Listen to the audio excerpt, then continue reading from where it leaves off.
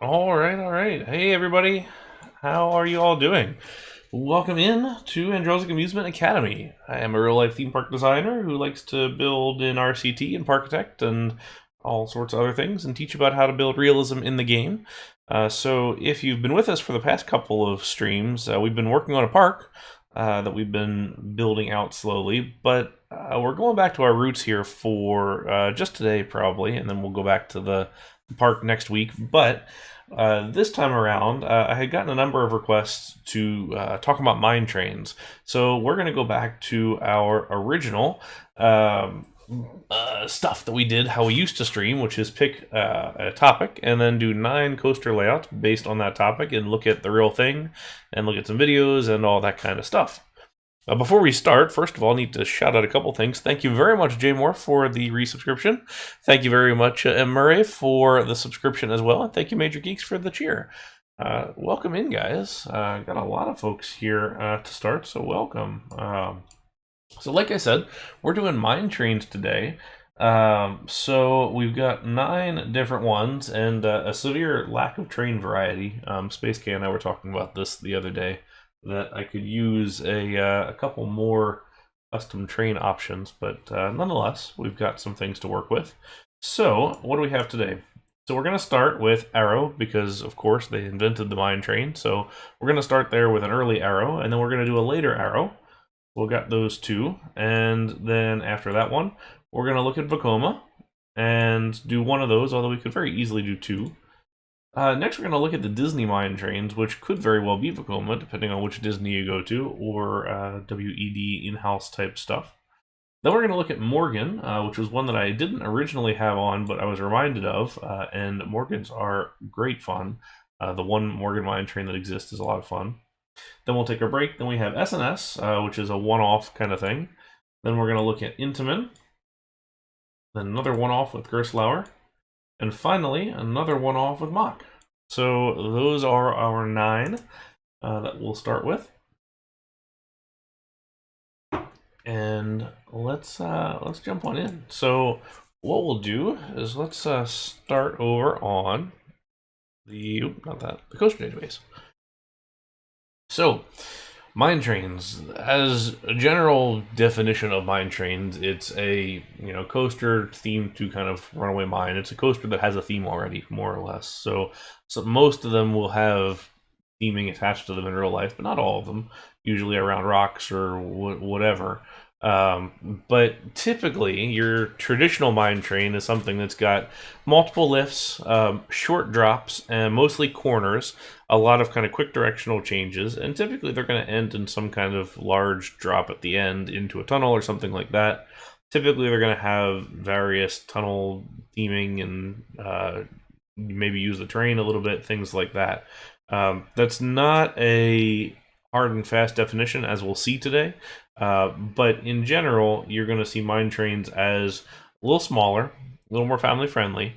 In some cases, the older ones, maybe a little more jerky, perhaps, as far as the shaping goes. I actually kind of find Arrow mine trains sort of hard to do because the shaping and just the layouts are just so kind of all over the place that it's sometimes difficult to come up with something. We typically in RCT build for flow. So one element kind of flows nicely and neatly into the next one, but that's not really how mine trains work, or at least not how some of the early Arrow mine trains work. Thankfully, some of the better ones, like the Intamins and the Macks of the world, those do a very nice job at smoothing out and while still keeping those traditional mine train elements in there. Just only one lift instead. But we're going to start out with Arrow because they invented the mine train. And this one is the first mine train. So this is 1966, runaway mine train at Six Flags Over Texas. Arrow had, recently before this, kind of helped develop out Tubular Steel Track, which debuted in the Matterhorn bobsleds on Disneyland. But now we've got this kind of coaster where we're going to sport it up a little bit off of the ground. So Matterhorn's really on the ground the whole time, fake mountain all around it. This one's going to rise up and be supported on a number of kind of wood pilings and things like that. So we're not to the steel supports yet, but we can kind of see, just looking through here, a couple lift hills. This one's actually got 3 lift hills, and a number of corners and things like that. It's very kind of woodsy. Here's our final drop into a tunnel. This one actually drops into a tunnel with a corner onto it. Six Flags purchased a bunch of these early on, especially their first 3 parks, so over Texas, over Georgia, and over Mid-America, which became St. Louis. Those all have early mine trains. Actually, St. Louis even had 2 at one point, side by side, and then at one point they put a stand-up train on one side, which was not the best of ideas. And then one of those went and became a mine train over in Dollywood, and then it went away again and became a mine train at Magic Springs and Crystal Falls. So, let's take a ride. Thanks to Coaster Force for our first video of today.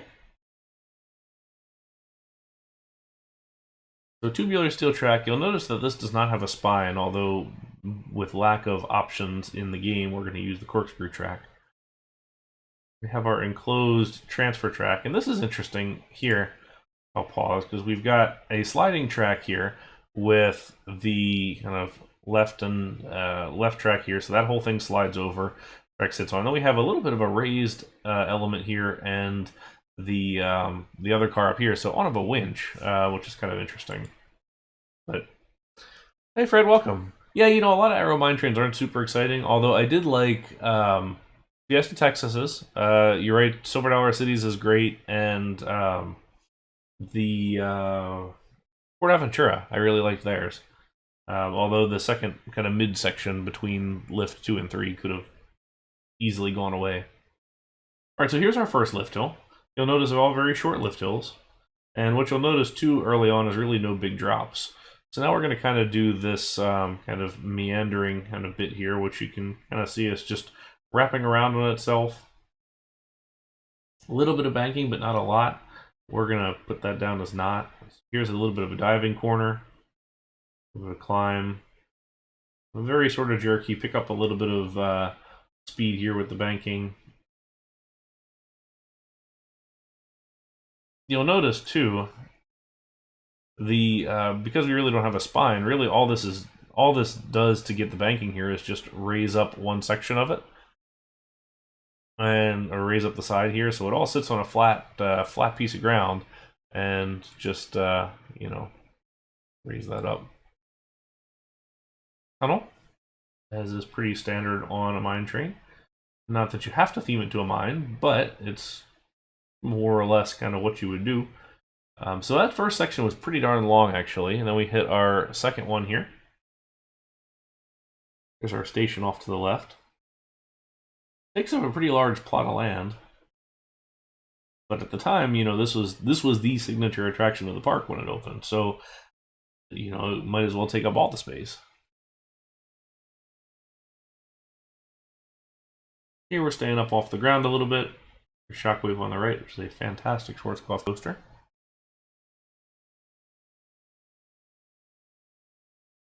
A little bit of picking up some speed here. We're going to hit another tunnel.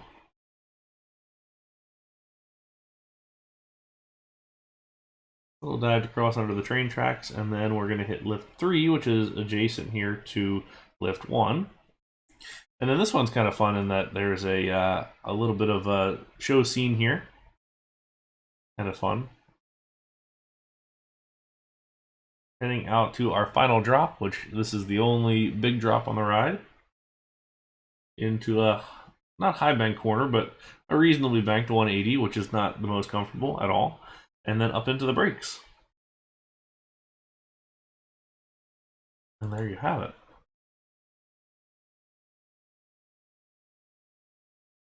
So there we come back in. Anyway, thanks again to Coaster Force for that.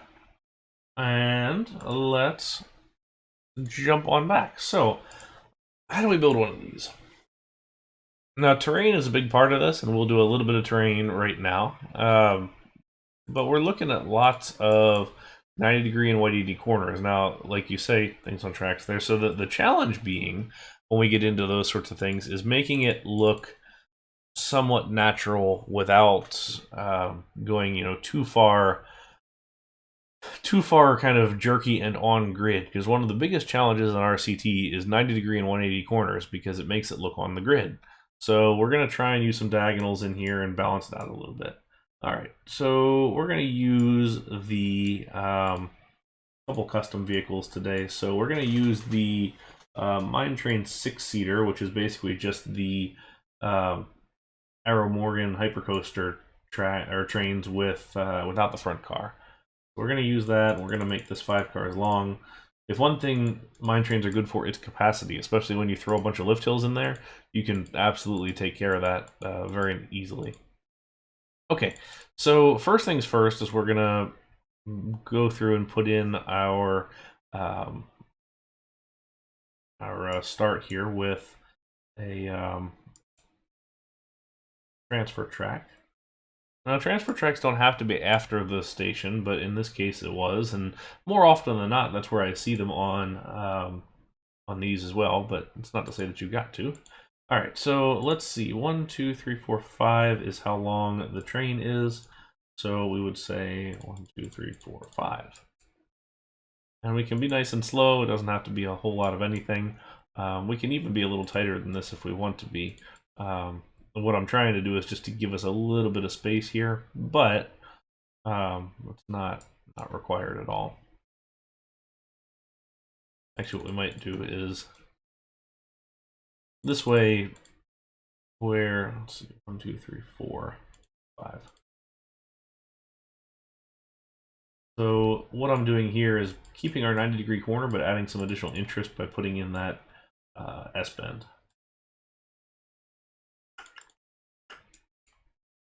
All right, so let's go with lift 1. So it doesn't need to be very long. And we can kind of flatten it out a little bit at the top if we want.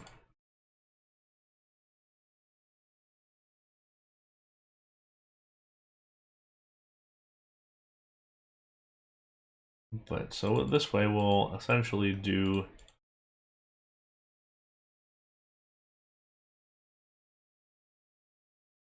just a little bit here and there. Actually, let's go ahead and bank this one, because all of the things were slightly banked, but not a whole lot. Let's give this a little bit of a hill.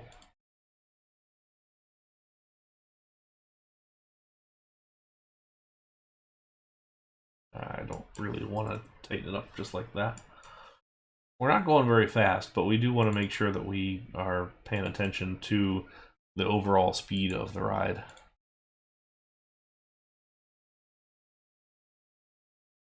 Keep it that way.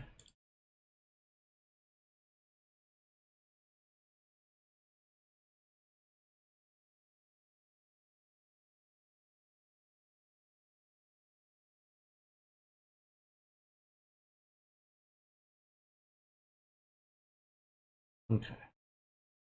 What I would like to try and do towards the end is get ourselves another lift hill that goes kind of parallel in this instance. So we're gonna more or less try and do that if we can by getting a third lift this way. Now typically if you do like a B&M for example, we would be looking to make sure that we put a brake here before the lift hill and we engage the lift at a reasonable pace. This one we're just going to run it right into the thing, so nothing major there. We're just going to smack into the lift hill. Okay.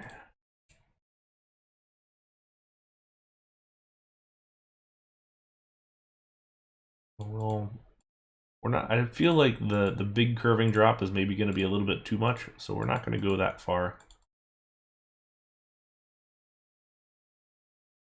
We are going to at least do a little bit here. It's too close to the...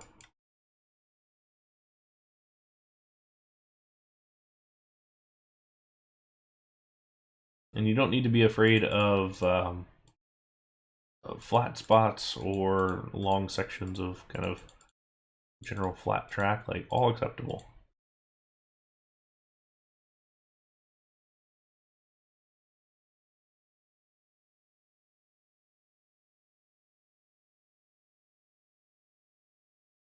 So you can kind of see how we're trying to use the clearances here and go back and forth without making this too on the grid.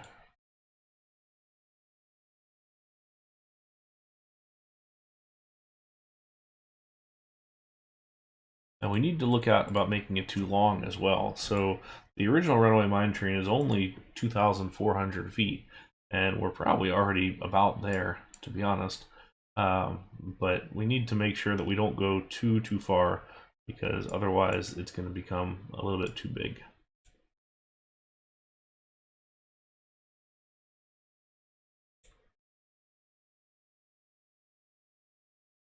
What I'd like to do is try and get ourselves underneath this section right here. Although I'm not opposed to going a little bit below grade in this location, which is what we might end up doing instead.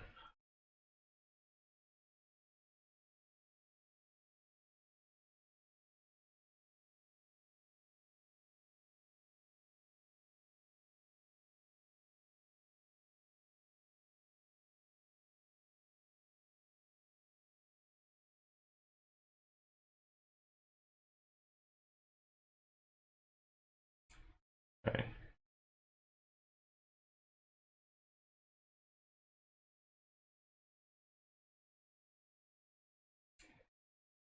So what we'll do here, since we're on the ground, is we'll make sure this section gets lower down, and then we would want to look at that as far as supports go a little later. Now, the wooden supports being a little bit more, a little bit harder to deal with, I suppose, means that you can kind of do whatever with those guys.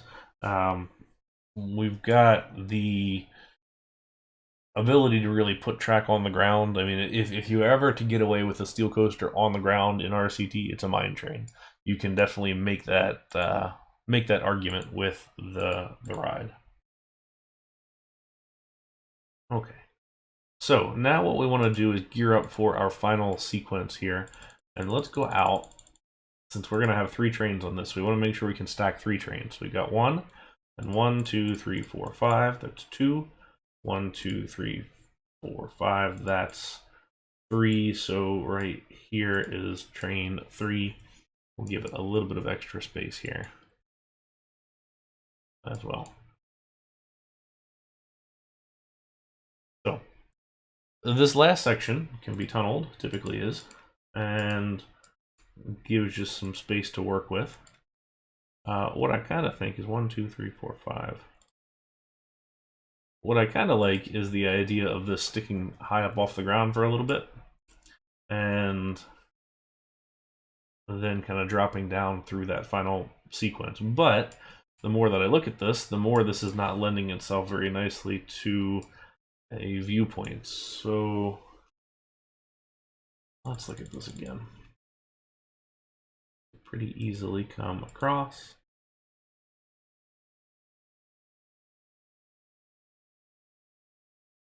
And I think we want to go a little bit shorter because that actually feels awfully tall.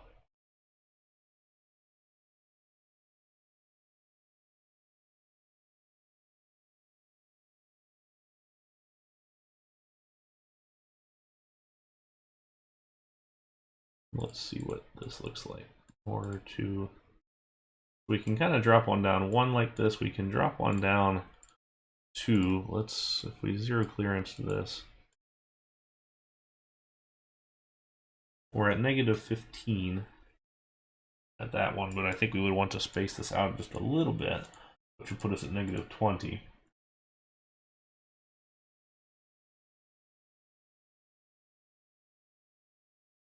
Or we can instead basically just extend ourselves a big drop like this, which puts us at -5 and then lets us get some height on it. That may be which way we go. I don't know which one you guys like, but so thought about that, and the only challenge that I would have on the steep to flat is that the whole thing ends up looking really smooth at that point when it's big. Otherwise, it actually does work really well. So if we enable all drawable pieces, so to your point, we could have, you know, the a nice big flat one there.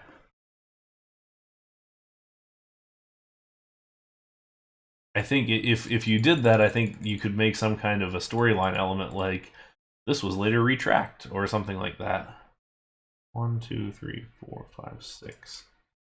I wonder if we can feed this in here. Maybe. Ah, darn. Thought we might get lucky being able to fit that through.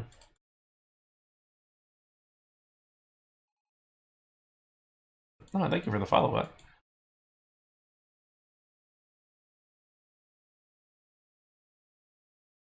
Okay, so let's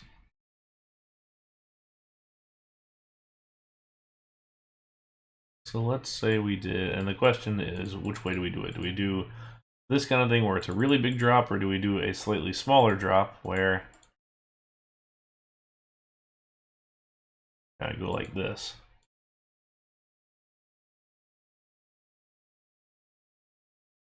I think that's kind of the one that we want to aim for.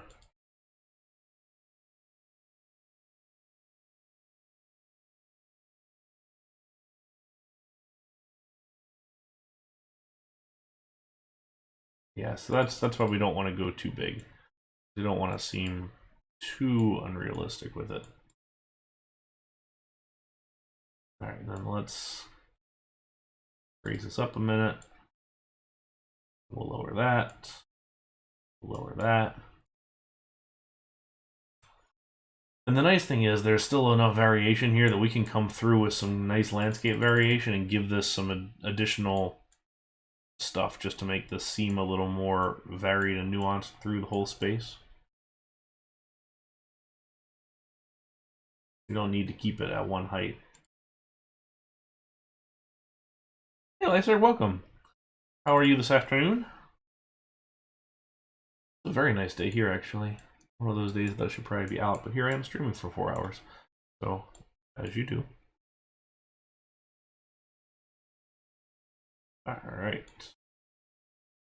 And then if we're going to do tunnels, like this is a good tunnel spot.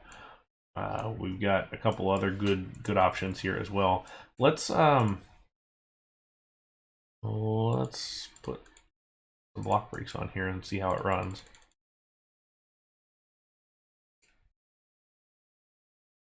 Okay, block brake. 1, 2, 3, 4. Block brake.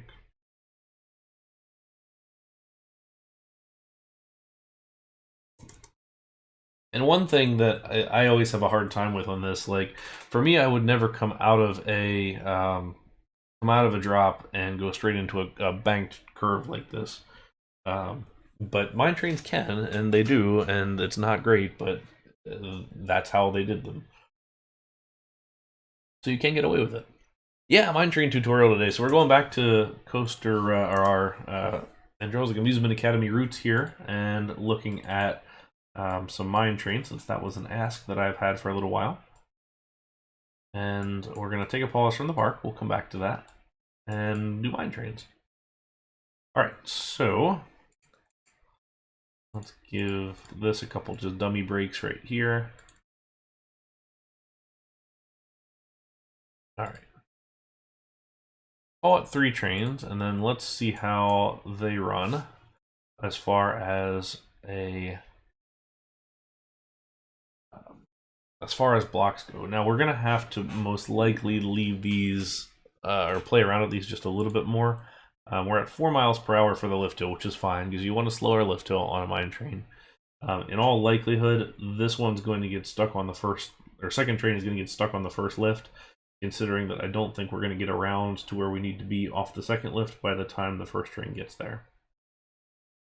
Which is fine. There's no reason that you can't just adjust timings for it.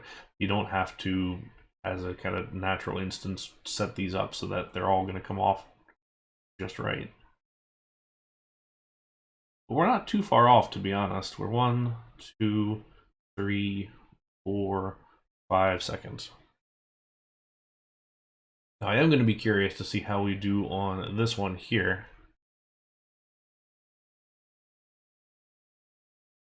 Which I think will be just fine, actually.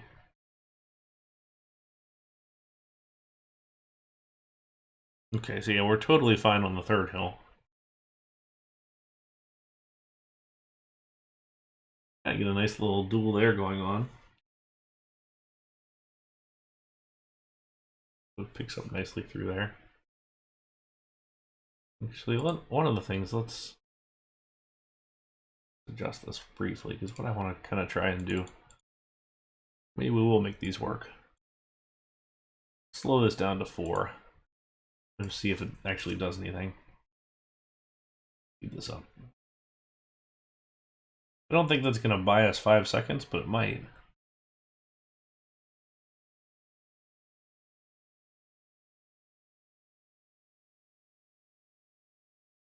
And you could call that a show scene, or you could do some other things with it. Actually, that may totally work. Hey Dan, not sure. We're gonna see what happens when it comes in. Okay, I can actually pull those off, or a little bit off. So we'll have probably some high laterals right here, I would guess. We might have some here as well. We're almost the whole way up the lift on that one. We may want to slow that up just a little bit.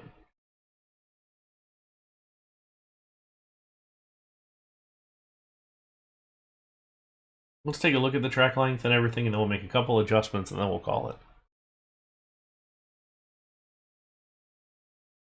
But this feels about right. It takes up a fair bit of space. It meanders a little bit, yet still interacts with itself. We have some space if we want for some kind of a show scene up top. All those sorts of things. So we're at 2009-26, which is a couple hundred feet longer than the original, but it sounds about right. We have our 3 lift hills. Okay, so 552, which is not awful. Out of curiosity, let's see what happens if we raise this up a little bit and then give this a, call it a 13 mile per hour brake.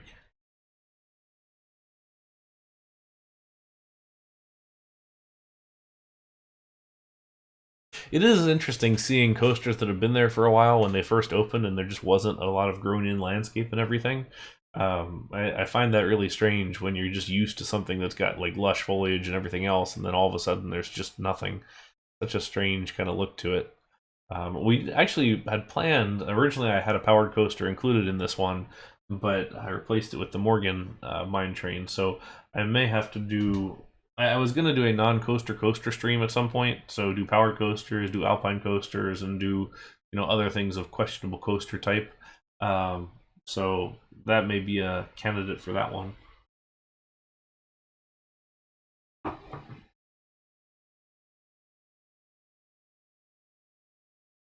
I do kind of like this little flat bit here, because you could definitely do some kind of a theming element if you wanted, or just build up some tension.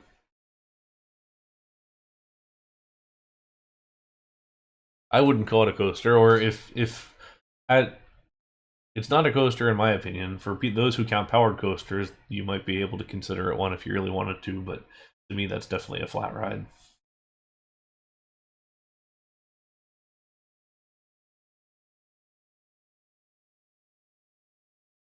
So this bit right here I'm kind of a fan of, where we have the coaster coming off the second lift hill as the third one goes right down this drop. So we got some great interaction there, which a lot of mine trains have that unintended interaction. That one sounds good. Yeah, and I can definitely understand why people count powered coasters. For me, it's powered, so it doesn't coast. So it's not a roller coaster of that variety. I kind of take the RCDB stance where there are 3 categories. There's roller coaster, powered coaster, and mountain coaster, and only one of those is roller coaster. So that's how I count. And I mean, granted, it's more nuanced than that, I would suppose, but we likely wouldn't have this. We likely wouldn't have this duel every time, considering we're just now getting off lift 1, and this one is just now parking, so we wouldn't be able to load and get that one out, but that's alright. Hey, is Ollie still here? I saw you earlier before we started. I was curious to see if you've had any chance to take a look at the Twitch stream integration for RCT, because I would love to be able to have back the integration. That was always fun. Okay, so we'll do something like this. We'll do a nice kind of wooded feel as far as that goes. We'll do something dark here. Feels very early arrow. All right. So, yeah, none today, sadly. Although I guess we can always... I think there's a cheat for that now, isn't there?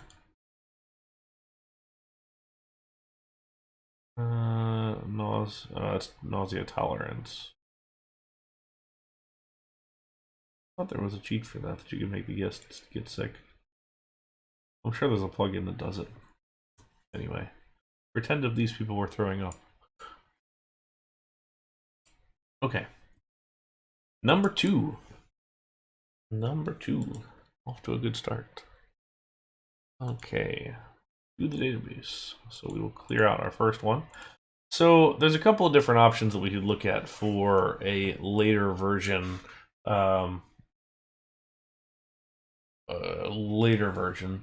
I didn't see that, Alec. Yeah, it's so you can either cheat the first car off of the Morgan Arrow Hypercoaster, or you can do the custom vehicle. It's called the 6-seater Mine Train. I don't remember where it is. I might try. Let's look at this one first, and then we'll look at some other options. So this is a later mine train. This is actually the last mine train that was built by Arrow, and you can see that they've upgraded some things in terms of we've got a lot more smoother cornering now. We've got all steel, and just in general, it kind of looks nice throughout. So same kind of car, same kind of U-bar type restraints, but very, very nice overall. If we look at, and I've got that one pulled up from a POV standpoint, you'll also note that this is an Alan Chilkey design, which was something he was coming into at that point. So Roadrunner Express is the last one. Big Bad John and Canyon Blaster were both relocated.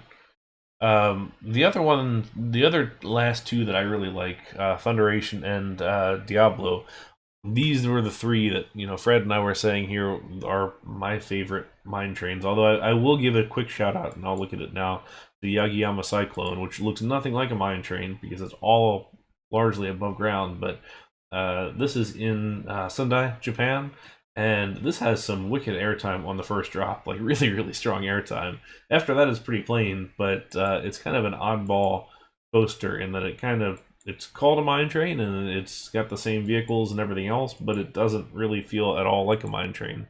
So, yeah, definitely an odd one as far as these go.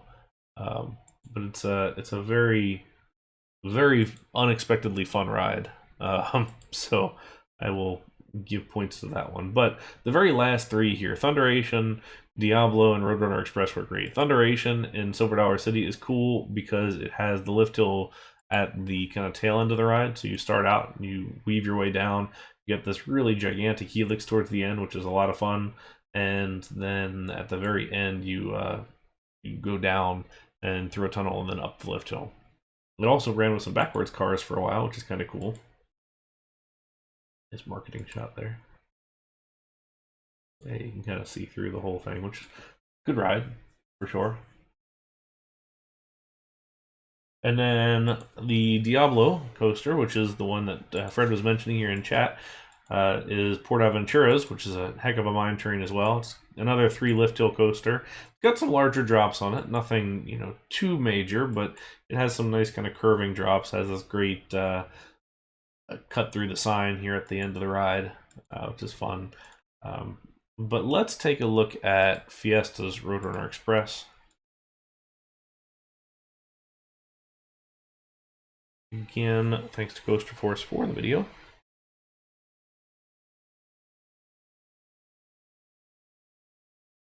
Win 2 cars.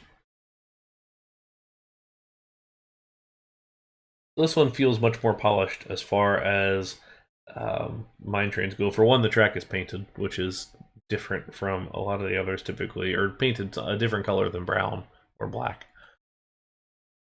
I think that definitely helps a little bit. Fiesta, Texas has the benefit of being built inside an old quarry. So we've got these great quarry cliff faces that are used to advantage. Nice little first drop here underneath of Rattler, or now Iron Rattler. We're still doing those kind of turns and twists and things and not huge drops. But here we hit second lift hill. Note we have some brakes now to control the speed as it hits the second hill.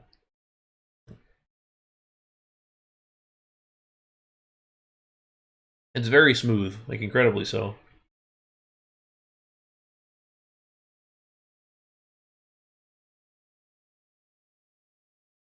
Here we come off the cliff for a nice little helix turn.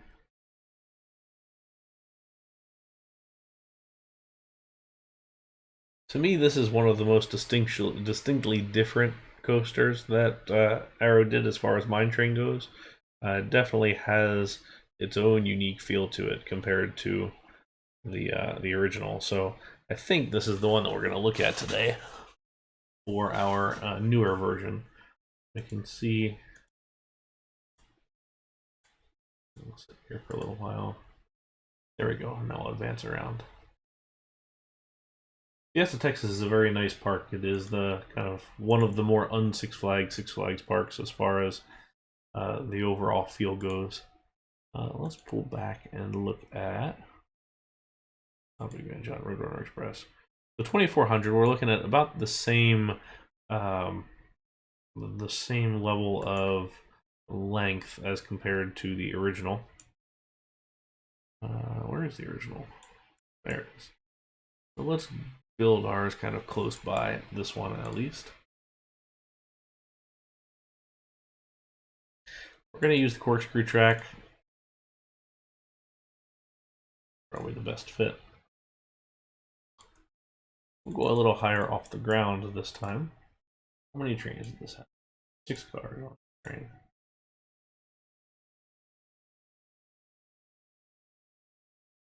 Okay.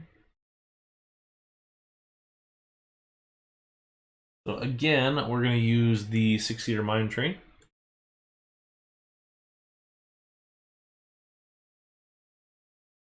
And we're going to do 6 cars though. It's going to give us a fairly long train to begin with. It'll work just fine for us. Let's start here. Our lift hill. Actually, let's put a straight section right there.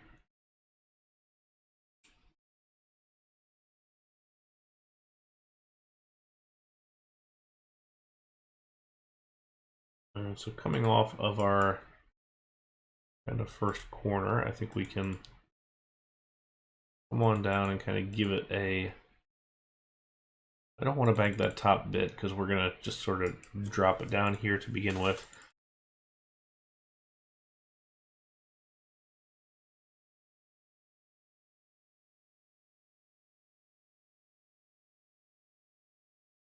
We have 50 feet total here, and so we want to make sure we're going to keep it at a reasonable height for the others.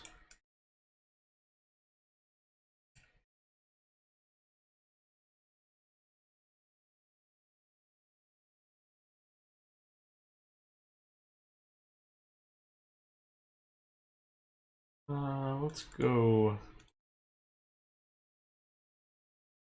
Or actually, let's keep testing this because what we don't want to do is go too fast. You'll notice when we watch that POV that the middle section of the ride was pretty slow actually. So we want to make sure we keep that same sort of vibe.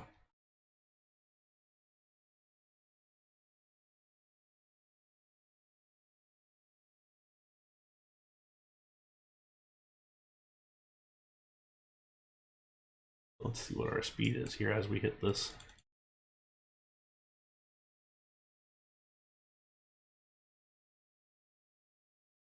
So 20 miles per hour, it feels about right.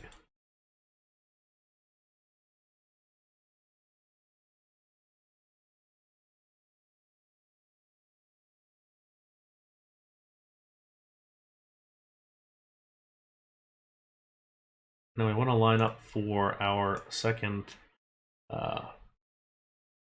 lift hill. And the question being, where do we want to put it? I wouldn't mind putting it again parallel to the first one.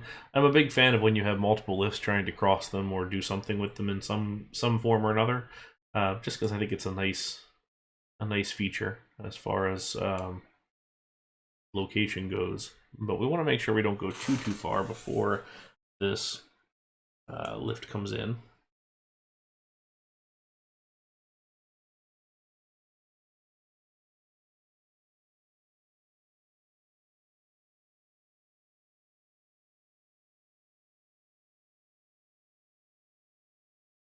That may be a drop for later, perhaps. I think that's going to be a little too quick.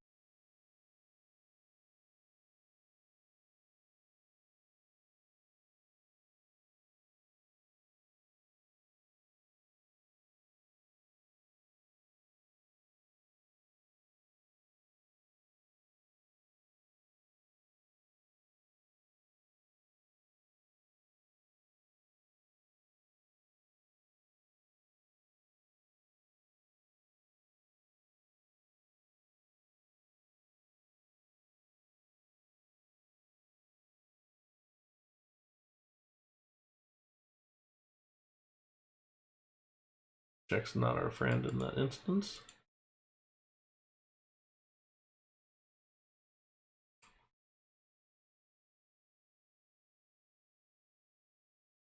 What I kind of want to do is get partway up. Actually, let's reverse this. Let's bring this down again.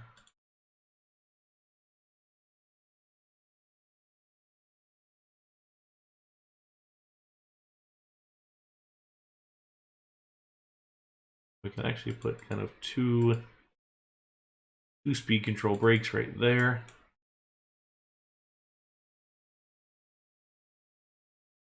And then start lift 2. We're just slightly too close.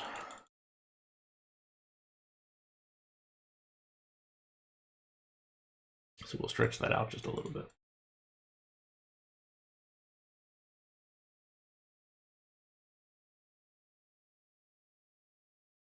Gonna do the same.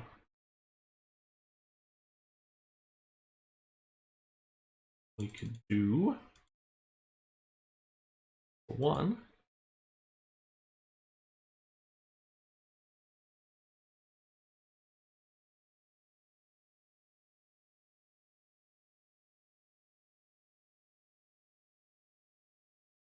That's better.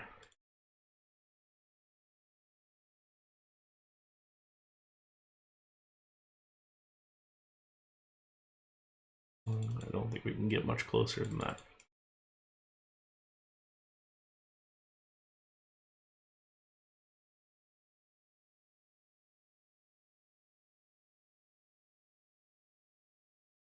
Okay, we'll go slightly higher on the second one, only just to give us as a point of difference. And let's also start gearing up for our final brake run here.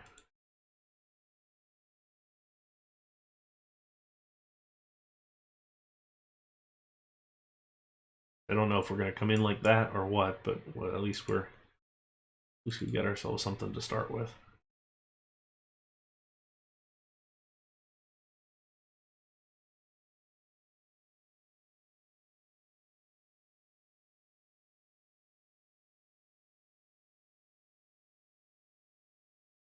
There's a part of me too that likes the idea of being able to do something over and around the station. If we were a little bit closer, we could potentially take this lift hill and push it along and do that. But I don't. Let's do this. Let's get rid of those brakes because we're actually, speed control wise, we're doing okay. Let's give this a proper section.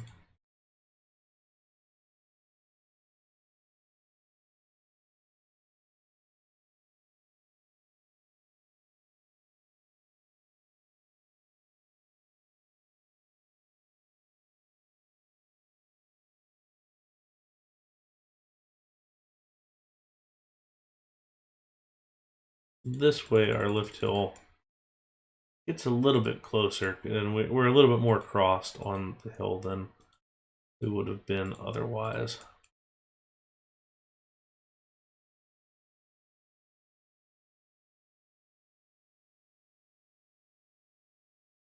And this is getting awfully tall for a mine train at this point, but we are towards kind of the later ones, which I think is probably fine. As far as transfer track goes, it's worth thinking about that here earlier on. We've got 1, 2, 3, 4, 5, 6 right here. So we know we need 6 for the bay. So that becomes our transfer space because we really can't. We could fit it in here. No, we couldn't. We had a couple sections on the end of the station. We could fit it in there, but since we can't, we're going to keep it on the outside over here.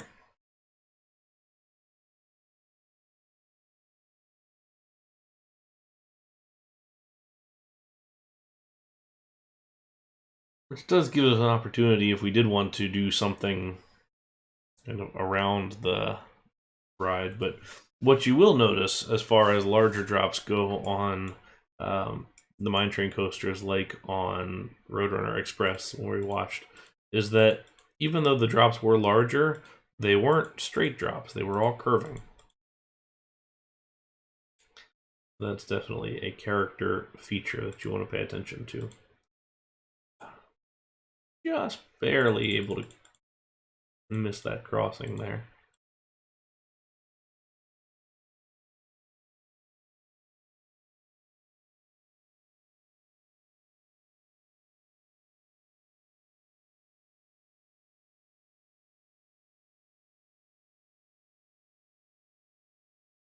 We could extend all that out and then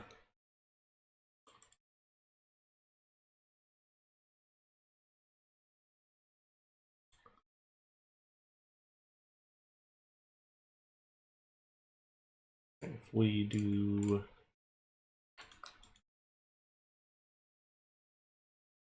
that, gets us the ability to fit the transfer track in and everything else.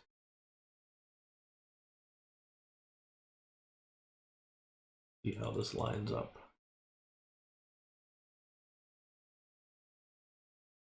We're not underneath of the first drop, but we're close to it if we were to come kind of straight across.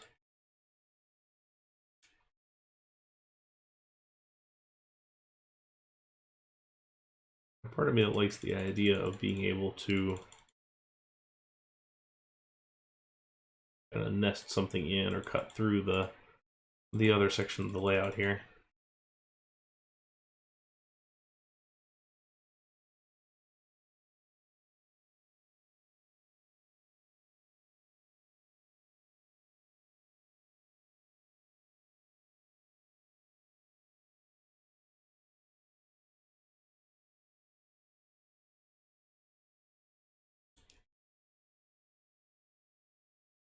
'20 and 10 can't really do a whole lot with that.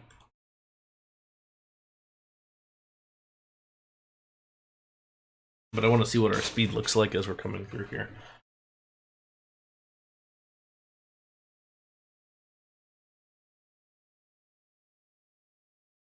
Pick up a fair bit of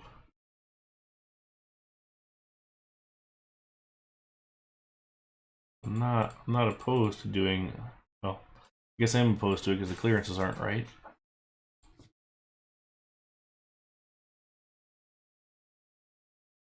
Rather than having our big drop right at the very end on this one, we're going to kind of forego that because we're going to be able to do a, we're going to have pretty peppy layout across the whole thing to begin with.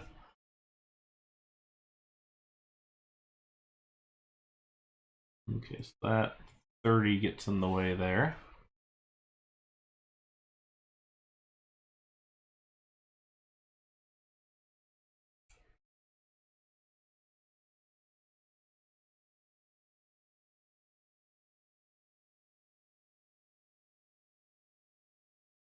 Could always just Kind of ignore that section and drop underneath.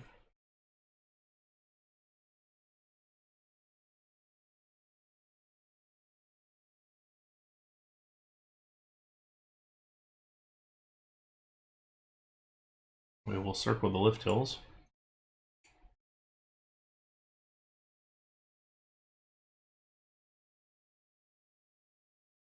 Runs right into the side there, but that's kind of okay.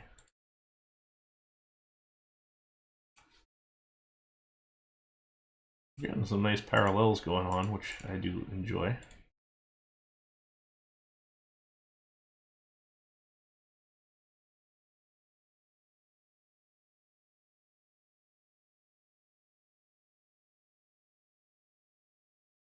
What the ending of Roadrunner Express has, this one doesn't right now, is a couple helix elements and just some other nice kind of cornering sections.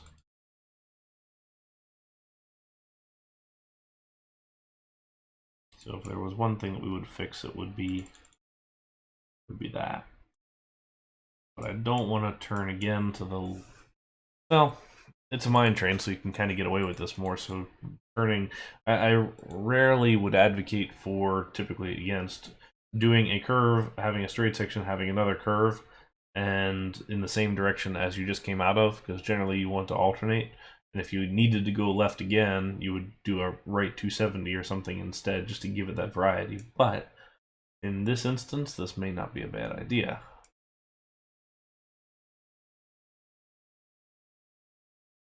We're going to run into that one again. It is a bad idea.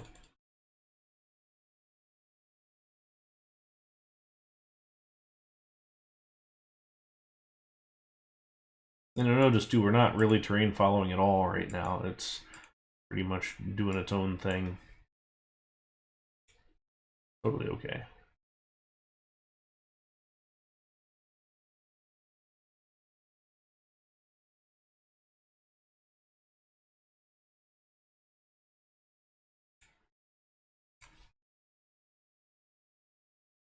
This could be some interesting support work right here.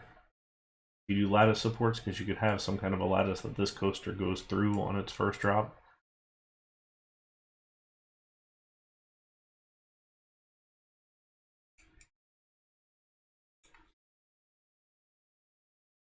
Okay, we have the nice little parallels going on here, which we don't necessarily need to keep. And let's clear out this. We're going to put it on the inside now.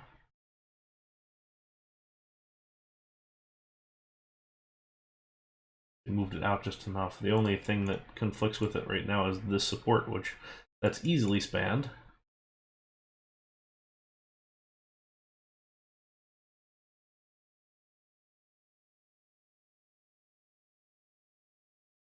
Not feeling too worried about that.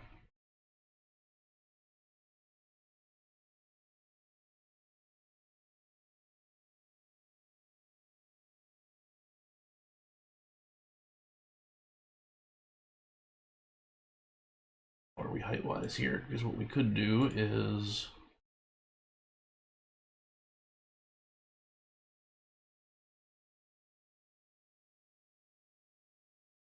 something else, perhaps.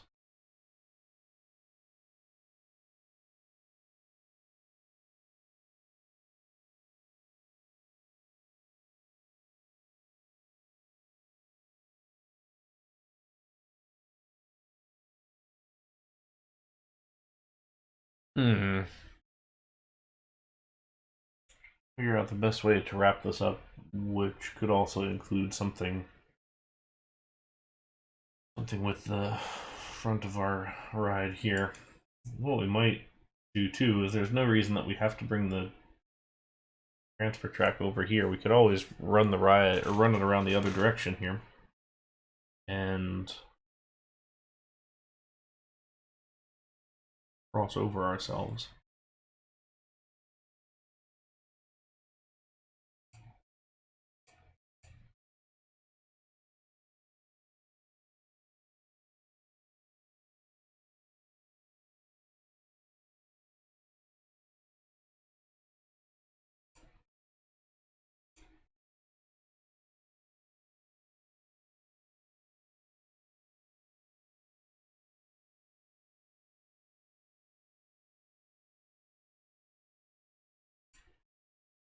That could be a way to show off some of the height of the ride.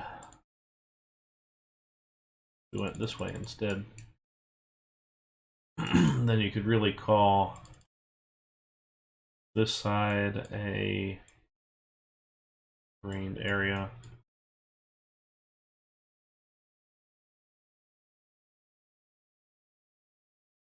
Do a little bit over here. And this gets back in a little bit to our sort of mine train roots as far as things close to the ground go.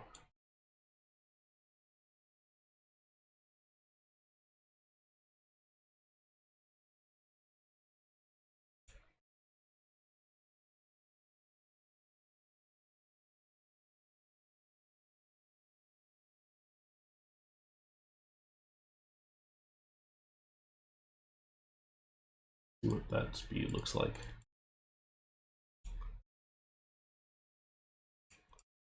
Okay, cruising over there pretty easily.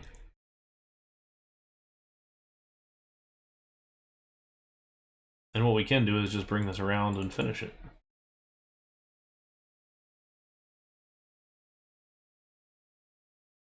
A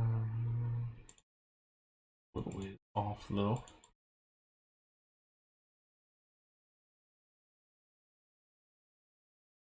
Still a couple off.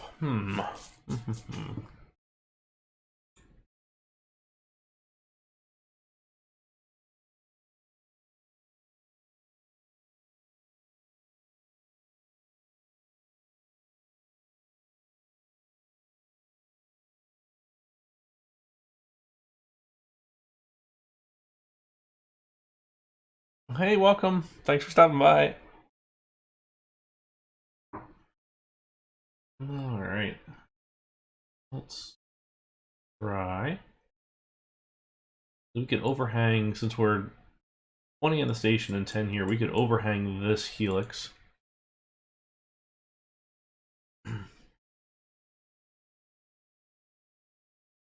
Well, let me know when you're done with the ads, and then I'll say hello.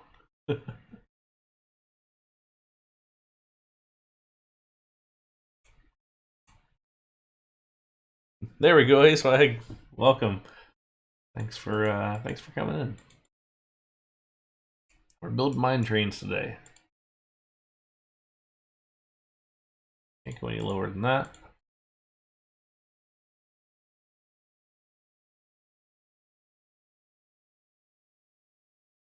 So this is a newer Arrow coaster. So this one's based off of Roadrunner Express at Fiesta, Texas. And I'm kind of waiting for this one to get back here because we're going maybe a little more aggressive than the typical layout, but not by much, I don't think, because the real one is pretty aggressive. You got a lot of stacked stuff. It's a good ride, isn't it? You know, it's a heck of a coaster for what it is, which is really just a mine train, but it holds up really well. It's one of those ones that you don't really mind riding a lot.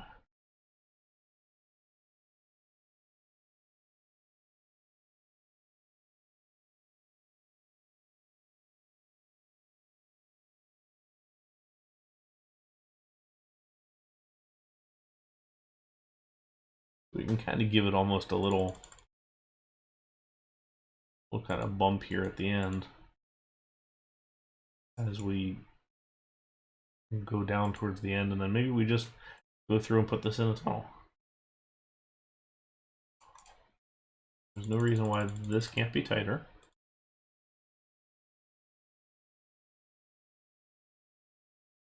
Sounds good. Enjoy your lurk.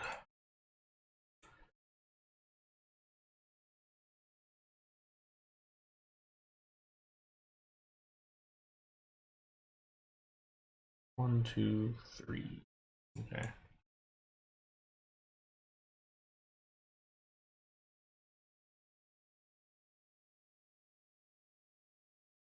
One, two. Just trying to find the best way to circle this around and finish it.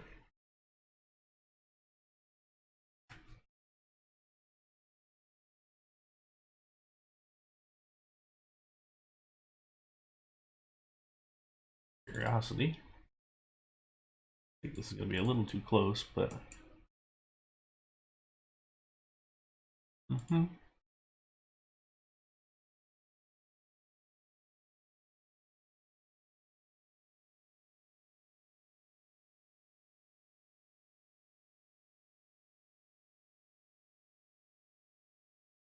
Oh, we're still in the...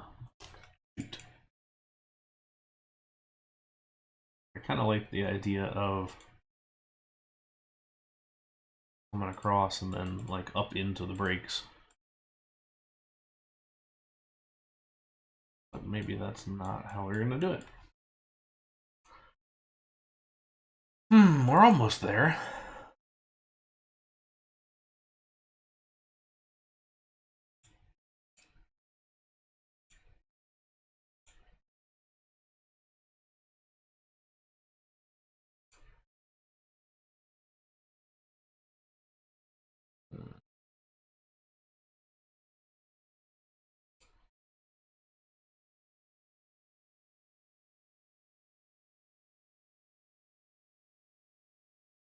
Let's...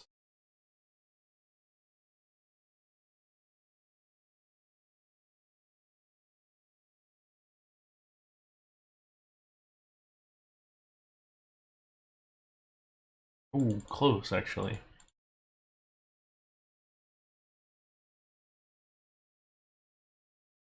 That's probably going to be too slow.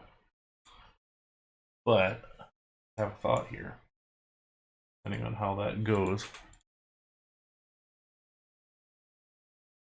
There's no reason why it can't go down. We're not having to worry about being too slow.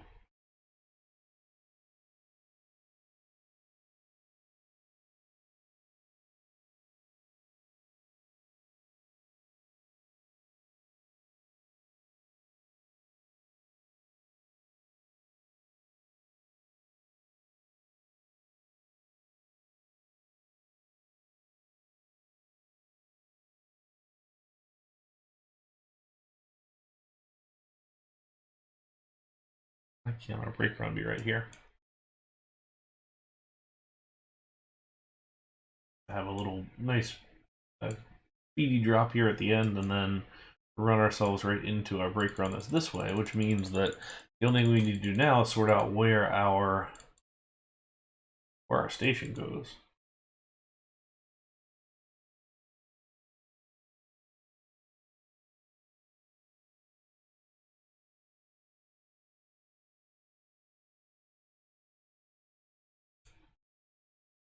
One, two, three, four, 5, 6.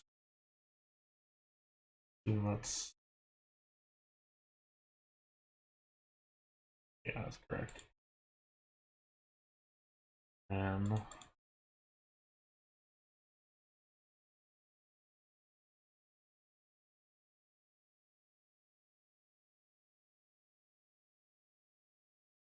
see what we can do to make sure we keep on the same level.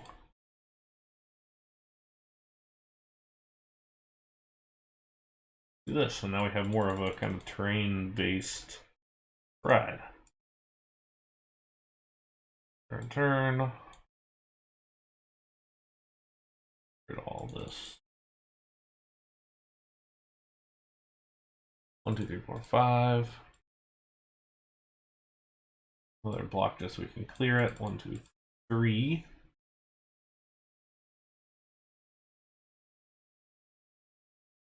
With the 2 lift hills, we're only going to have 2 trains.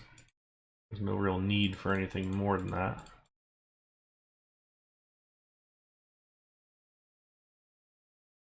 And while I would gladly drop this down a little further, we can't quite do that without having some kind of a straight bit right there. So let's...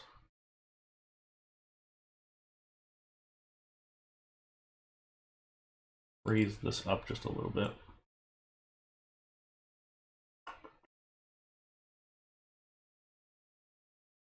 I don't mind a tall station, and honestly, taller the better in some cases, but this one we could kind of set up on the top part of a valley, and now we've got this little kind of lowered bit right here, which you could even put this whole thing in a trench if you wanted.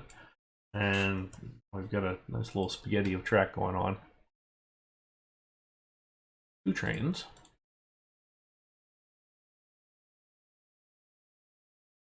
Before we do that, just seeing the length of that train makes me think that we are better served just putting in a larger brake run. There we go.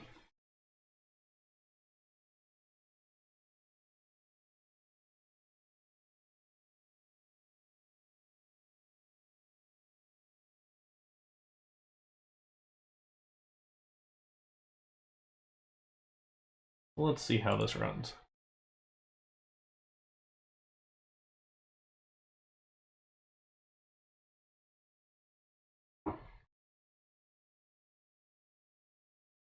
Well, first things first, we're going to need to slow down that dispatch, which is fine. I don't mind that. We're well beyond any kind of thing we can do on the track.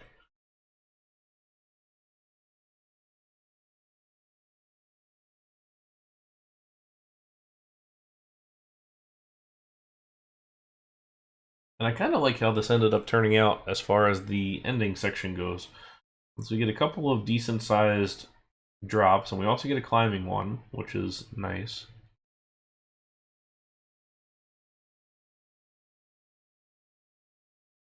You get this fast corner at the bottom, so you get some speed. Wrap around that drop, and then you're good. So don't hate that.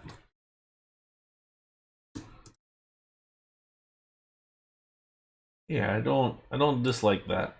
So we'll put that one to bed, and we will call that it for the Arrow coasters.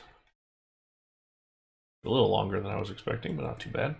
All right, well, but let's keep on rolling. Back to the database.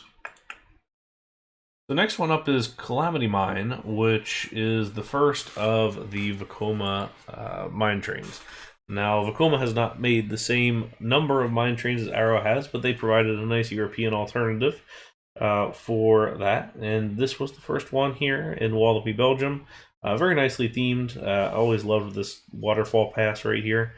That was really, really nice. This one has been cloned quite a bit over in China. A number of actual Vocomas over there, and then a number of not. What you can see here that's pretty unique is the double lift hill up through the center that's shared. And then one goes off to one side, one goes off to the other, but we've got basically 2 wraps around, and then the whole thing. All of this is largely on the ground, but not all of it. There's a nice shot of the whole thing.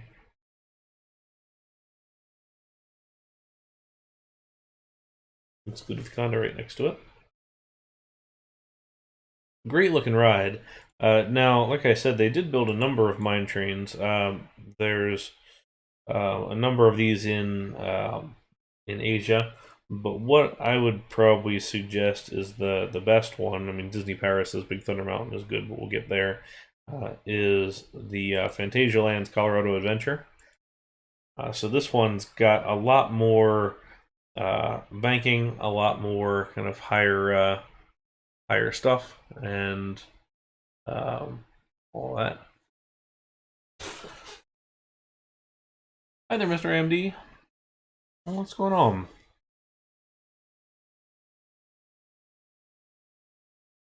Gifted sub. I'll have to check on that. So one of the things with this one is how high banked it is.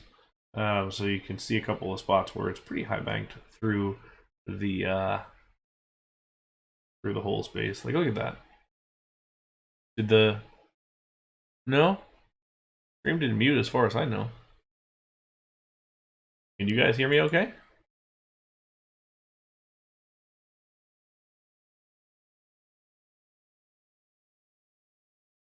Let me know if you guys can hear me. Okay, good. All right, that's weird. Strange. But anyway, this is a good one as well. Let's we'll take a ride on both actually. So here is Calamity Mine from Wallopy, Belgium.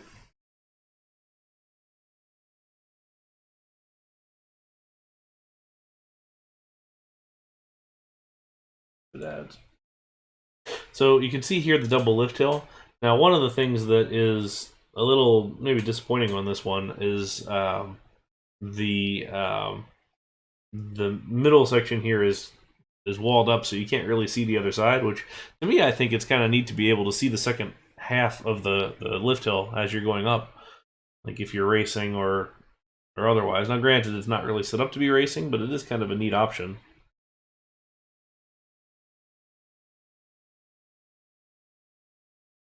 But great theming on this one, definitely a very good first one. We're going to wrap around underneath of the lift hill here, and then we're going to do sort of these S-bends back and forth. Have the water finally drop down. Again, you'll notice no big drops, some curves, little drops here, a little mist from that waterfall, back underneath the lift hills, and then we're going to hit the brakes on this side. Not all of them, though. We're going to hit the curves here, but it is going to more or less stop us.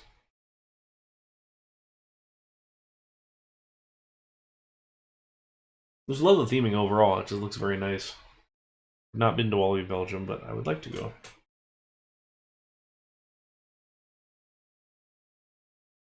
Once they get their permits sorted out. It sounds like they've gotten kind of screwed by the locals here there recently.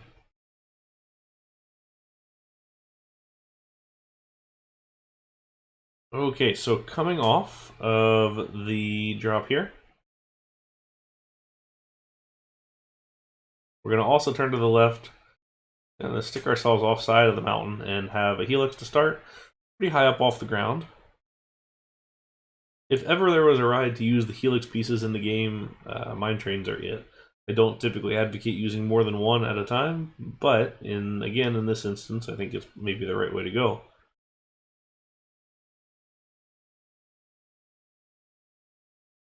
Here's one more helix right next to the ground at the end. And up into the brakes. Right here. Yeah, not too bad overall. Pretty good layout there. Let's see if Coaster Force has a... Yeah. Let's look at this one as well, just because it is pretty darn cool. And this one probably remains my favorite, but it is very site-specific, which is why we're not going to look at this one specifically to do. And they're really trying to get those cars. One thing to note on this one is the tire lift hill. So that's non-typical, usually chain, but tire lift hill. It is, yeah. It's not too far from Cologne. It's a beautiful park. One of my favorite parks, actually.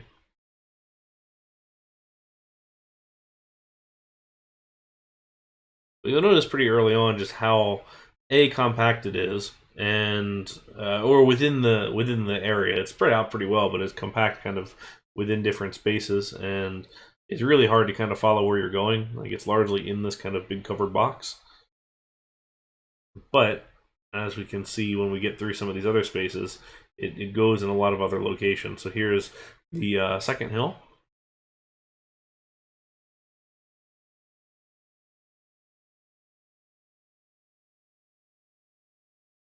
In general, Phantasialand is just great. So they have excellent, pretty much everything. They've got a really good inverted coaster. They've got Tyran, which is incredible. Fly, which looks awesome as well. The only launched flying coaster out there. Here we got a couple of nice turns and helixes. You can't see, but they're there. But you can see, too, how much speed we've got. So unlike any of the mine trains that we've looked at so far, this one's got speed to it, and it's got some higher banking. It's really a mine train coaster in name and theme, but really the characteristics of this are much more extreme than typical mine trains. But as we get a little longer here in the stream today, when we look at Intamins and Macks, we'll see that there is a little bit more that can be done with some intensity.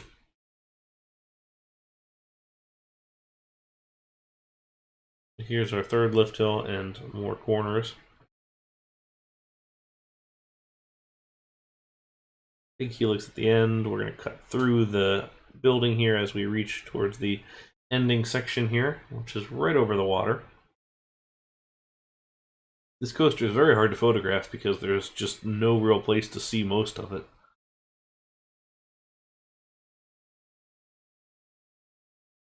There's our brake. We have a little kind of dip and climb back into the brakes here. And then wrap around again. So absolutely the best, I would suggest. I think that one is much better than the other ones. Also very long, 4,199 feet, as compared to Calamity Mine, which is only 2,500. But still pretty impressive. Alright, so there we go. Let's take a look at this guy. Which, again, we're going to use the Corkscrew Track. So, nobody's asked yet, but I will offer it anyway. Why are we not using the Mine Train coaster in the game? So, in general, this coaster does a very nice job of covering the overall look and feel of the theming of a mine train. So we have these like wood slat supports, and we've got the cross ties and everything else, but it's not really a good realistic depiction of a mine train.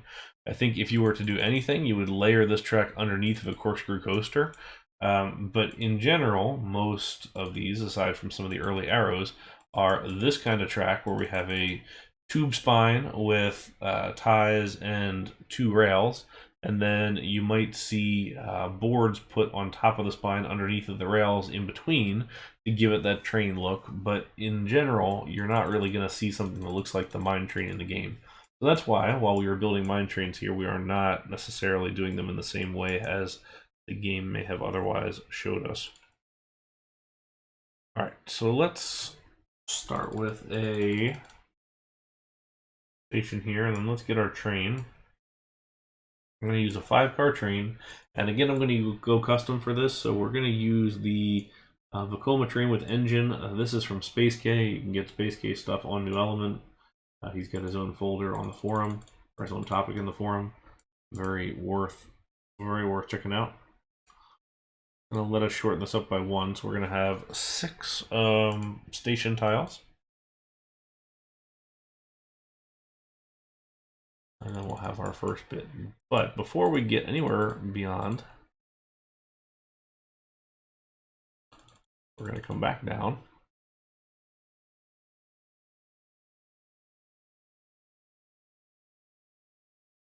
We're going to put the second hill in.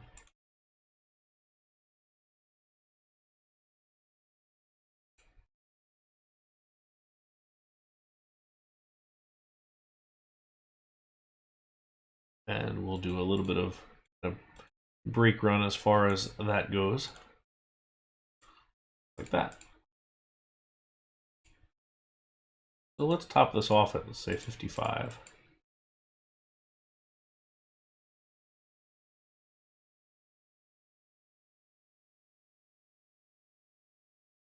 We'll top the one side off a little bit lower than the other.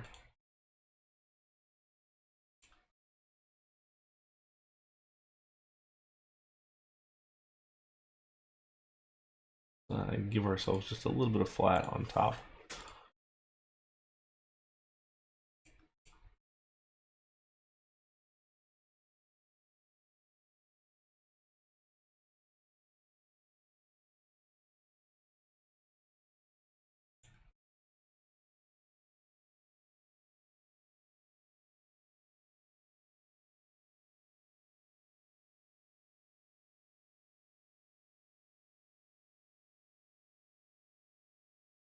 I don't really want to build both of these at the same time, but I do want to at least get ourselves looking at the right stuff here. So we'll start that way.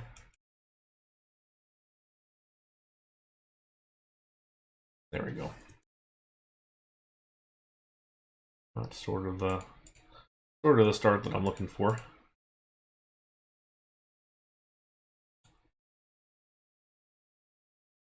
Go ahead and get this a little more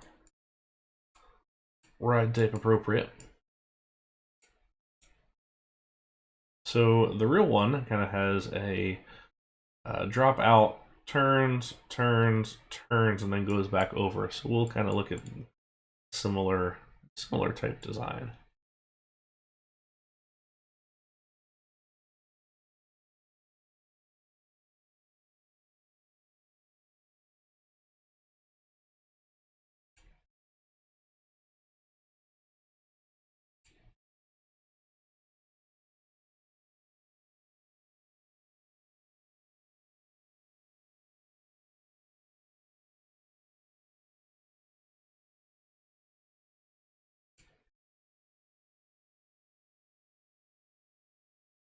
I don't really want to go underneath the lift hill just yet.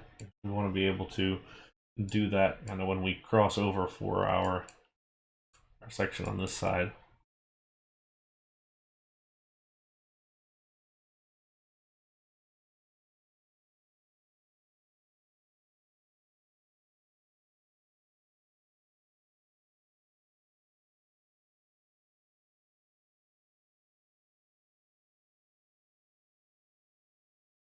Here's where we can put that nice drop.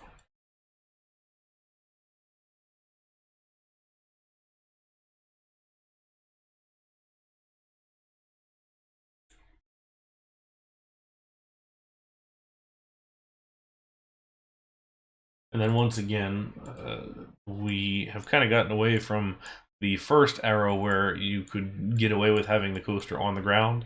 Now we're beyond that. But as you saw on the video of Belgium's ride, is there's really a lot of adjustability in the layout, so you can really do kind of whatever you want as far as the overall design goes.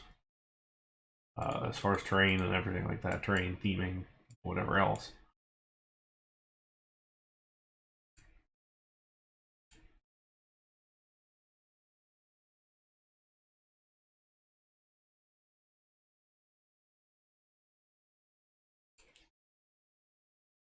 So ideally, we want to line this thing up just right. What we'll probably do is shorten up the brake run itself here, because the real one, has a little tiny brake run, but it's sort of on the diagonal.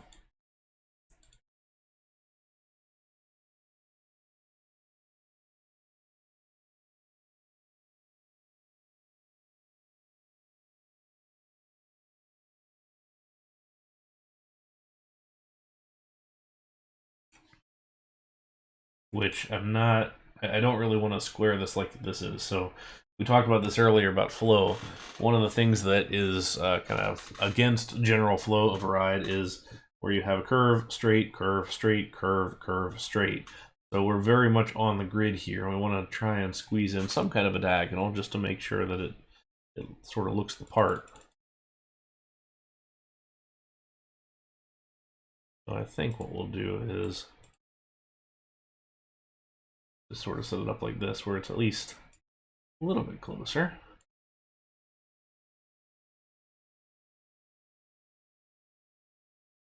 We're off by a little bit there. Let's use our helix piece in this instance.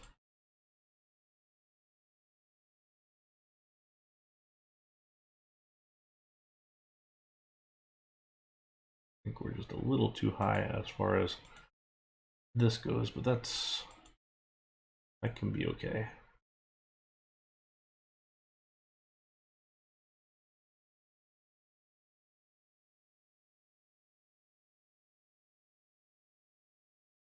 Smooth things out that way just a little bit. Go.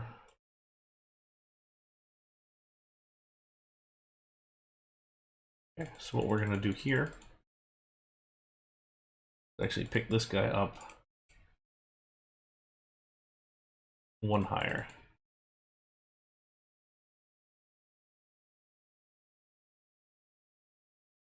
Come on, there we go.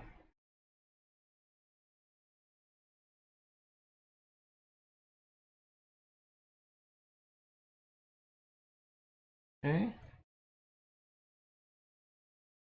And as far as brakes go, let's start at 18, 13, 9.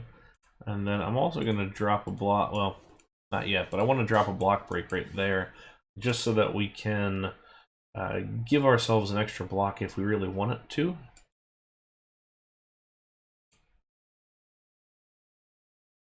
Okay, so now the second half gets a little more aggressive. Not kind of hugely so, but we are going to do a little more with it.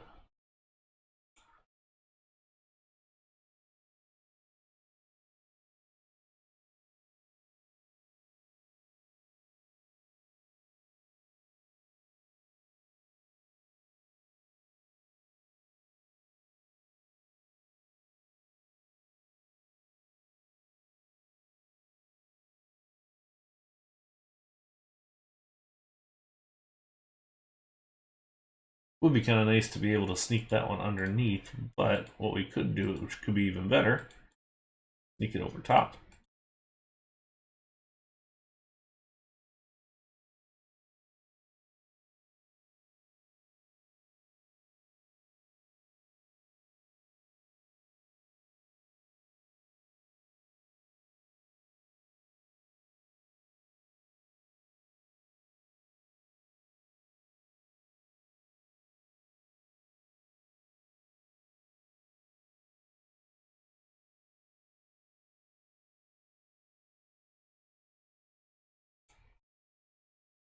Let's see how that runs, because I don't really want to do a whole lot to it otherwise.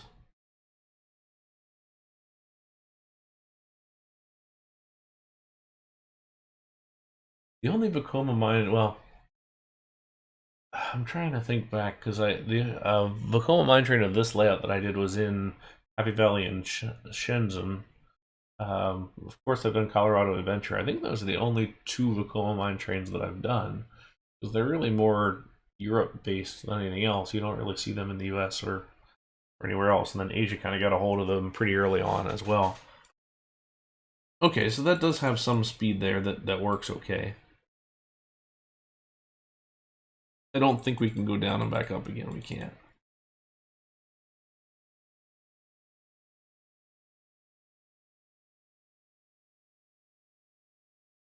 How many straight sections do we have to do before that becomes okay?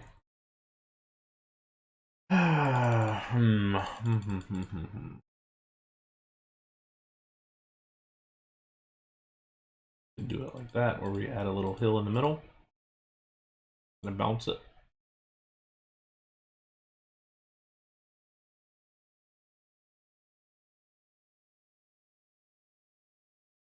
And actually, that can work kind of okay because we're more or less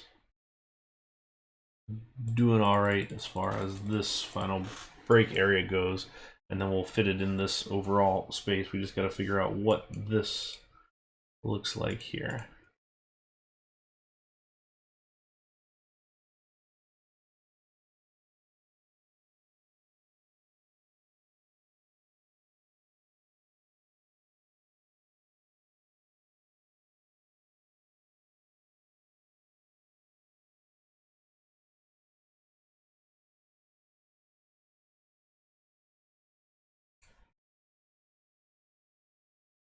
So what I'm thinking at this point is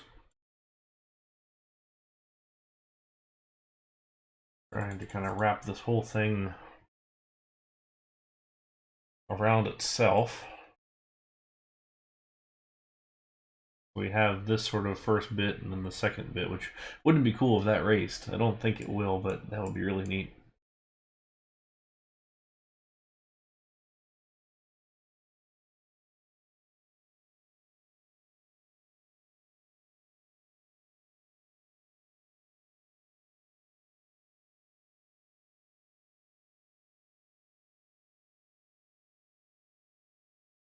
Okay. Now we're back directly underneath of this one, which makes sense from a supporting standpoint. We could pretty easily do that.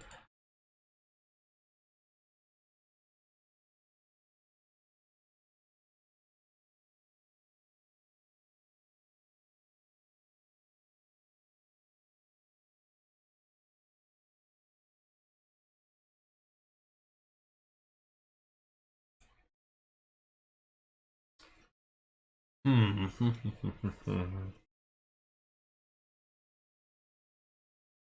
lot of left turns.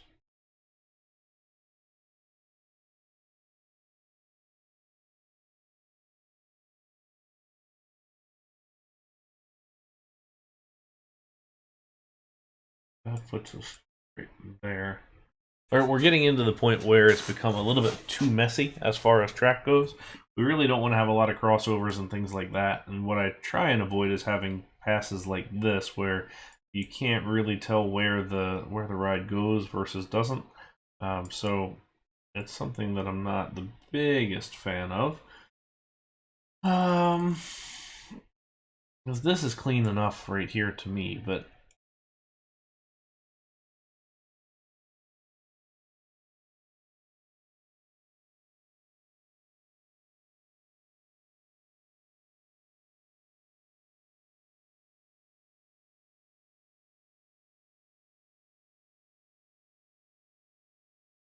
what we could do is this.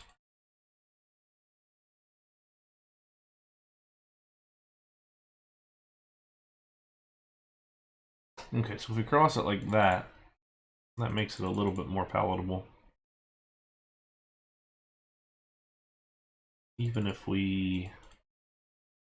Oh, gotta cross like that.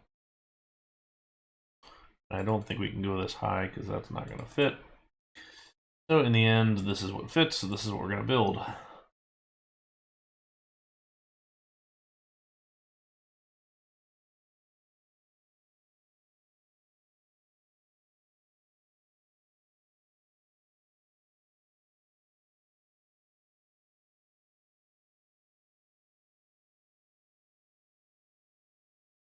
Now we're underneath again, and it becomes a little messier, trying to figure out exactly how this wants to sit.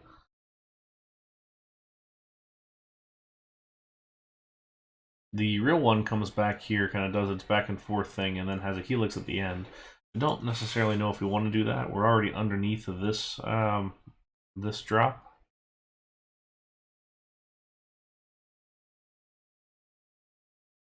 Wonder. Let's see what the speed is there. Okay, the speed's okay. Let's do something right here. Flatten this out, then let's dive.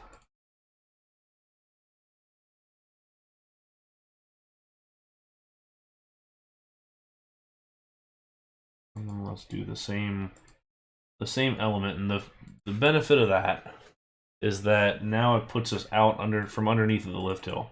We're going to go parallel to it, side by side, which works just fine as far as this goes. But all right, so we're left, left, left, right, right. We really need to go back in the other direction before we finish, just because we want to make sure we're not going to go too much in the same overall slot. Kind of like to go turn that more or less mirrors what's going on back here.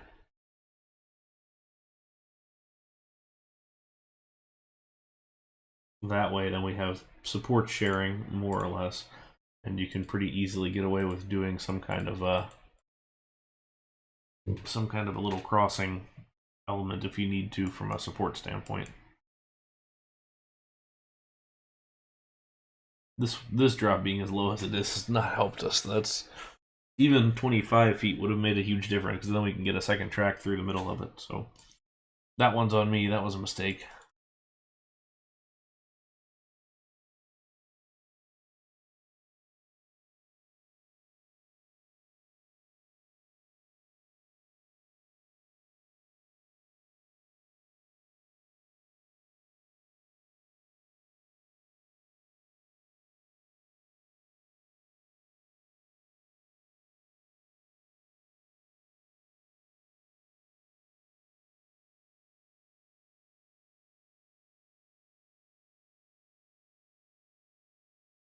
So we could just come back out the backside here and drop it down. Ah, gosh, we're just so close to getting this. So close to getting this right. But still so far. Okay, turn.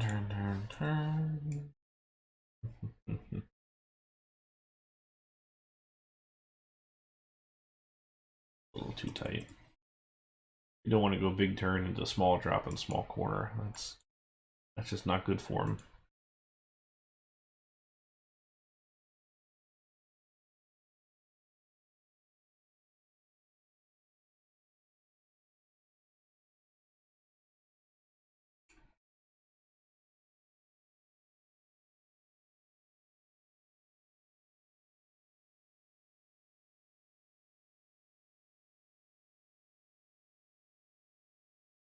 You do something like that if this whole thing could be squeezed up a little tighter.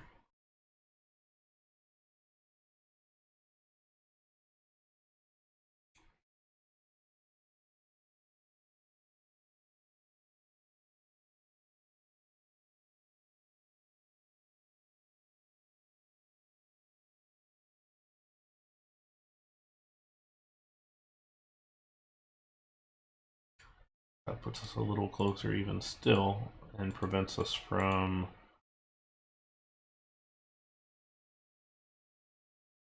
See if the clearances work for this tighter corner. Okay, it does work. If we want to get it through there, and we can put 3 trains on this if we want. May not be a bad idea.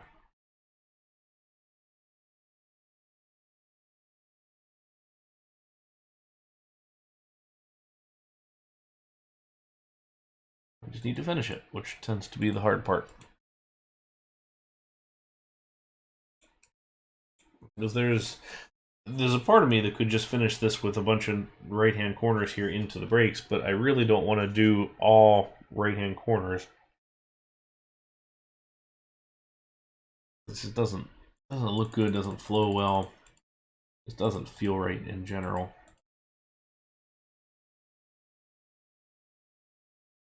Always do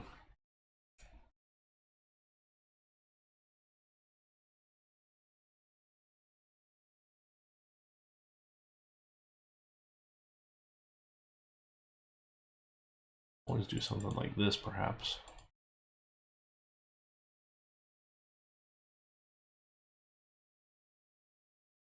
One, two, three, four.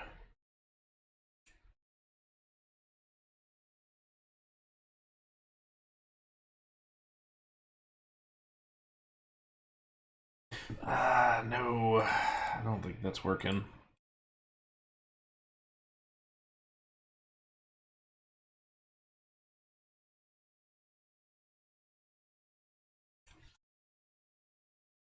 I think we're getting closer, though. I think this may be the way to do kind of last sequence here. There just needs to be a better way to kind of sort out what we're doing at the end.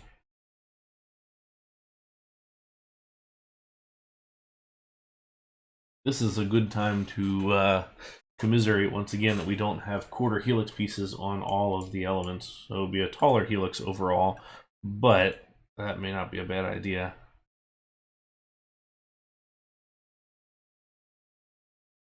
Oh.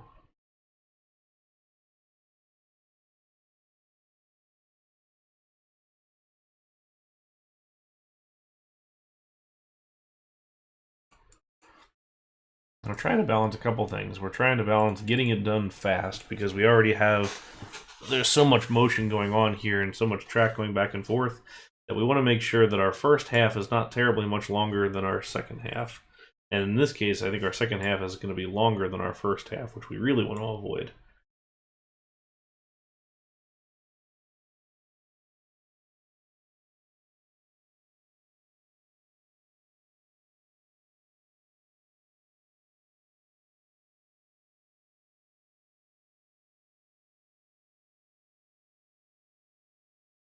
All right, out of curiosity, let's save this real quick because I want to try something, and if it doesn't work, then I can just reload the save.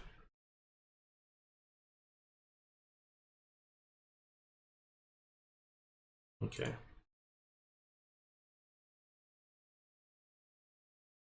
And this will happen sometimes with layouts where it just, sometimes they just don't want to cooperate.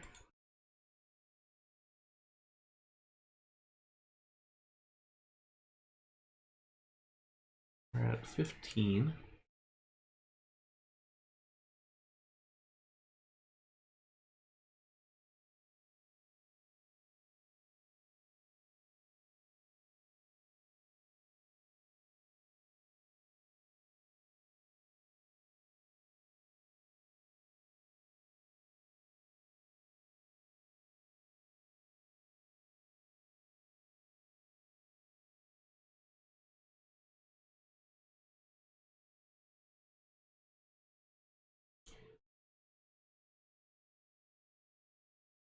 I don't think that's it.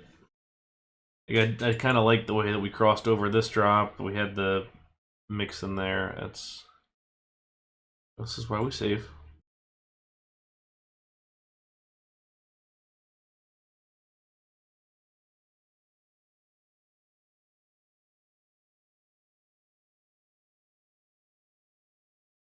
We just need a helix. That's really it. And then It's done. Oh man, Helix is on the diagonal. Will be so nice too.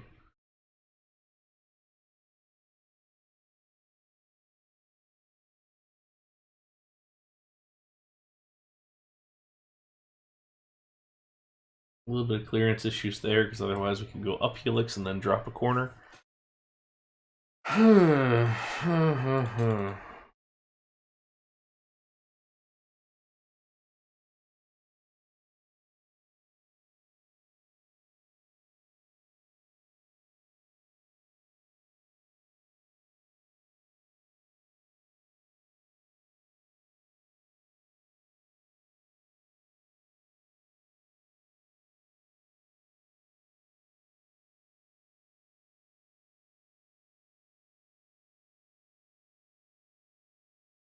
Okay, so that comes back across.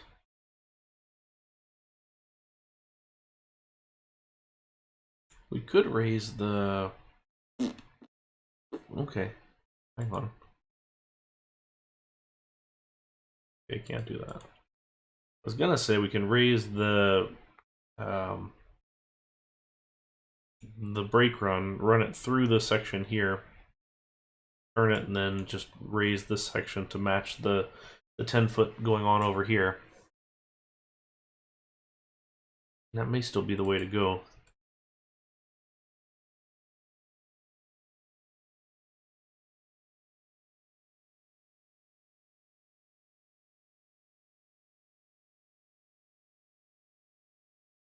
It's a little too tight right there.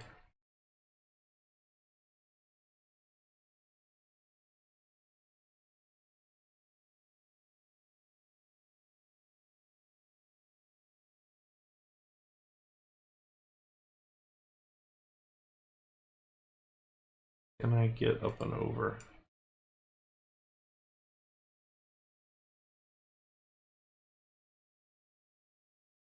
Helix right after the turn. The problem is we're too close here, and I don't want to really separate that out too far. 1, 2, 3, 4, because we can go out this way, and then we end up just a little too. I mean, not necessarily a super big issue. We could connect it here and be done. It just feels a little more stretched, perhaps, but maybe that's the way that it is.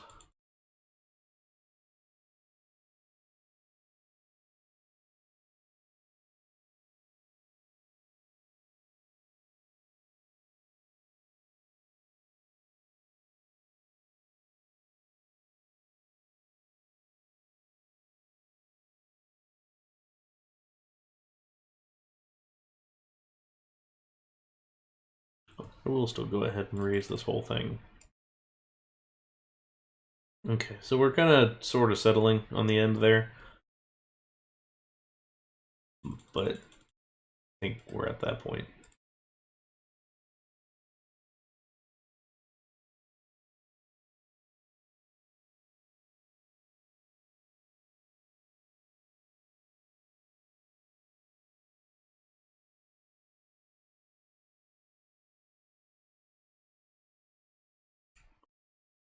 Brakes.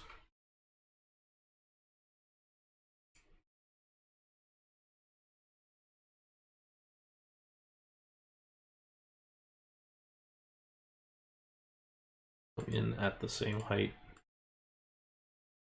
We don't have to have the little curve down.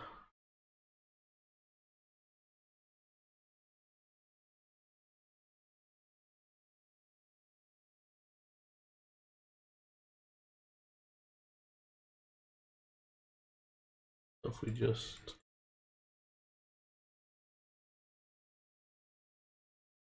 this, and actually what we can do, make this more interesting. You do that as diving helix, raise up, do this as a diving helix,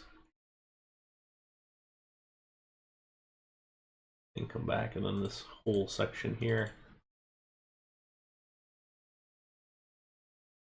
it's lowered.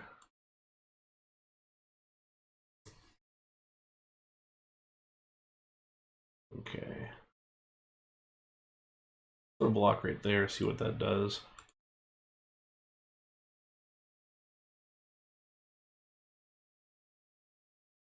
What, are we not lined up? Oh. Duh. Let's see what it looks like with 3 trains.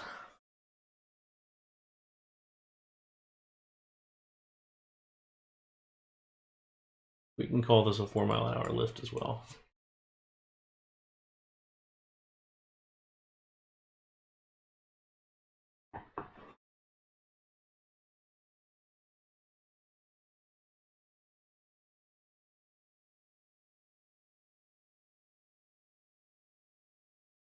I would agree with you there. Some of this track ought to go into tunnels to really avoid the look of the whole thing, which is just not a great look throughout.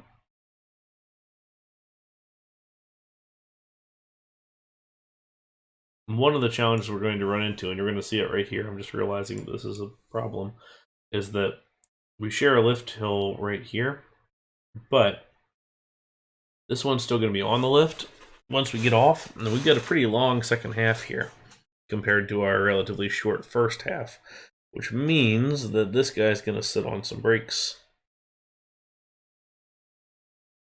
So watch as he comes in. Now he's going to sit there on the block brakes for lift 2 until this one gets all the way back home. Actually, no, with the other lift hill, we're less of a concern. So slightly okay. Not too bad.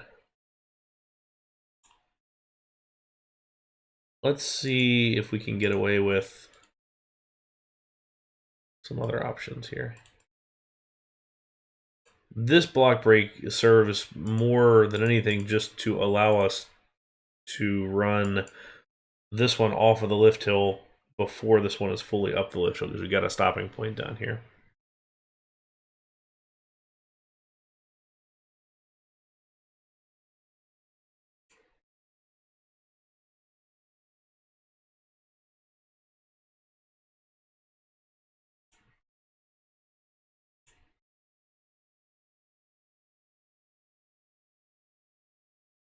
See how that runs.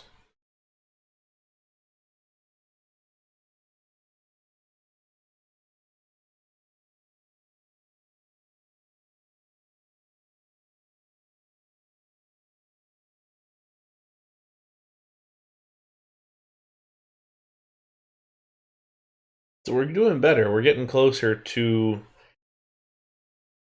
that point. What I kind of wonder is if we put the block brake before the turn, would that work for us? Because we're off the lift now.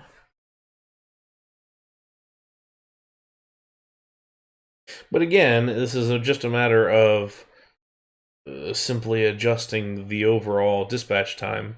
It's not really an issue with our layout necessarily.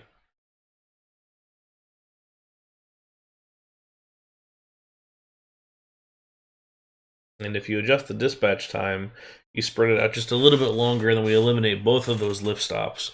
So those are purely things that can be adjusted out. All right, so we'll call that one done. That's our Vocoma. All right, so 3 up, 6 to go. Next up is Disney, and this one I was kind of debating how to put on, because I'm not really sure what the best way to look at this is. So, Big Thunder Mountain of whichever variety. We've got basically 3 varieties. There's Orlando's, Magic Kingdom. There's Disneyland's. There's the clone of Disneyland's at Tokyo Disney. And then there's Disney Paris. And then we get into more of the modern ones, and we've got Big Grizzly, Thunder Mountain Railroad cars, whatever the thing is at Hong Kong. So we have the Hong Kong one. Then we also have Expedition Everest, which I think could classify as a mine train. Granted, it's a fairly large mine train, but it counts, I would suggest. I think, though, we want to look at more of the old school stuff, because that's really what we're looking at the moment. So The mine trains here are not too dissimilar to what we just did. Really, it's pushing capacity for one, and then also just being able to offer the same sort of mine train type experience in a more compact setting. So we're going to cover a lot of this in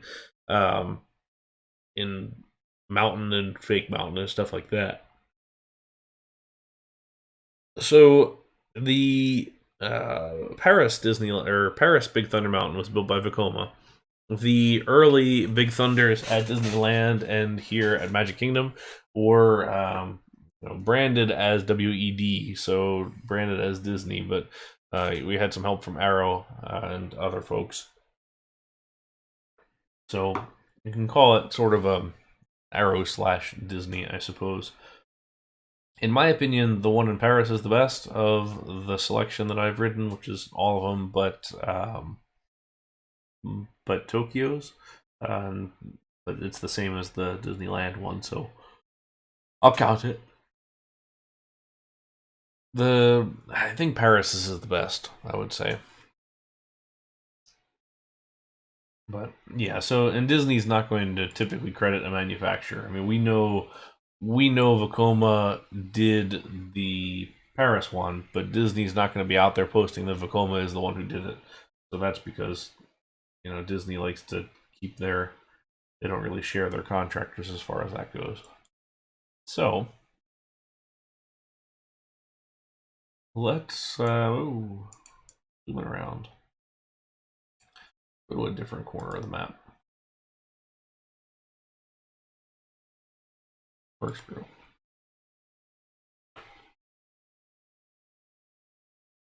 Actually, we didn't take a ride on this one, did we? Hang on. Back to the database. And thank you to David J. Ellis for this POV. He's got a great YouTube channel with a ton of stuff. This 2006. Alright, so this starts out with a nice little drop into a cave, so you don't really get to see the darkness or see it due to the darkness of the cave, but it does start out kind of with a nice little drop.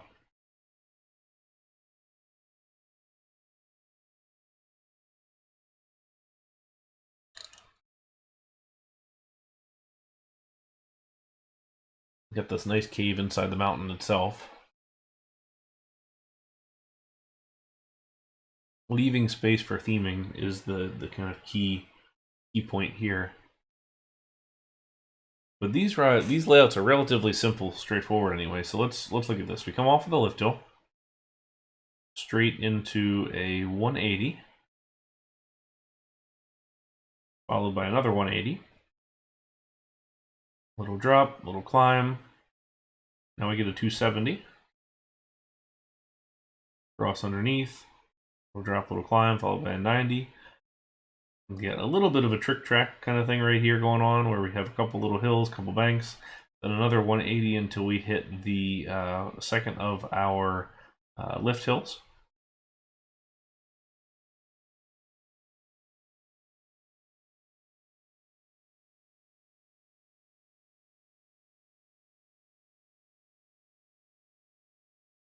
And off of the lift hill number 2.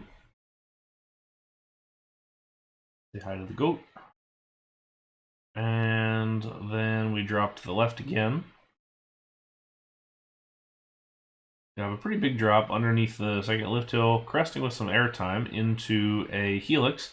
And this is actually a full 540 helix all the way down. We come up to this kind of weird, flat, unbanked little course correction, which is very weird. Then we hit some brakes here, curving, and then we're going to go up our third lift hill. Third lift hill is going to be nearish to the first, but you can't see it. It's all inside. One of the things about this lift hill is it has banking on it, so it kind of rocks back and forth on the way up.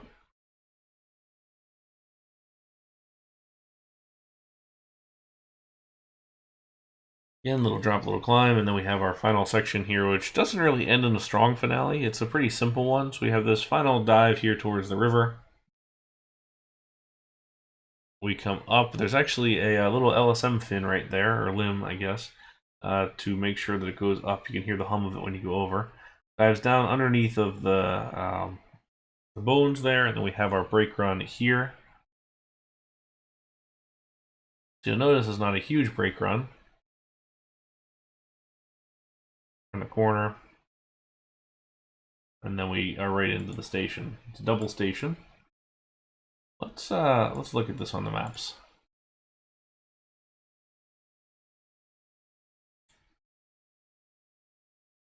Because it is actually pretty easy to see the overall layout here. It fits itself very well. So we can see we've got lift 1 kind of dropping down here. This is our station. We can't really see it here, but it's going to go underneath and turn left here, and then kind of pop out of the overall space, right kind of here.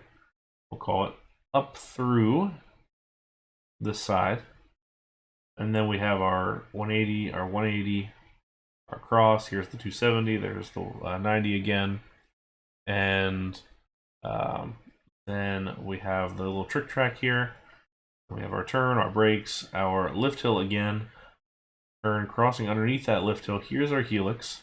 Here's that little course correction as we come off and then kind of to the side. Kind of get smacked a little bit on the ride. Hit our brakes here, turn around. We're going to come straight through the mountain. You can see here it is alongside lift 1. So lift 1, lift 3. Then we're going to do this little bit here. Here's that limb. And then we come back through, and then here is our brake run. Yeah, so it is tilted back and forth. Like you can see the rails actually adjust at different heights to each other, so then it kind of rocks back and forth. The chain stays the same. Basically, the hills are just kind of going up and down on either side a little bit, and the chain's not really doing it. One of the cool things about this ride, and one of the kind of little trivia pieces that I like, is the maintenance bay is over here. So we can see all the tracks coming through here. So how does it get to the maintenance bay? Well, it comes out here, goes all the way across here, across, and then to this. But there's a train in the way, like the Disney railroads. How does it get there? There's actually a little crossing here that shifts. It's a whole transfer track element that basically shifts across the train tracks and lets the Big Thunder Mountain cars cross while the train holds, and then the piece shifts out of the way. So if you ride the train, you look to the left here, after the Frontierland station, you can see that little section. So it's kind of a fun piece of trivia there, and you really can't see the maintenance area from the park at all. Kind of a clever little design. Now, from an RCT standpoint, this ride is a pain because, as you can see here, there are so many little tiny angles. So it's a simple layout, but there are so many little tiny angles that if you want to try and recreate this, it's just not going to work out quite right. So we're going to do the best we can and build something kind of similar, but maybe not exactly the same. And then as far as vehicle-wise, it's got 5 cars. So we're going to use the Vocoma one again.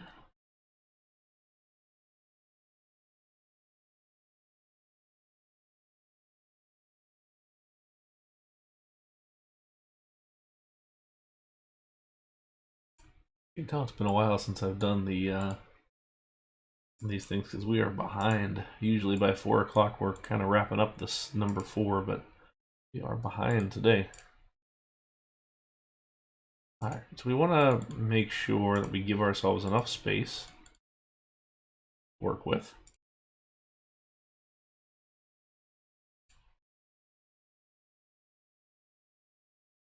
From a capacity standpoint, the ride uses a switch track and a double station. And actually loads from the center.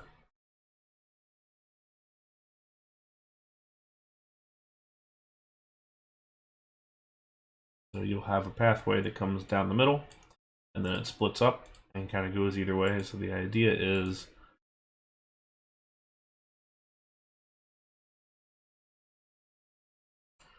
you'll have a pathway that sort of kind of comes like this, and then down from up above.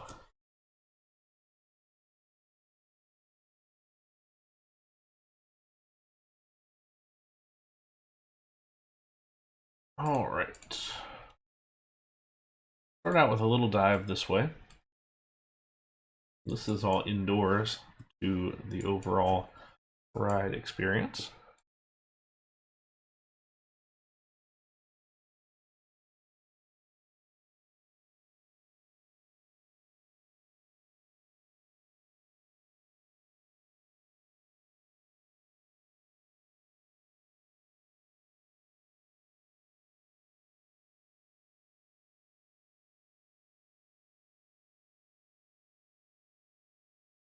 And so Disney engages the way that the Magic Kingdom ones work. It engages the lift hill on the flat, so it actually swaps the two lift hill and anti-rollback. So you'll notice the chain actually swaps on part way up. So there's two chains. There's one at the bottom as it engages, and so it's, let's call the chain on the left hand side and the anti-rollback's on the right. And then once it engages the chain on the inclined portion, then we have a swap, and the chain is on the right hand side and the anti-rollback's on the left. So it just uses the same equipment, but just kind of back and forth. Okay, so we'll have our little tunnel there, and now we can kind of get off this first lift hill here.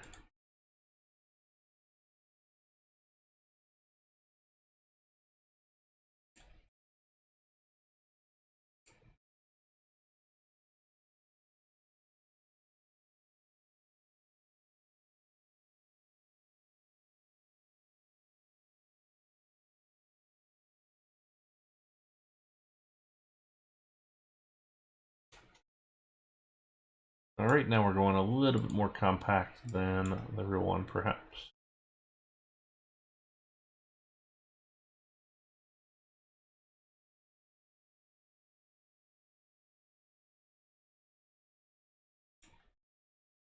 Let's take a look at this real briefly.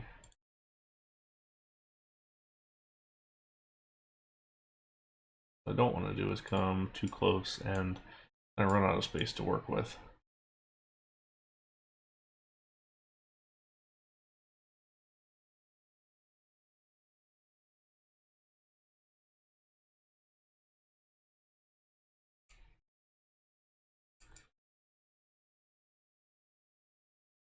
Okay, let's push this a little further.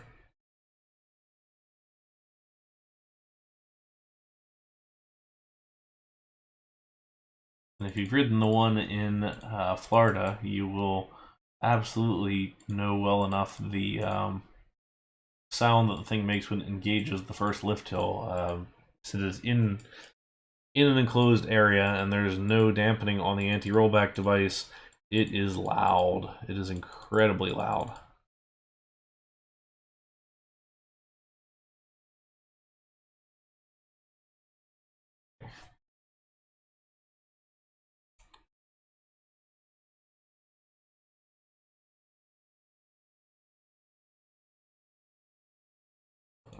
Use our chain. Back up.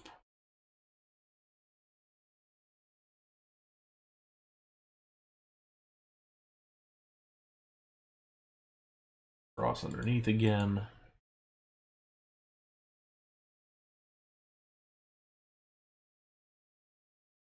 This is where we kind of see these little sort of banked bits and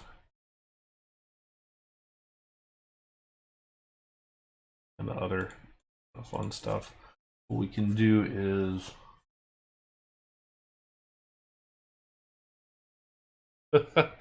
yeah, that's yeah, I would say it's probably that same level of loud.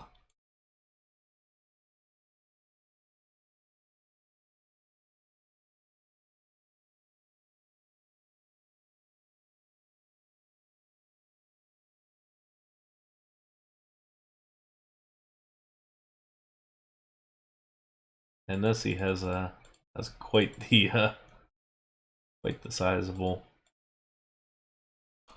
hit there. Okay,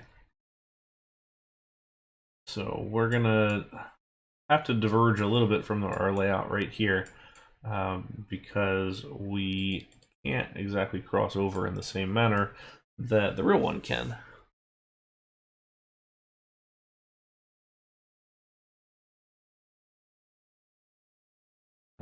Challenge here is this is a good well further back, a good ways further back than this one.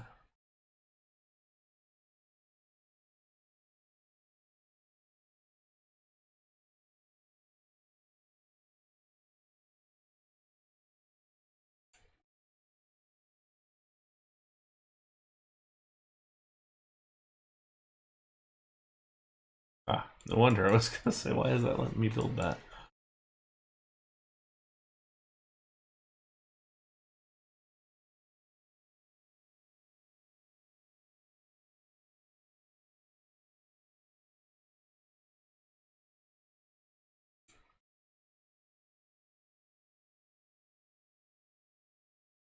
Then I think we're gonna run into that.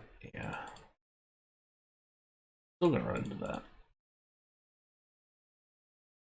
Run into it again, no? We can do it that way. Or we can try and figure out a better way to do this. Let's back this up. Back it way up. And kind of spread ourselves out very nicely here, which I kind of want to keep that going on.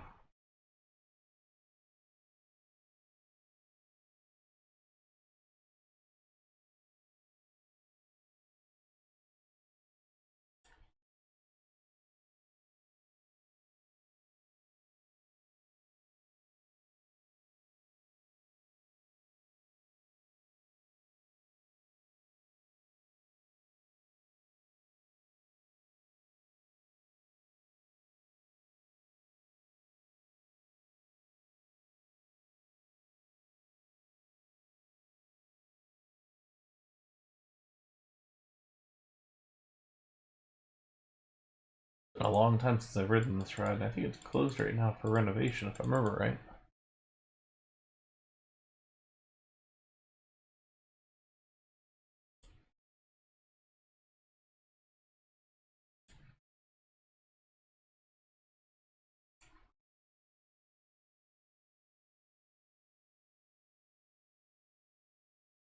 Okay, and then this turn is probably a good deal further down.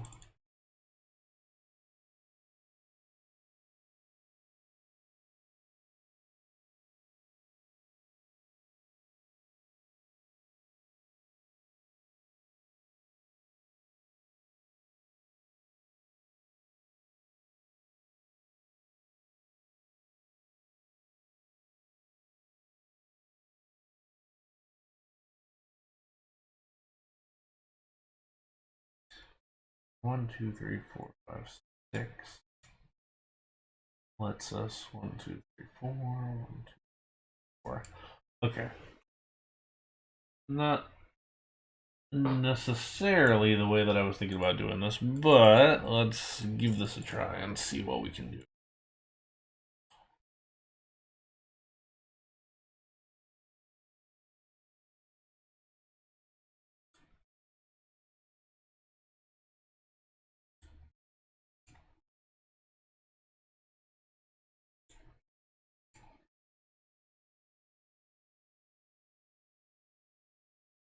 And that's a pretty long drawn out section here on the real one, so let's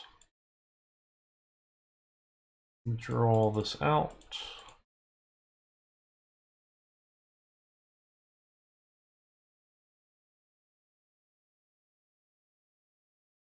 We're at 15 there.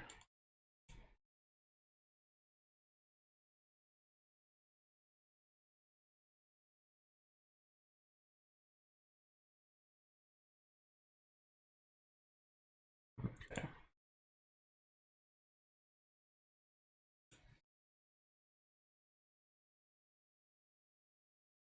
I think instead what we'll do for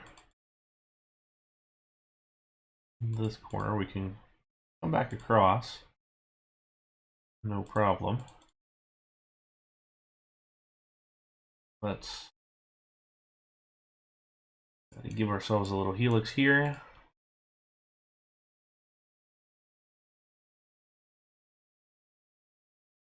That's already at 30, so we can't dip down any.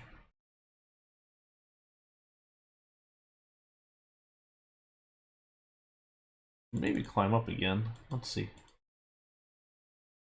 Nope, that one is right in the way. It's again one of those instances of you build it with exactly as much space as you've got to work with, which is not much. But we can do that. Huh. What color me surprised?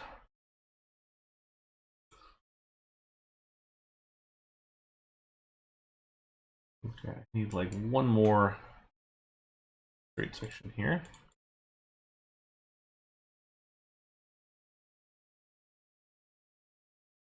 Two more straight sections there.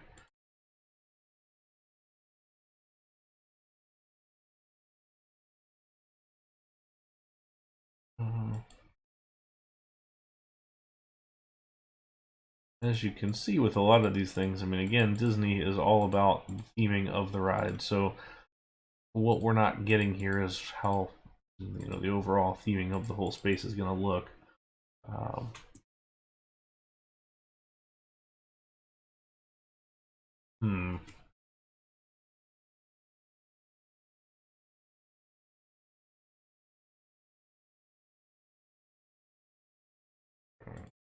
Yeah.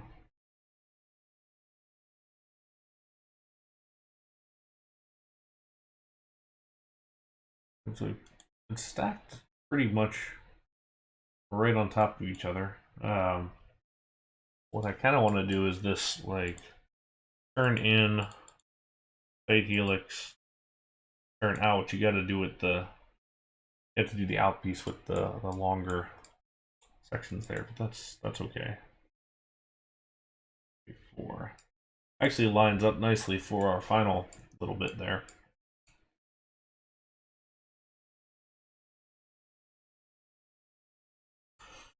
Problem is it's a little more than I think I want to go up again.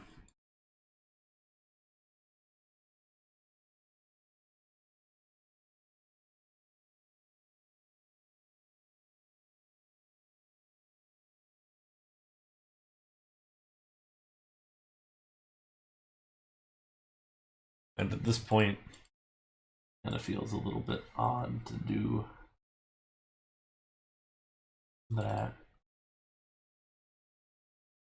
Maybe this may be our throwaway one. Typically, every time we did coaster layout streams, we always had one layout that was sort of the throwaway one that was just awful and didn't really work out in the way that we intended. And this may be the one, but we'll see it through.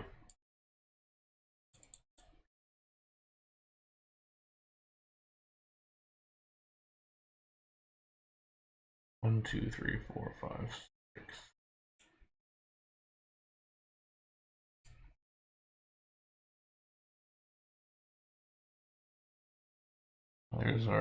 There's our course correction. We're gonna follow the real one.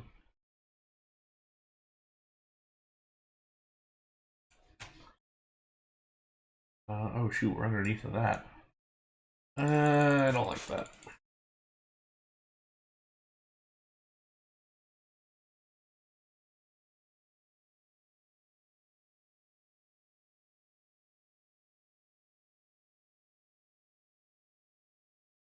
Not that this is too much better, but nonetheless, I can go do it. And then the final section here is actually pretty flat throughout.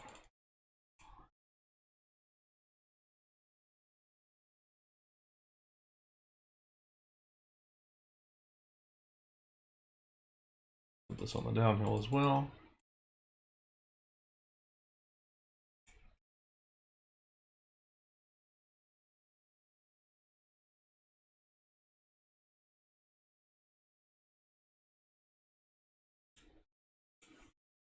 This one may end up being too slow over top of this last little bit. Let's see. Yeah, I'd say so.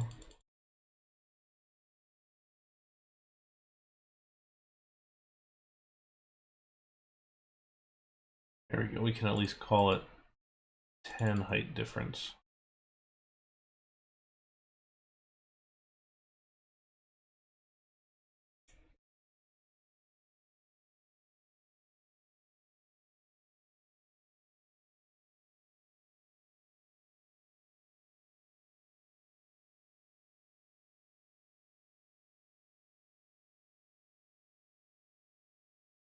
And this is one of those layouts that really needs to be more carefully considered in its own theming space. Because as you can see, we're pretty extensive right here. And we've taken up a lot of space. And it doesn't quite flow terribly well either. So it's something to really think about when you're doing, like, especially themed layouts like this. Really consider how everything's fitting together. Because at the moment, you know, this one's not exactly fitting so well.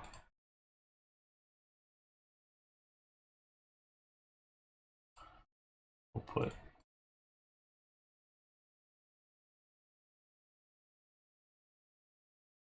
there, put our brakes.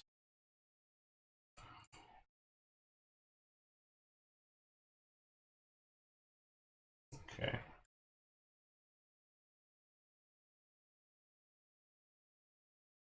Entrance not yet, though.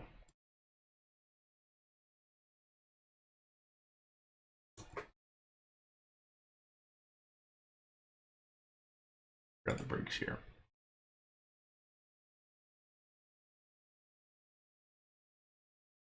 So this is more or less the Magic Kingdom layout, but it's not truly sitting in scale properly, and there's very little flow. You know, we looked at that when we were looking at the aerial here before we started the layout, how much nuance there is to the angles, and more than anything, that kind of became a big issue for us.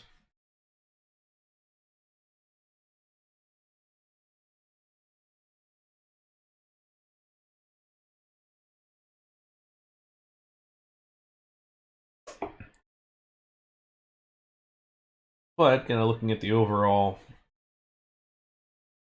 operations of the thing, granted we're only running one train at the moment, it can be okay.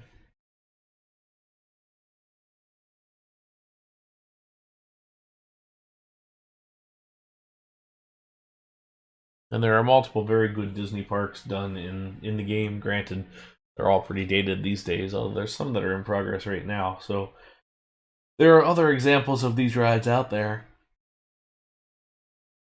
but some are better than others. This is not one of the better ones, just once you get into some of these flat bits. Flat is always okay. It's good to do some of that, but in some of the areas it just doesn't work well, like this little S-bend here, and just the way that this relates to this section. This one, on the whole, I will say, is not a successful layout. One of those that takes a little, not a little bit, a lot more refinement than that. Okay. Let's put that one behind us. And so when I was starting to put together this plan, I posted on our Discord yesterday that we were going to do the mine trains, and initially I had all of those, and then my sort of in-between layout before we get into more of the modern ones was a Mack powered coaster, because that's a very standard, typical mine train. But for one, I don't really count those as coasters. For two, I think that this is a better option. So this was suggested to me on the Discord, which I am very happy that it was. So thank you. I'm trying to remember who suggested that yesterday. Jupiter, I think, suggested that one. And it was, hey, nothing wrong with a good powered coaster. I do love my Mack powered coasters, but you know, powered coaster is not a coaster, so that's fine. That can sit in its own category. And hey, Mav, welcome. How are you today? So instead, we're going to look at Quicksilver Express, which is sort of the forgotten mine train. It is a Morgan mine train, which you can see the very distinctive Morgan track on here. And it sits very, very nicely in some incredible theming in Gilroy Gardens in California. Um, this park is super cool. It is a very, very nice park, and it has some really, really incredible scenery, some incredible trees that they kind of molded and formed so that they make all sorts of shapes and everything. It's very, very cool. Um, let's take a look. We have another David J. Ellis POV here, so thank you again to them for providing. They're very tall trains. You can see that little girl in the second row there can't even see out of the thing, which is a typical Morgan train sort of thing. But I feel kind of bad for the kids on this ride because it is a very kid-friendly coaster, but you can't even see out of it. All right, come on. Let's...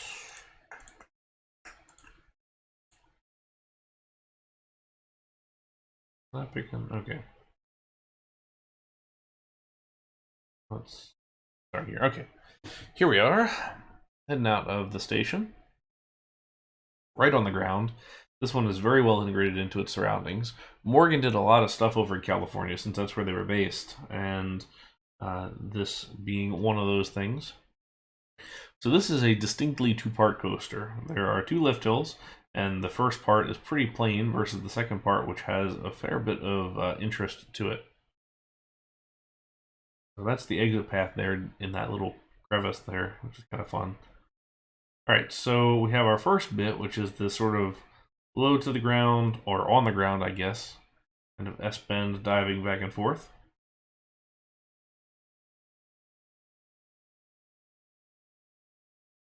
Working our way over to lift hill number 2, which a lot of times the aero coasters kind of were set up where it was a fully kind of distinctive part of sections like part 1, part 2, part 3. The first lift for me on the Morgan really kind of seems like a prelude to the actual ride itself, which is here on the second one. So this is kind of neat coming off of this lift hill. We already have this great steep corner right next to some trees. Nice steep drop and climb. Going back by the lift hill again. Some sections of pretty slow movement, but again, we're just staying right on the ground. Went through some buildings here. A lot of these sort of back and forth 180-degree corners.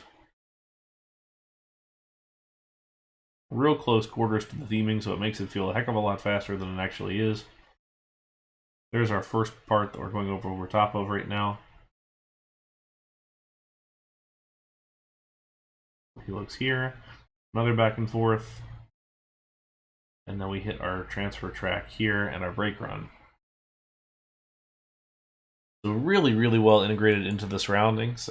This is the kind of coaster that I'm a big fan of, where it's just really well buried in its space. It's pretty short. You can see it 21:39, but it does very well with what it's got, because you consider 26-foot tall chain lift and a 38-foot tall. So not a lot of height, but it still manages to go through and do a lot of things. So let's get ourselves back and go again. Corkscrew Track. So the rides today were chosen in a very specific order, which we'll get to kind of as we get to some more of this as to why. But you will see we're going to basically transition out of Corkscrew Track and into Mini Coaster Track for the second half. Okay, so we're going to use the Vekoma mine train without the front engine. This is another Space K option. Thank you to Mr. Space for that.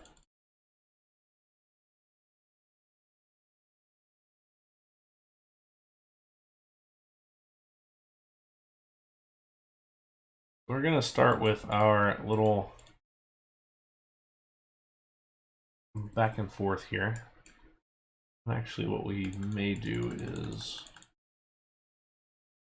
start like this.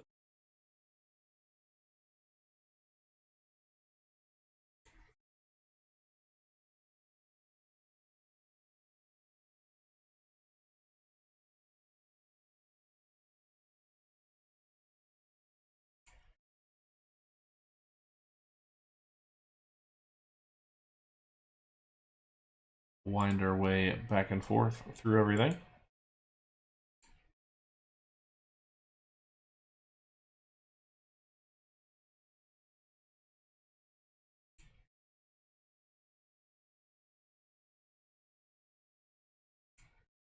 You consider that first hill was 28 feet and the real one, and then the second one is 38 feet.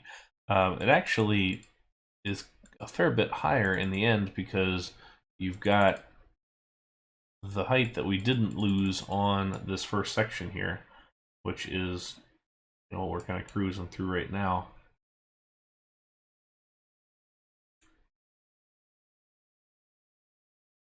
Let's just get up a little bit higher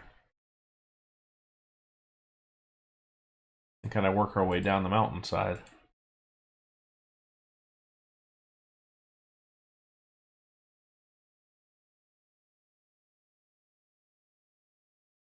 That's the big thing for me, is just being able to work through some of these elements.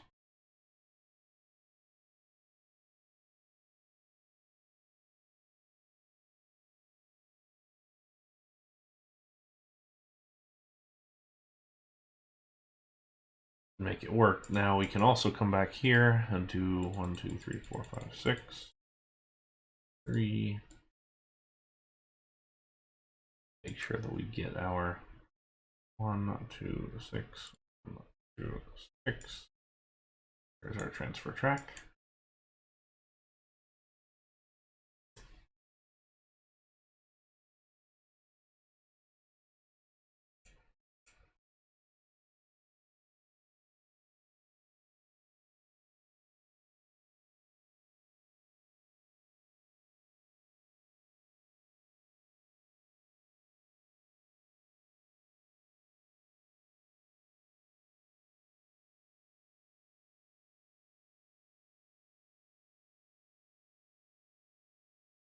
Sort of a larger dive off. We got a fair bit of height on this one, which we don't necessarily need to go this high. We'll kind of see how we get by as we work through, because you could lower the second half if we wanted.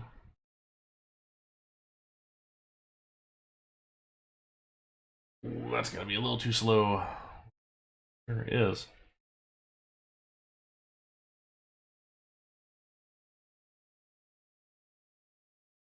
So let's do this in that case.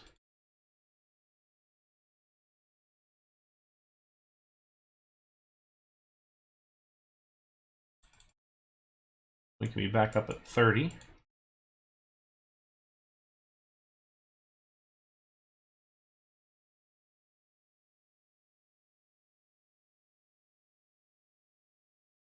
And let's kind of watch our ride as it comes around.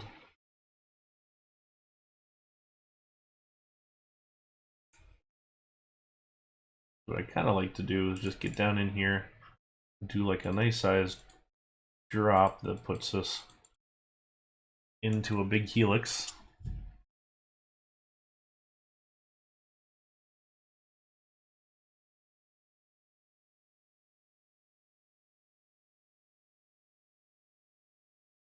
It's kind of nested.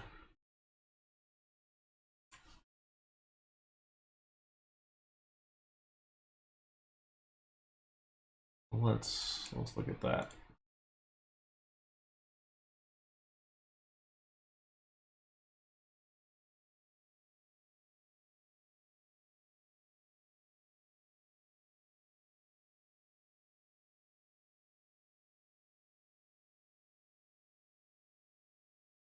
Okay.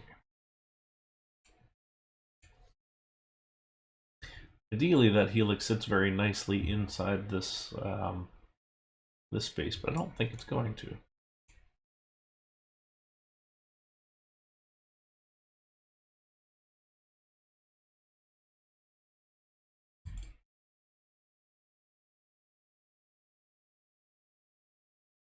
ourselves a little bit of speed.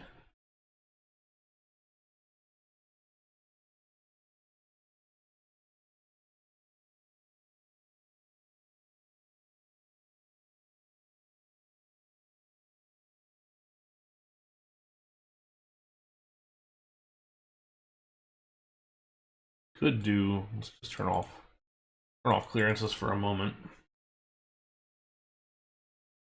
Something basically like this. That puts us 3 off from that, from lining up. We could do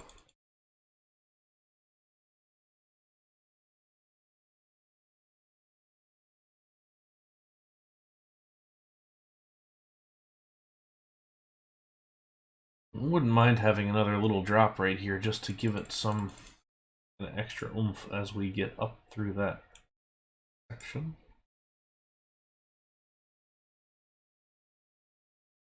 What if we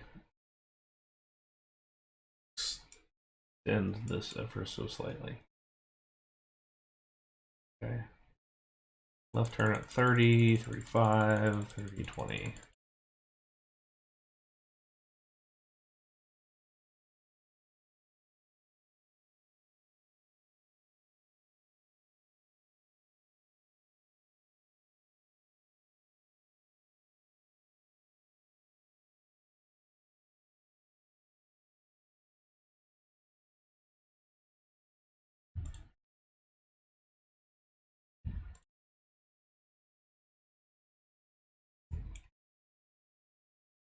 Actually, that kind of works out just how the real one does there. It's a nice little drop.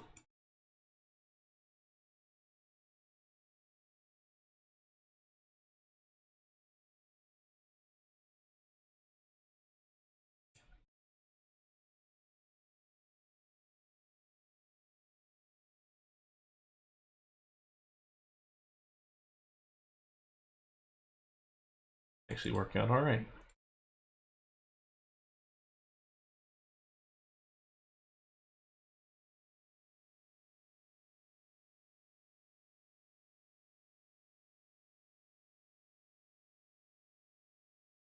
Kind of lines up pretty nicely, actually. Could do a little bit more here towards the end, but I'm kind of okay with this.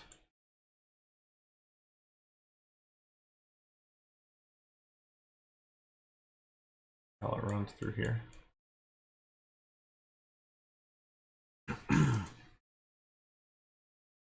Yeah, it runs there pretty nicely. We can break it down pretty fast here at the end.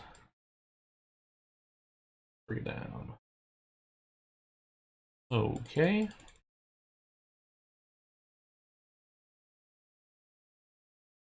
Add a couple slightly faster just so we don't abruptly, train crash into everybody.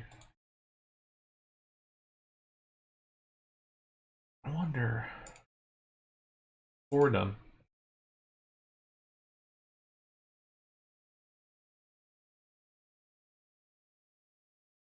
4, 5, 6. We are 1 off from making that work very nicely.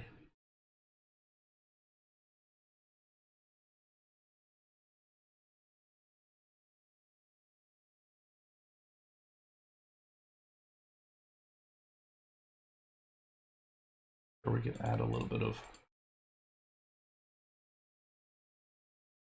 to it. Let's do this anyway. I think this is going to end up looking better in general. But I can.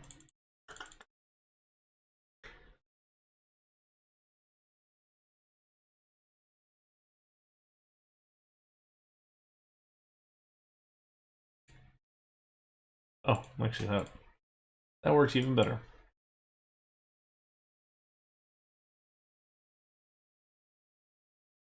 13 breaks.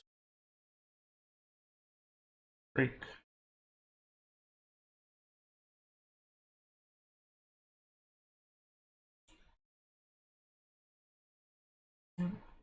That right here.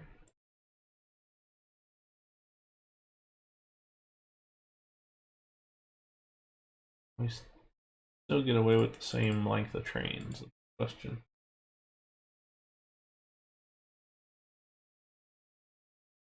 Well, not really.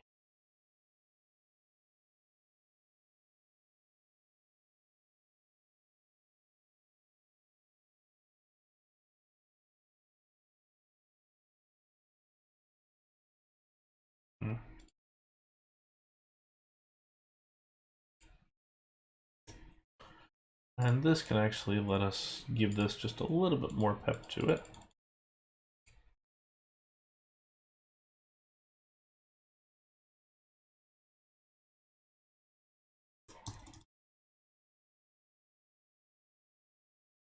Trains, 5 cars apiece.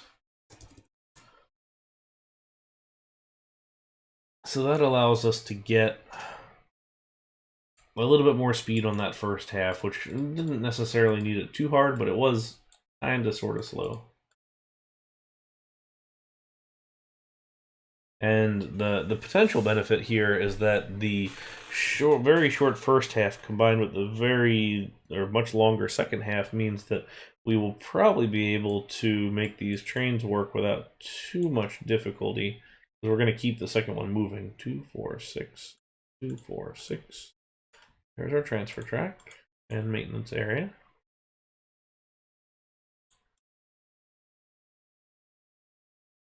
Okay. Because we're already off of the second lift.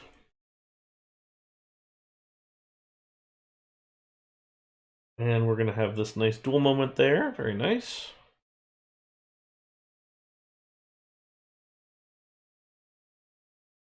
Helix brakes. Okay, so we're stopped right there because we didn't put a block brake further back. If we dropped a block, let's call it here, I think we could make that work.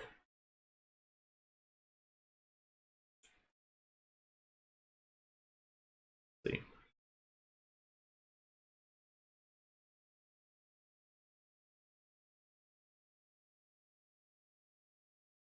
It is kind of a brighter red, I guess. Let's do that.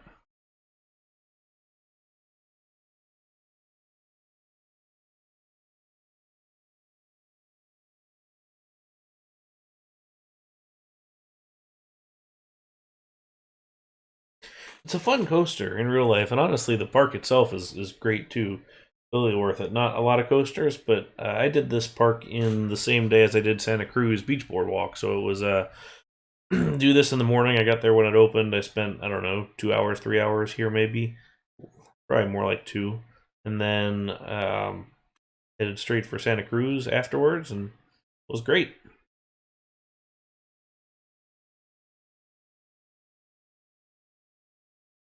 Okay, so we're still going to hit it just a little bit, but not awful. That's something that can be easily changed in operational mode if we just adjust our dispatch times. So not too difficult, but this kind of covers the sort of standard Morgan, or at least, well, I should say standard. There's only one, so it's not really like it can be a whole lot of different options, but this is the one. There we are for Quicksilver Express. Okay, so that puts us past our halfway point with 5. So we've got 4 more to go. We've got S&S, I've got Intamin, Gerstlauer, and Mack. Those are the 4 remaining. And they're kind of a little bit of a paradigm shift from what we've been dealing with before, where these are a little bit more smoother, better engineered, much more comfortable attractions. So we're going to look at those here in just a minute after we take a short break.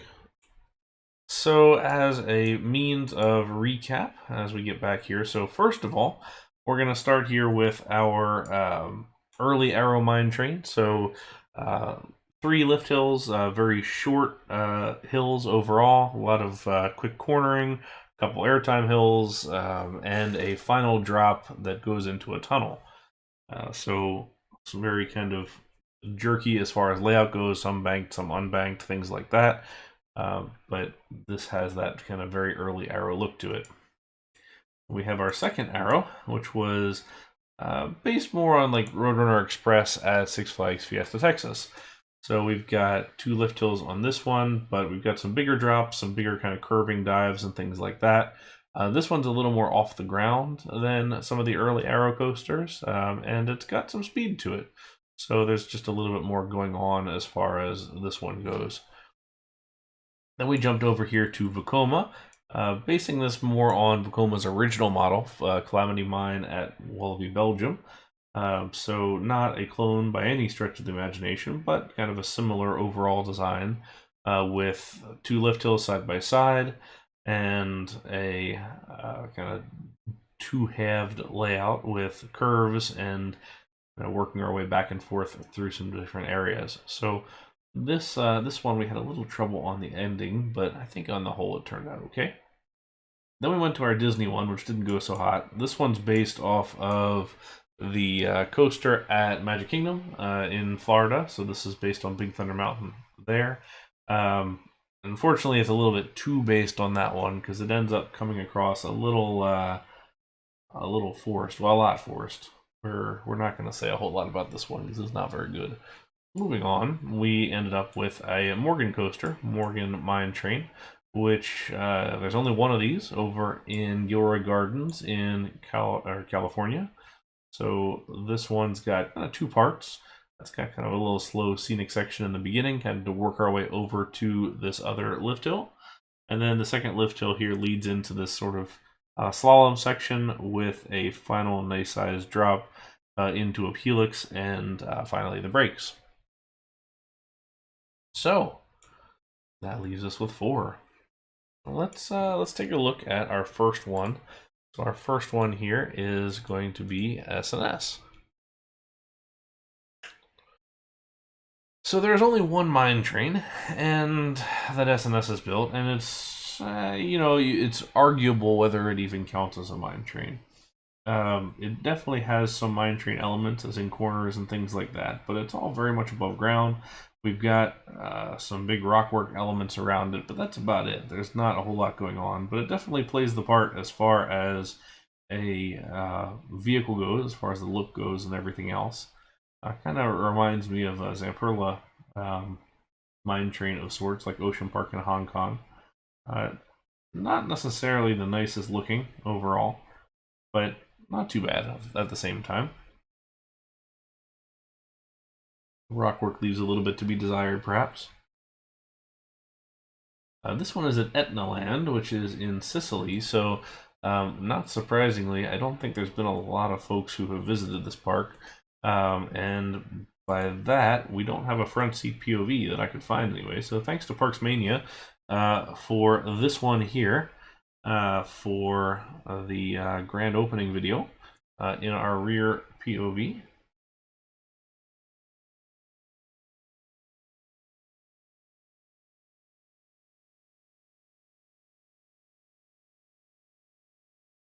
So all in on the mine theme there, even on the trains. Gold Mine, El Dorado. Very sharp looking trains. Here we come out to a very long, sweepy drop. The longest drop I think I can think of in recent times. Very long corner. Very long climb again.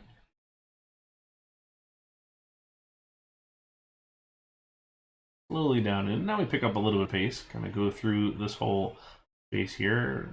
We're still turning right. It's a lot of right-hand corners. Now we'll get our first left-hand corner in there. Get a little bit of a helix.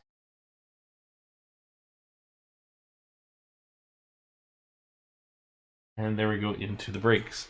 So really, really long as far as cornering goes, or stretched, I guess I should say.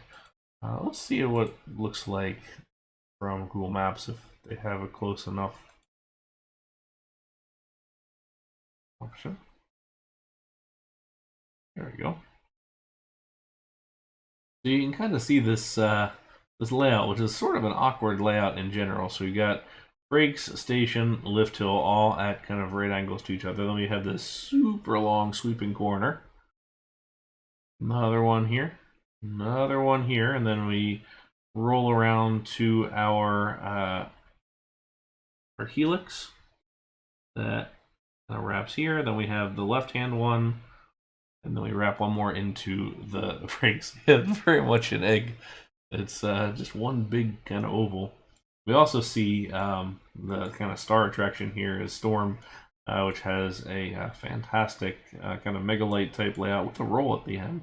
This was Mack's kind of first debut at their their new Blue Fire type seats and everything else. Really did a nice job on that.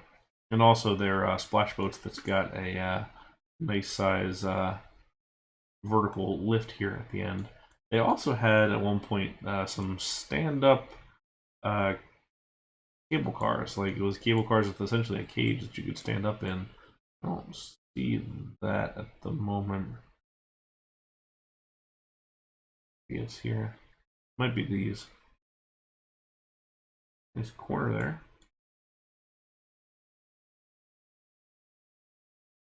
Long tower. So there's another one. So going all the way over here.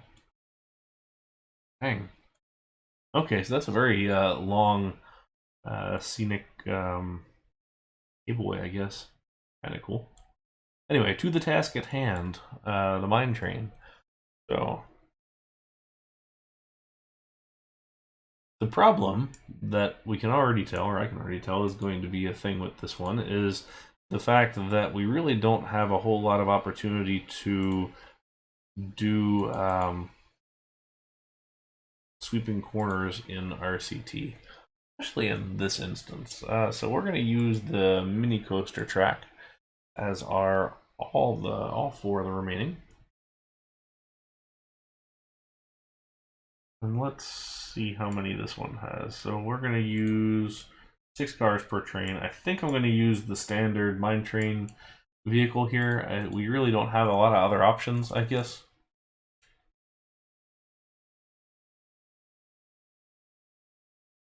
We'll call out our brake run.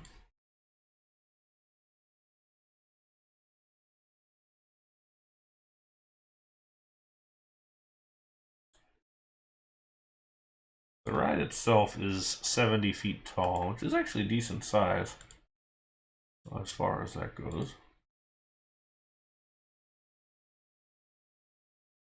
But we don't match heights in the game. I don't think that's a good idea to. Hey, Marcel! Welcome everybody. Welcome. Thank you for the raid. How was your stream? What were you working on? Today we are building mine trains. So we changed up a little bit from our lately usual stream as we've been building our park. 65,000 people, that's impressive. As you do. I feel like this should be a thing that I should be concerned about, but I know well enough now that this is just how it goes. So, you know, let's put a big F for those folks and move along. But yeah, welcome guys. Very dense diamond heights. Oh, I've seen your a couple of those that you were working on. That's that looked really good. Just how much you could kind of squeeze into a small space. So today we've reverted back to our streaming roots, which is how I kind of started here with streaming, was by doing coasters. And actually, that is the first time that I've heard that I sound like Kermit, but I'm here for it, so I will take it. Oh, Kermity for all here. But we are looking at mine trains today. So what we used to do back when we started streaming is we would do basically realism tutorials in coasters. So we pick a theme, pick 9 coasters, and build out those coasters, kind of looking at the real ones and talking about what went into the real life ones and then how to translate it into RCT. So today we've been looking at mine trains, which is a request from my Discord. So we started out over here with an Arrow mine train. So this is sort of our typical Arrow 1960s mine train, which was the very first one. Arrow invented the mine train. So lots of lift hills, lots of little quick turns, not a whole lot of flow, but we did try and at least make it work with itself a little bit. So we got some nice interaction, little bits and pieces, and our kind of nice little iconic drop at the end into a tunnel that comes into the brakes. If you've ridden Runaway Mine Train at Six Flags Over Texas, then this one ought to look a little bit familiar to you. Next up, and right next door, we looked at a more modern Arrow mine train, modern being early 90s. because there weren't a whole lot more after that. And then Arrow went out of business. So this one is based off of Six Flags Fiesta, Texas. Their Roadrunner Express coaster, which is a little more off the ground, a little bit more, a little faster corners, things like that, and a little bit more interaction with itself. This one's a little more dense, I would say, too, than the real one. But I kind of wanted to do the crossing lift hills, and I'm pretty happy with how it turned out overall, and it serves itself pretty nicely as far as terrain goes. So next to Arrow, there was Vocoma. And Vocoma has done a number of coasters, mostly in Europe and Asia, as far as mine trains go. This one is based off of the original at Wallaby, Belgium. So this is based off of Calamity Mine, which has 2 lift hills side by side, and then basically 2 halves of a layout that kind of wind their way through the open space, through some kind of a big fake mountain, perhaps, that you could put on here if you wanted. But this is how we determined about doing it. It actually works pretty well through the whole thing. After that, we looked at a Disney-based one. So this one was kind of sort of based on the Disney Magic Kingdom one, but this one didn't flow very well, so we're not going to look at that one. Actually, that's a good thought, Marcel. And you're right. It was in the original one, Calamity Mine. So here is original Calamity Mine, and you know, ours is similar-ish looking. Ours has a little bit more flow for one. We have the kind of first drop here going underneath of itself, kind of wrapping around, and crossing underneath with our block break on this side, a lift hill, and then kind of working its way through. So, you know, we kind of ended up doing more or less the same thing, just a little bit more. So I'm pretty happy with how ours turned out in that case. Space Mountain would have been a good one because since even though it's not really a mine theme, it's still more or less a mine train. That would be maybe something for a compact coaster stream in the future. Oh, and I didn't also acknowledge, thank you, NY Ancient and Pirate Stew for the follows. I appreciate that, and welcome in. And then the fifth one that we did before we took our break a little bit ago was this one. It's a Morgan Mine train. There's only one of them in real life, so this is based off of Quicksilver Express in California at Gilroy Gardens, which is a fabulous park, very nicely done, but very, very well put together.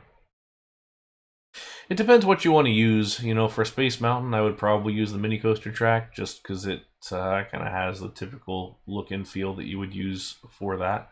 You know, we've been using Corkscrew for these early ones. If you're building realism, you have no reason to use the Mine Train coaster in the game because it really doesn't have any kind of parallel to. Certainly, you have the theming of that, but if you did anything, I would just layer it underneath of a Corkscrew track. That's really what you're looking for as far as, you know, the realism goes.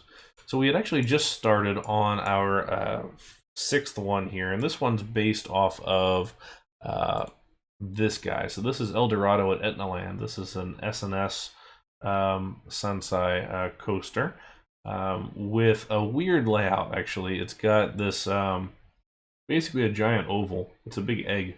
So the whole thing has a curve here. After the lift hill, we get this really long drop down, all the way around, then up, then back down, then up, then back down, and then wrapping through here. We have another right hand, and then our first left hand corner is like 3/4 of the way into the ride, and then it wraps through and then in. But yeah,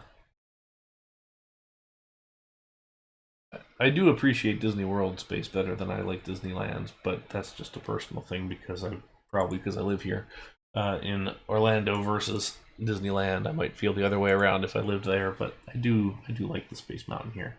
So what we're doing, heck yeah, Omega, and it's funny because Omega and Alpha are exactly the same ride, just mirror images of each other, but I swear that Omega is a much better coaster, or a much better layout than, not even layout, but just a much better ride experience than Alpha. and I will maintain that forever because it's true. It's one of those kind of oddball things that I'm not quite sure why, but it is better than the other ones. All right, we are going to use the mine train vehicles for this one, so we're going to use the 6-car variety. These are such tiny little cars compared to some of the more custom ones. Base K has given us quite a number of good options to work with. So the challenge with this one, especially, is that sweeping corners are not very easily made in RCT. It just doesn't lend itself super well to this kind of a thing. So we always say that we're not recreating these coasters exactly. We're doing something inspired by them, but I do like to at least give it a little bit of a shot. In this instance, it's just kind of all over, and there's a challenge to getting this one to work right. And thank you, Wawahobi, for the follow there. What I kind of want to do maybe is, rather than go full on oval, we just kind of drop down like this. And then we can kind of do our first banked corner here. Can you give us an approximate how many coasters you have been on, and have you been on one on each continent? I have not been on one on each continent yet. I have been on 1,025 different coasters now, across, let's see, 3 continents: North America, Europe, and Asia. And it's 14 or 15 countries now, I think. So we're gonna try and get to see if I can't get to 1,100 this year. So we'll see. I have 2 trips planned. Well, I'm in the process of reworking one of the trips because it was to Russia. But we are working on that at the moment. All right, so that actually flows pretty much all right. Let's see here. We can 100. Yeah, we've requested a refund for the Grand Prix, so we'll see how that goes. Hopefully they are kind to us, or wherever it goes to, that could be another option. But now we're currently looking at South Korea as a potential option for another trip. So we'll see. But there's plenty of options.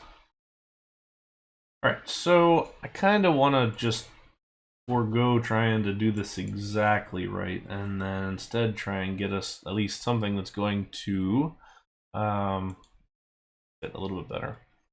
I put my first Cedar Point trip. Oh, fantastic. You will love it. It's a great park, and one of my favorites. Actually, my username on New Element is Cedar Point 6. Because back when I was in middle school, which was a long time ago, that was the place that I most wanted to go. So it has carried through over the years. I would suggest don't go on a weekend if you can avoid it. If you do go on a weekend, then you should plan to buy the Fastlane Plus, which is awfully pricey, but it will absolutely make your day much more enjoyable than if you don't. So that will be my recommendation to start.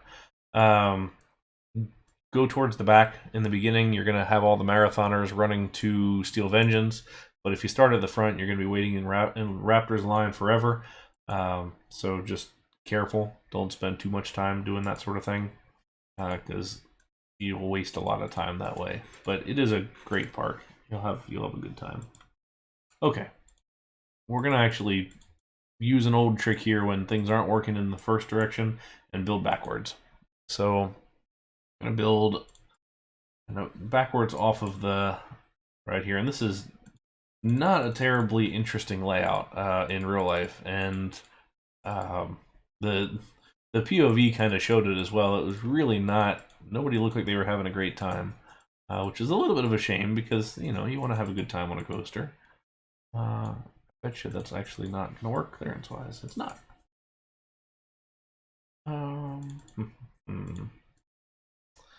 just off by a little bit.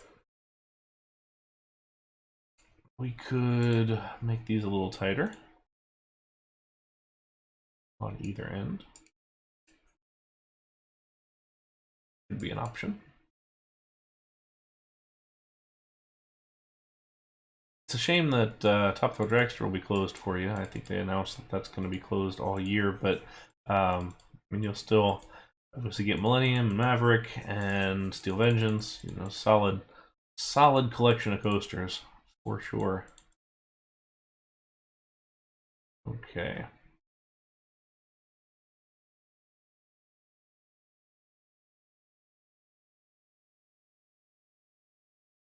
We'll get ourselves a little bit of a helix here. Let's get rid of, fix this in the end. Right now my plans are to go to England for the first time. I've been trying to go to England for a long time here. I had flights booked in 2020 and then things happened, as we're all very well aware. Then I had plans to go last year and they just didn't open in time, so we ended up going to Spain and France instead, and which was fine. I had a great time and would go again, but not quite the same as England. Hopefully you'll be able to do a little bit more here soon. Alright, so we've got our kind of backing up this way. So the real one kind of wraps around, circles here, and then goes in. This back. Oh, Goodwood sounds awesome. Have you ever been? I would love to see it.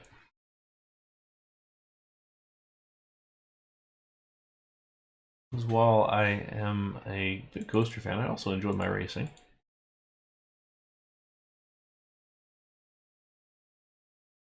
Interesting. So a small one doesn't work, but a big one does. I'm not sure the small one is what we're looking for at the moment.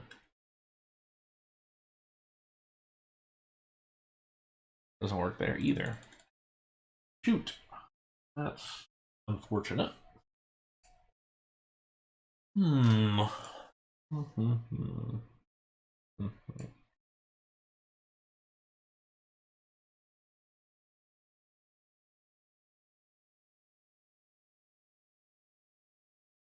It always kind of pains me to build coasters that don't flow very well in real life.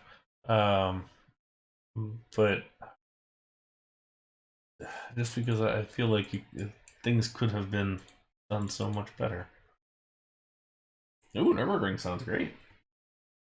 You take the ring taxi?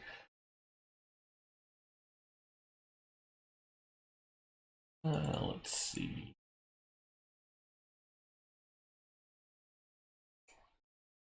You can always do something like this, wrap around maybe, and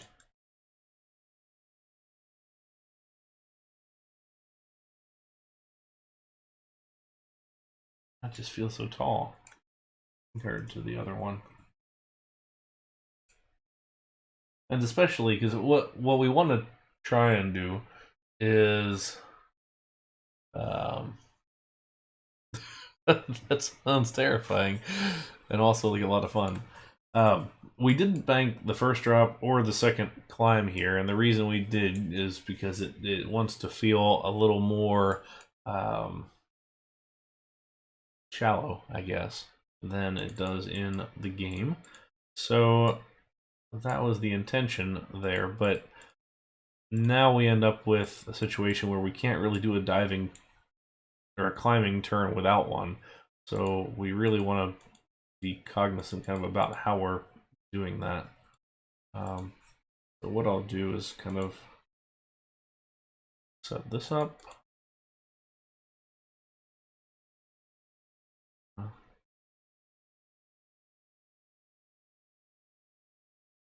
20, so we can't cross over, can we? No.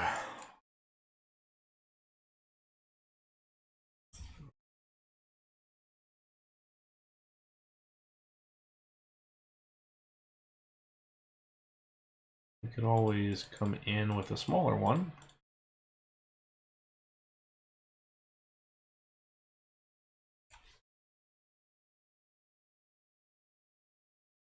And then do a much larger Or perhaps...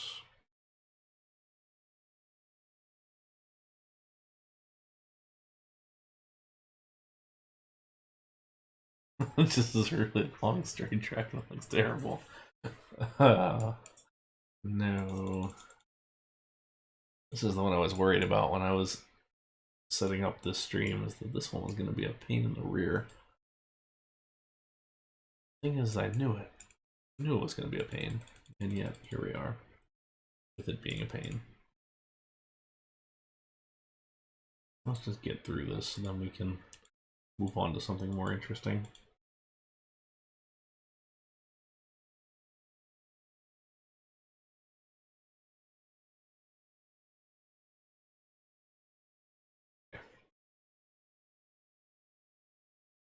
Alright, well that's terrible, but we'll be able to do more with the Intamin one, which is next. Alright, let's throw some block breaks in here. Break, break, break, break, break. Break. Break.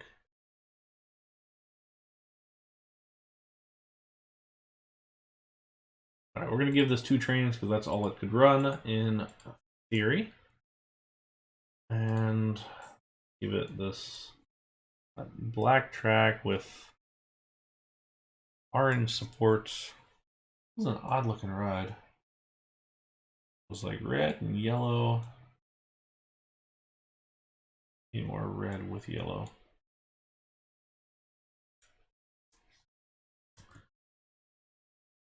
They don't quite have the same oval look, but we do have the same jank factor. Definitely a janky looking coaster. 41, 42. So these cars don't have the animation for the banked diving corner right here, so we just don't have that, but you know, that's fine. Ideally, I'd have some custom rides for this instance, but actually speed-wise, this holds up okay. Like, it's cruising, but it's not, it doesn't feel overly fast, which is kind of what I was worried about with such a big lift hill compared to some of this lower to ground stuff. Alright, so not ideal, but it'll work. I am somewhat bothered by having the tight corner here and then another one here. Or a lack of another one, so the symmetry part of me just gets annoyed by that. So now the station's too long, but that's okay. We could do something to that. Anyway, let's let that run. See what it is. We never did see what the test results of this came out to be. 2300, actually relatively accurate as far as length goes to the real thing.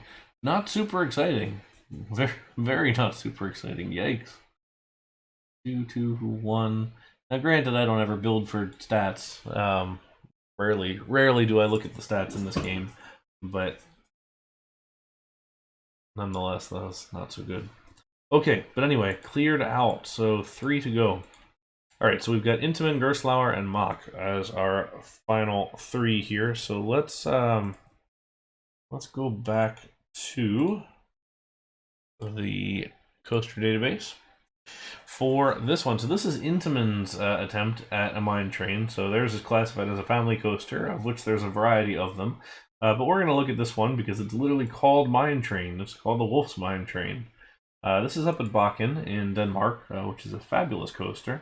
And Bakken itself is a very nice park too. It's sort of a very charming carnival-esque attraction, I would think. Not really a whole lot of collective theming, but sort of themed, individual theme stuff kind of in a space.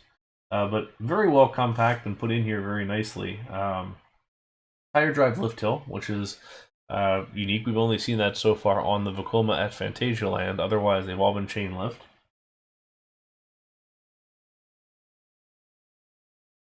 So kind of crossing over and under itself quite a bit. And what's interesting to me on this one is that as we're looking through these pictures, it doesn't look too big. Like, it's not huge. That's the first drop right there into this kind of tunnel underneath. But it's not looking too gigantic. But if we go look at the clones of this that were made, There's a good shot. This is a clone of it. It's it feels a lot bigger, like a lot bigger. That drop looks exceptionally large, but it's still the same coaster.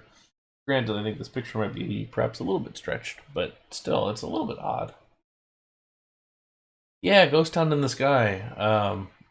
That's I wish I could have gotten up there before it closed. I know there's so many attempts right now to save the thing, but the coaster that was up there, the Hopkins coaster, is kind of long shot now. I'm afraid. All right, so what we're gonna do is watch a POV of Mine Train Olvin. Getting asked a lot today to win those two cars. So, tire drive lift hill, smooth, quiet, lower maintenance typically. For a smaller lift hill, it makes sense to have that tire drive rather than a chain lift. Also easier to control the speed. So you get this sort of interesting little kind of kink to the left before the drop, which we're not going to necessarily be able to do as well in the game. But we dive through into this corner here, then right into a helix that's kind of up a little higher. Over top of the station, now at this corner. Another helix over top. There we climb over top of the station itself. It was the brake run before. Swerve around the lift hill. Helix down. A little airtime there. There's a little higher in case we get caught. Now we have this kind of final figure eight right here. And into the brakes. It's a very cool ride as far as how well it fits and everything.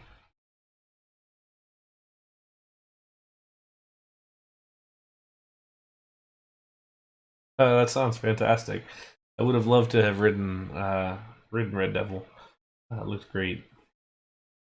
But yeah, excellent coaster is Mine Train here. So let's jump on back into the game here. Yeah, it's really close too. Like some of the woods that it's pulling through are exceptionally close. So we're gonna call Mini Coaster again, and let's find some space.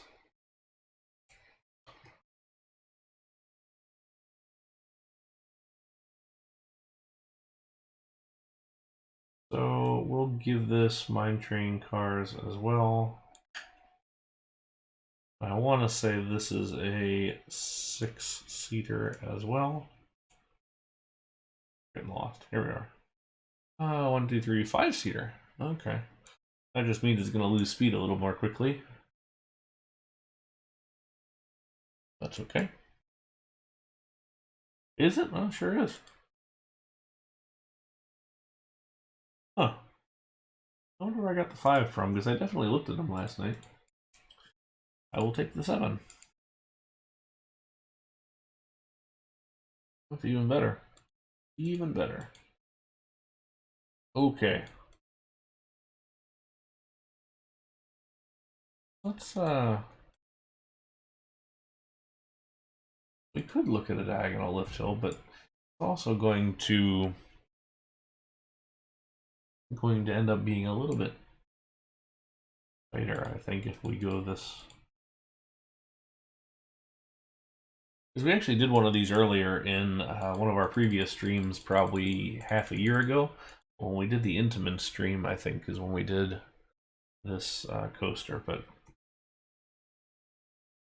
let's see how we want to start this. I don't think we're going to get that little kind of little turn in there that the real one's got. That's okay.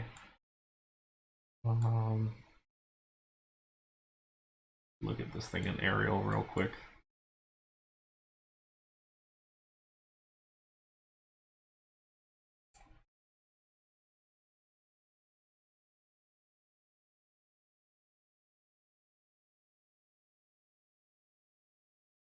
All right, we'll call 55 the max height.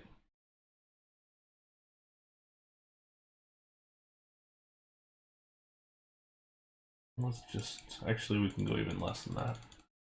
Go 50.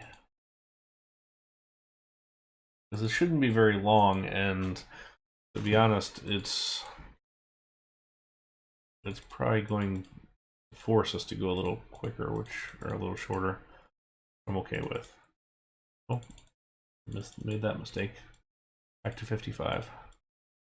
We don't want to bank it right off of the top of the lift. We want to at least go down first and then bank it, because otherwise it's just going to be an awkward corner.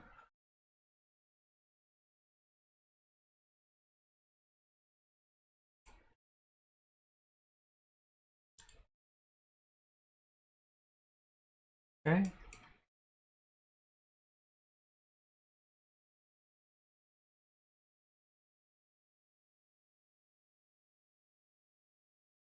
Of course, that would not quite work. Let's also get this testing too.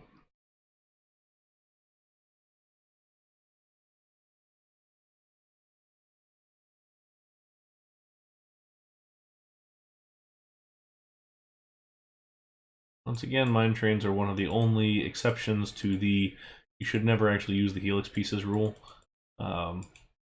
which is my rule, but that's okay. All right. Alright, so that's still speedy enough, not super quick, but enough. I should clarify, you should, in my opinion, you should never use the helix pieces as just a more than one at a time. So you really never see in real life coasters this kind of helix, excluding Japanese coasters like jet coasters or mine trains where you're going to see this 360-degree type helix. Certainly exceptions, there's always exceptions, but for the most part, you really don't ever see these used. So what you typically want to do is use the diving corners a little more, or use a half helix and then another one beyond that. So it's just typical that you just don't really want to stack a helix as far as that goes. Yeah, Goliath is an oddball one. That was a strange layout for Intamin. That was not a typical layout that you would expect out of those guys.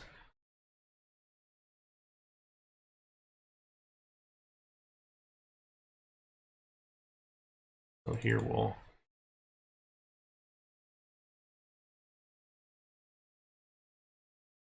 Yeah, I would love to ride it. It looks great, and I need that one to eventually complete the original Intamin hypercoaster set.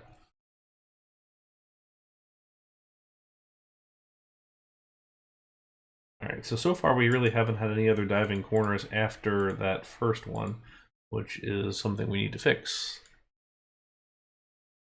This wouldn't be a bad spot for a diving corner too, but I think I don't want to go up to 30 to do the dive. Or do I? Maybe not. How far down are we going for this? -5.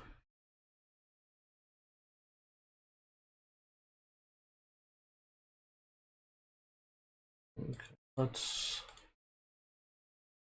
back across. That'll be our brake run there. Then we can do the transfer track kind of out the side here, and then we can nest a helix of some kind in here, perhaps.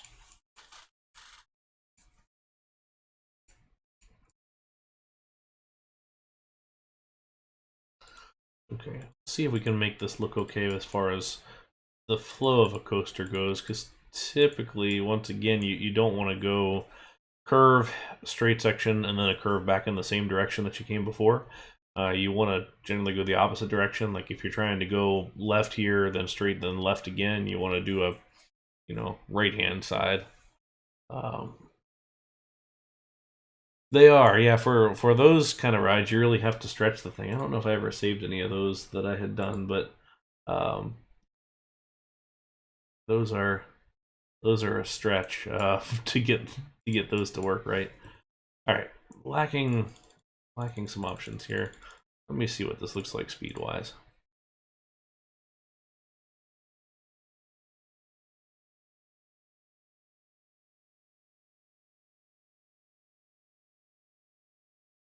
Actually, we're just not even going to look at that because that doesn't look good. We'll continue with the helix.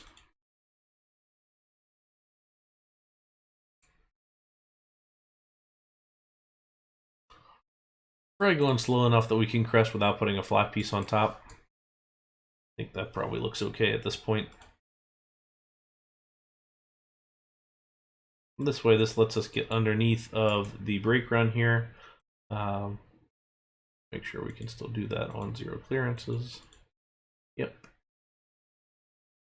As with before, never ever ever ever ever put your coaster on the ground because it can't run like that. You really should have it off the ground because there's a footer, there's a column to footer connection, there's a pile cap. All those things happen before you have the before you have the track itself. So you can't put the track right on the ground unless you're building like a wooden coaster from the 1900s, when it kind of made a little more sense. But that would be my main PSA as far as those kind of things go. All right, let's see if we can get a twisted airtime hill here. A little Intamin special.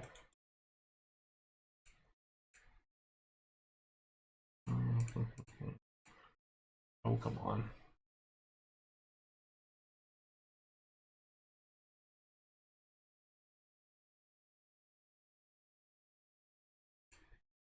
Ah, that's right underneath. Not quite what I'm looking for. Mini coaster in the way. Of course it is. That's okay.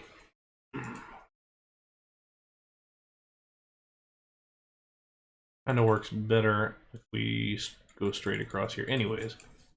Okay.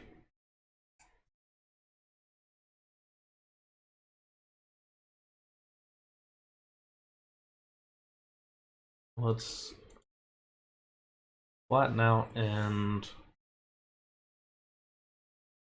give ourselves a nice little diving corner here.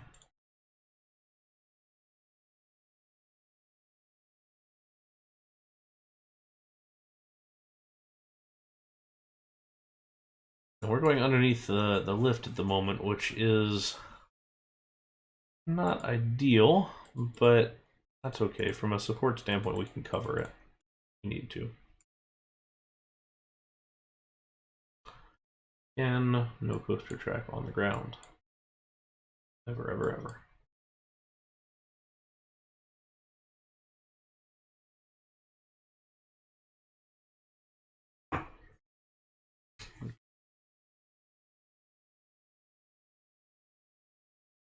A little bit slow there, but not too bad. That's at 15, so 25. Okay, not terrible.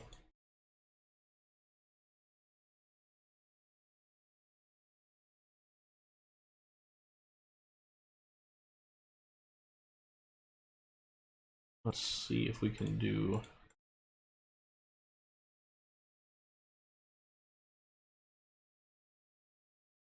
If that's a 10, we put it there.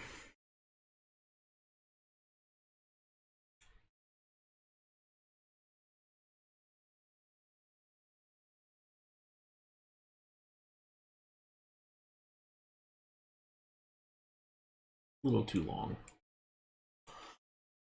It gives us 3 sections worth of brakes, which, you know, we could put this on the curve. It doesn't really need to be fully straightened. Trying to think if there's a slightly better way to position this, which would be kind of one more in the direction of this. So if I could get this curve to sit here instead of where it is, that would nest very nicely. Although it wouldn't really solve our issue as far as the ending goes, but that's okay. Let's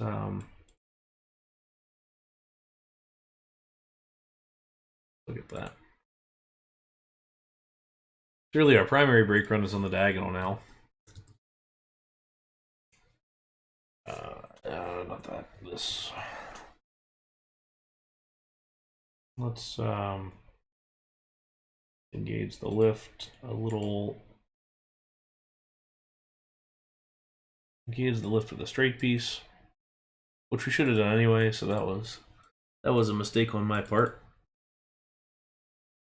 And this lets us put another station piece here. Get rid of this one. And then get a reasonably respectable brake run in there. It's okay to have the ride stopped on the curve. I'm not too worried about that.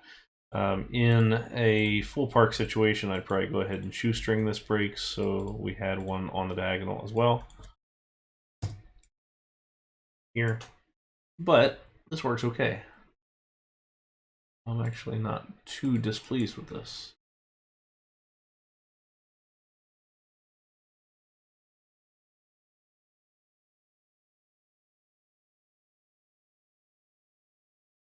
Okay. We want 2 trains, 7 cars per train. Go. Intamin uses a sliding curved track for their transfer track, so we don't really have to worry too hard about that. And actually, we were left with a bit of a nice little pocket here that the transfer track can go fit into. There's our maintenance bay.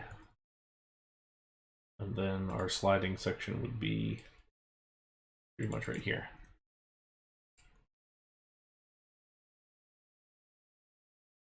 We'll get our dispatches out with a little bit of a time delay because we're a good 10-15 seconds from being done here, so that would be a little bit slower of a dispatch, I would say. 4 miles an hour is about right. So that's where we should be.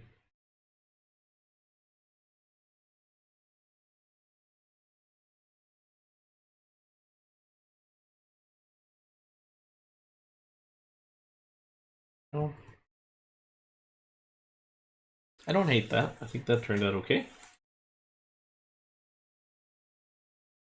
Something interesting, at least as far as layouts go, and just the different mine train elements of the turns that are high up off the ground that we're not really diving to the ground the whole time or every time, which is not kind of a standard thing that you would do.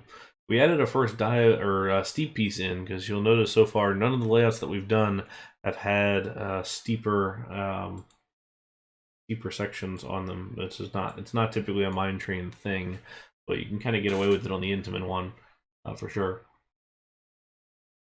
Okay, so that's number 7. So we got 2 more.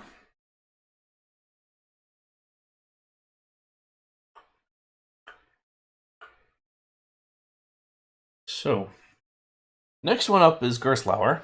Again, Gerstlauer brands us under the family coaster, but theming wise and just kind of general vibe wise, this is a mine train coaster.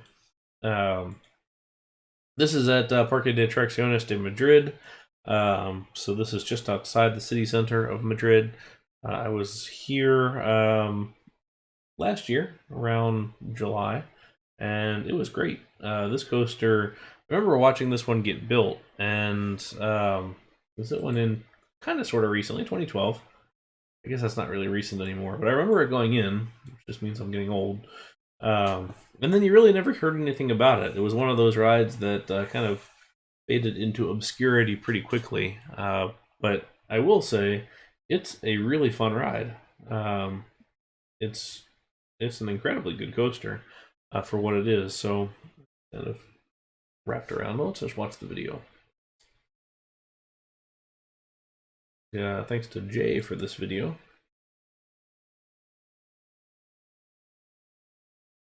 So Gerstlauer likes their couple of kicker tires there to engage it onto the lift hill. You'll see these little clips here. That's the anti-rollback. It's not a chain anti-rollback dog like you typically have.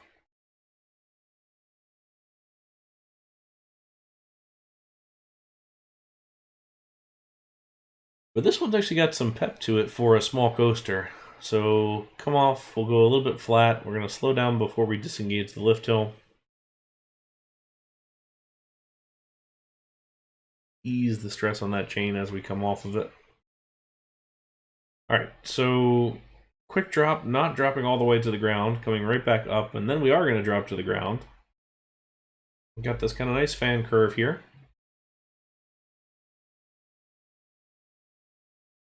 Nest inside the turn above. Nice curve here.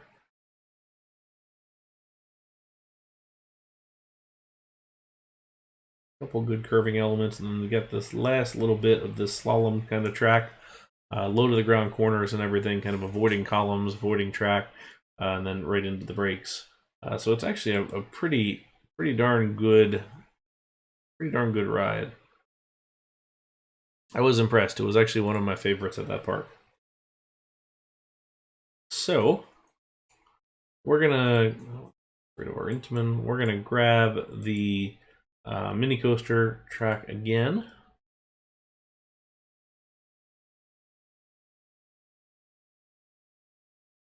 Let's go right here, right in the middle.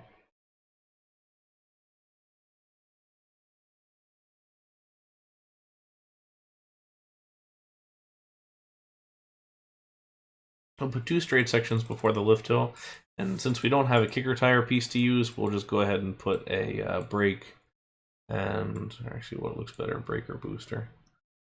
We don't want an LSM fin, we'll just put a brake, we'll just wide open it so it won't have any effect on anything. Okay.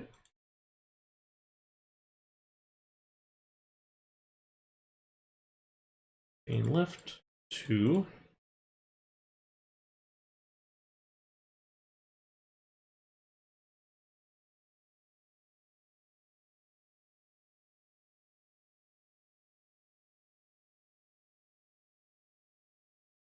So as we come over the hill here with a banked corner, we'll do this and try to help it over. Help that banking over just a little bit. And then we'll add in a straight section here. Ideally, we'd have a slightly larger drop, but we don't have the height for that. So we'll stick with this. And the next thing was the fan curve in the real one, but we don't really have the ability to do that. The best you can do is one of these guys, which ends up becoming really stretched. So we'll yeah. Rocky and Bowling Mine Train ride. Was it the it wasn't the log flume at Islands of Adventure, was it? That's the only Rocky and Bullwinkle ride that I can think of.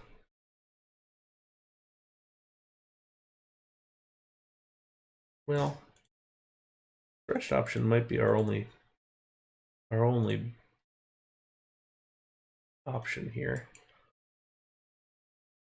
We could go all the way down.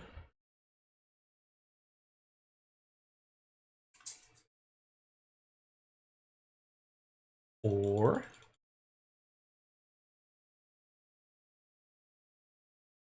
okay, one.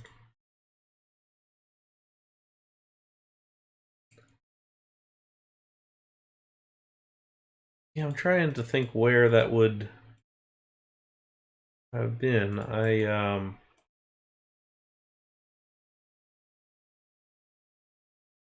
not familiar with it.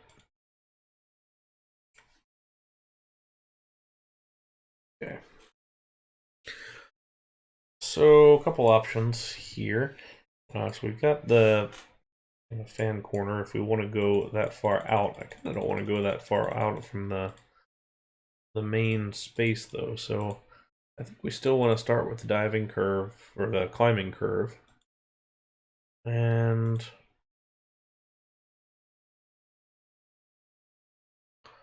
we can kind of mirror what we did at the first section.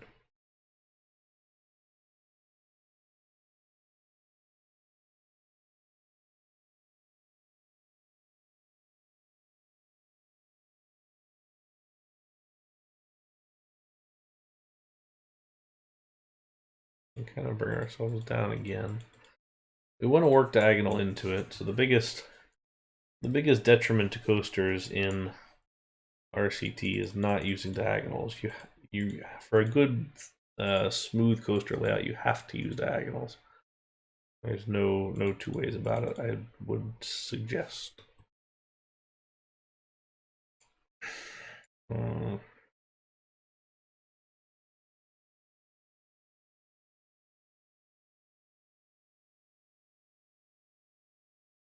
Trying to think what the best option for this might be. Let me look at this in the aerial real quick. Okay.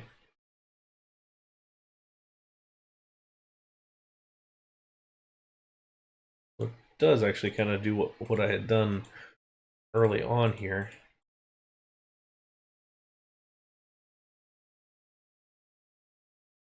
Kind of do this like a little bit of a left, right, left kind of banking.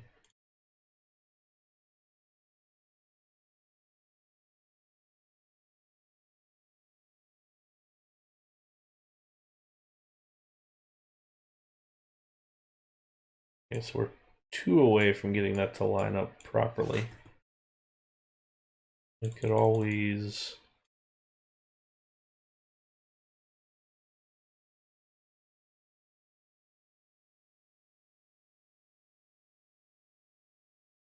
drop it like this.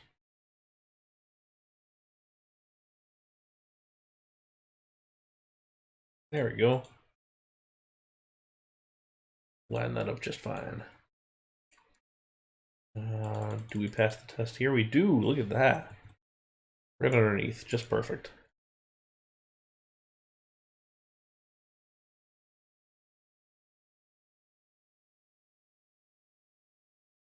Okay.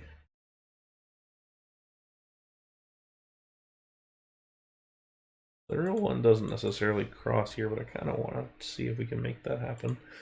But I guess we can't, so...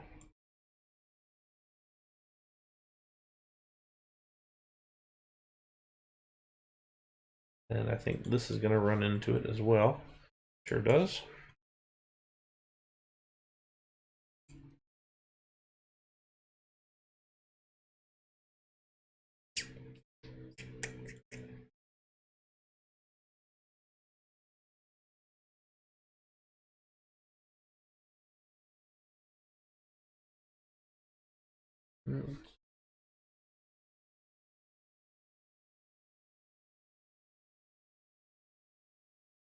Just do it unbanked. Which one do you mean?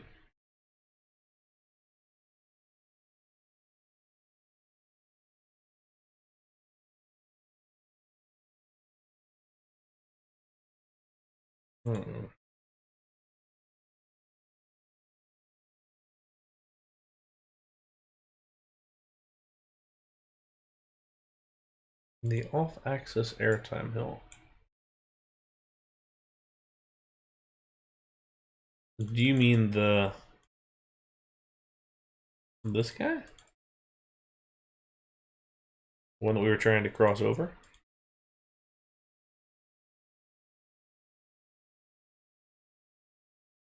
Oh, I see. This guy.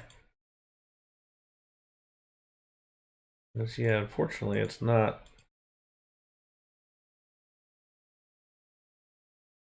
I'm getting clearance issues here because of this. Needs to start up a little bit earlier. How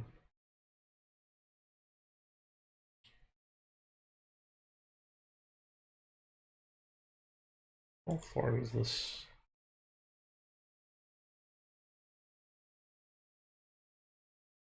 I wonder. Actually, I kind of wonder. That's at 30. What if we did go ahead and level this earlier?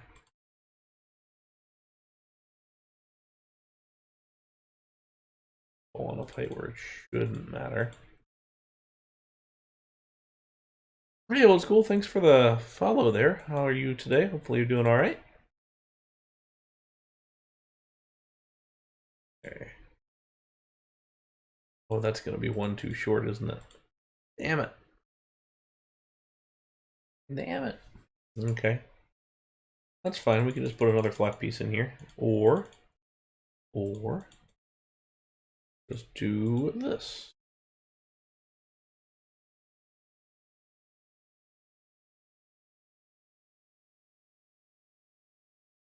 Should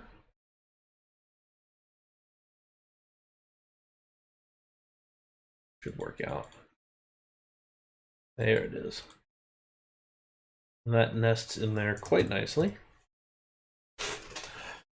Let's look at our heights though. 35 and 45. That's going to be slow right there. But let's so what I did for this one originally is I used the streamlined trains from Space K, and then I threw on a mine train car on the front, just to kind of get the articulated trains, but also the overall look. But we'll just run it as the streamlined here to start. I want to see how this lines up, because we may be able to get past this now. Still no. Darn. Optimistic. That gets us at 35, and there's no way we're going to make that height again.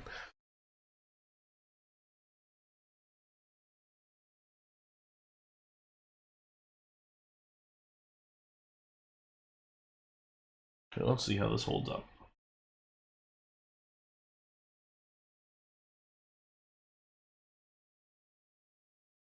Yeah, a little slow, but not awful. We can work with that. We can absolutely work with that.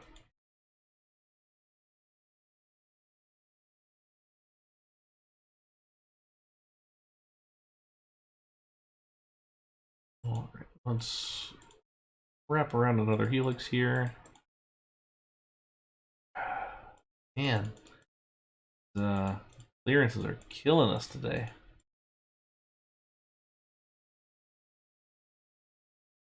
Can I? No. I can do the big drop, but I don't really want to. That feels too large.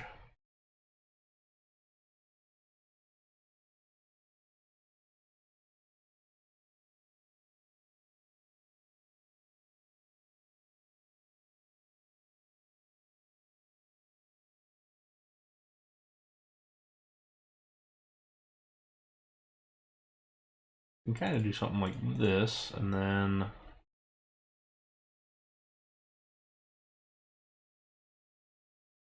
maybe give ourselves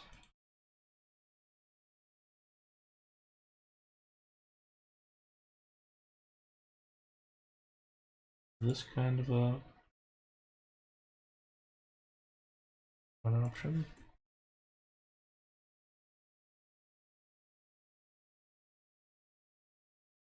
This is one of those that if there's ever a time to use the S-Pen, to be right here. I really don't like using the S-Pen. It just doesn't fit with my overall kind of style here, but gosh, that would be about perfect.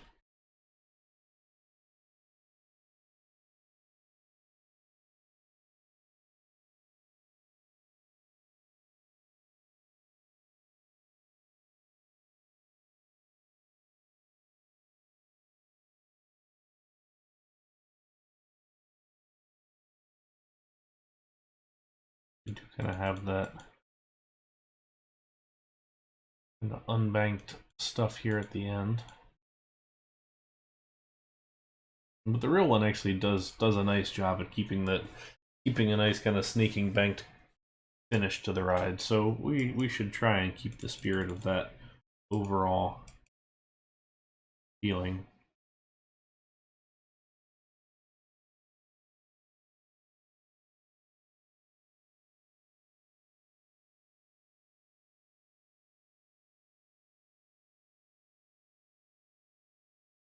It'll be hard to though, because we're gonna keep running into literally everything.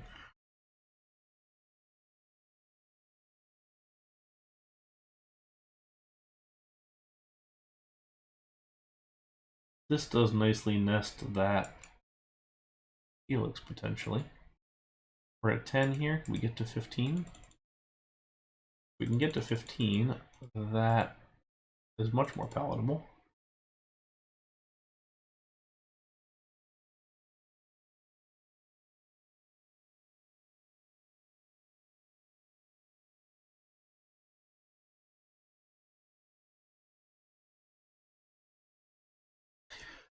That's going to be way too slow, I bet. Out of curiosity, I just want to see what it is.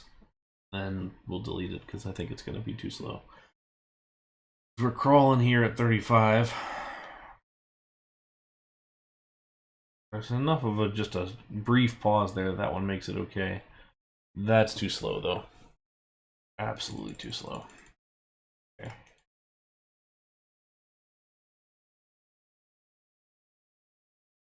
Okay.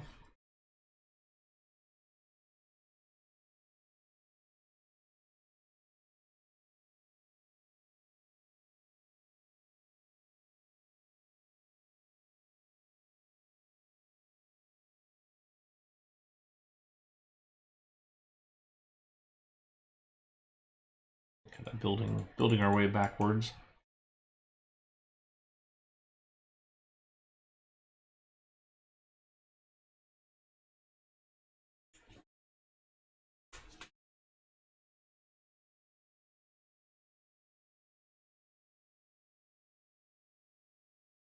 Go ahead and fix the colors on this just because it's the green is egregious.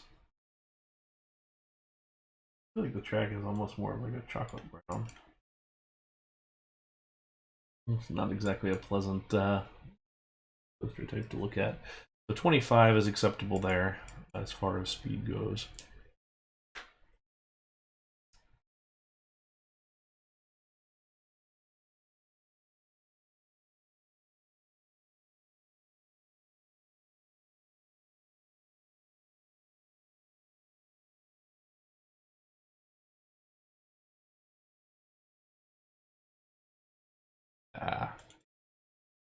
Would have been fun to do a little twisted airtime hill there.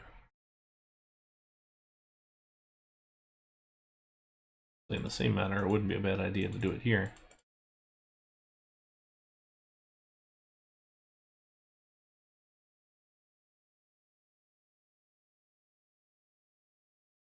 I don't mind that at all.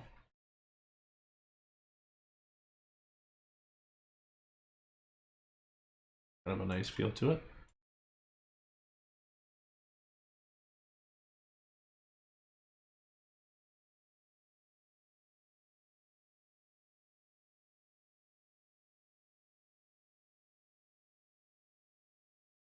A little bit of a slowdown on there, but not majorly so.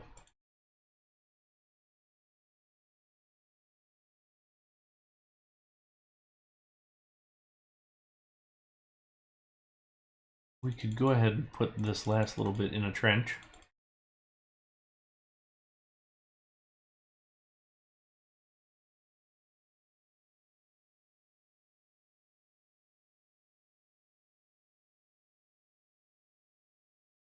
I'm gonna finish it that way, perhaps.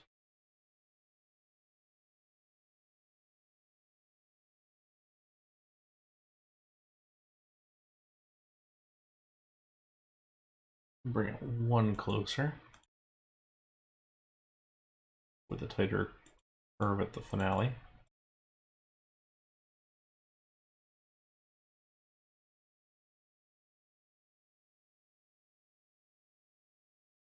Or we could just go ahead and bank the whole thing and then just figure out how to tie it together. My biggest challenge right now is I'm not sure how to tie the ends of this together. And that becomes a difficulty.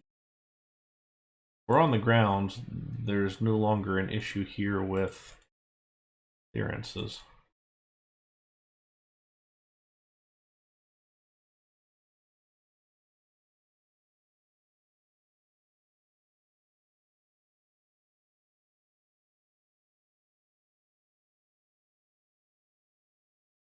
Means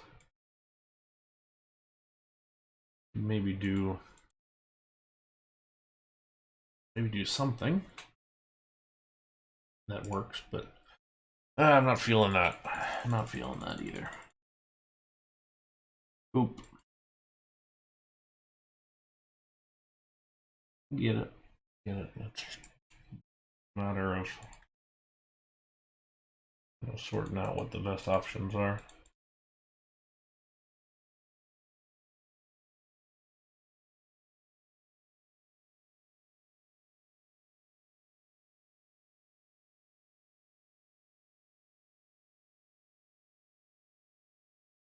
I can get up to the 20 mark. Oh, interesting, that didn't want to cross quite right.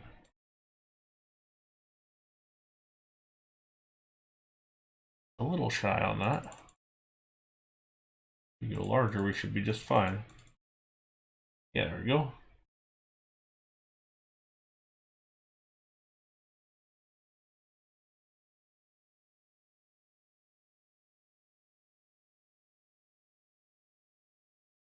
Okay. So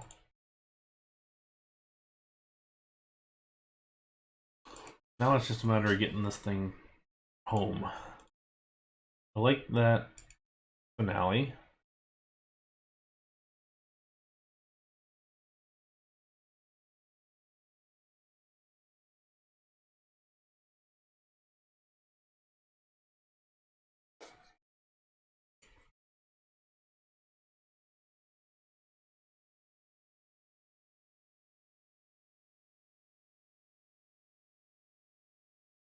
It's basically one really big right left-hand corner, but that doesn't fit.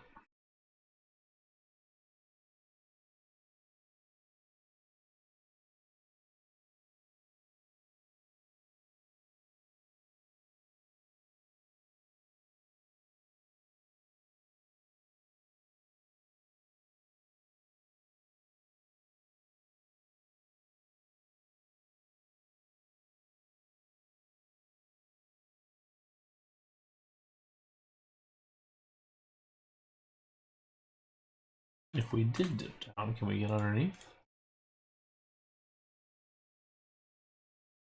We can. Of course, it's also off by 1.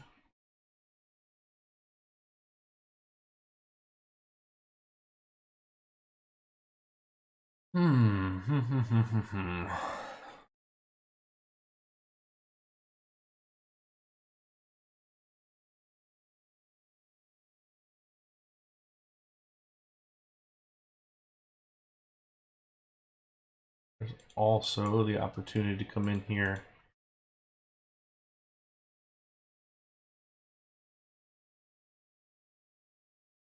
Start it this way.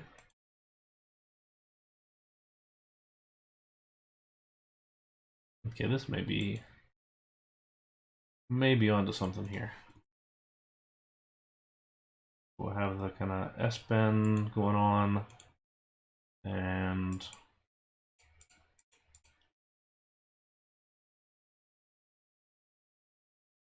1, 2, 3, 4.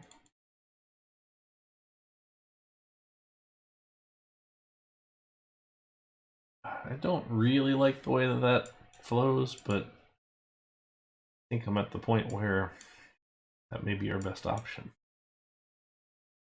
This is a weird, like, curve in, curve out with this and a little hump in the middle there, which is just awkward. That may be something to revise off stream, and then I can post about it. So, speaking of that, if you haven't joined our Discord yet, you should join our Discord, because that's where we have a lot of the conversation about what we're gonna do for these, and then also just have good conversation in general. All right, so let's go ahead then, and we'll call this number 8. And then, if you haven't ever used the Edit Ride Vehicles plugin, it's super cool. So what I'm going to use right now, so it kind of lets you do a lot of adjustments to the existing rides, such as put a different kind of vehicle on the front of it.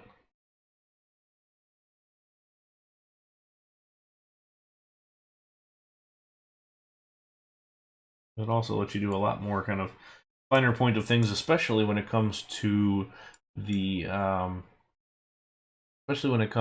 hacking. So very useful for just hacking in general. Okay.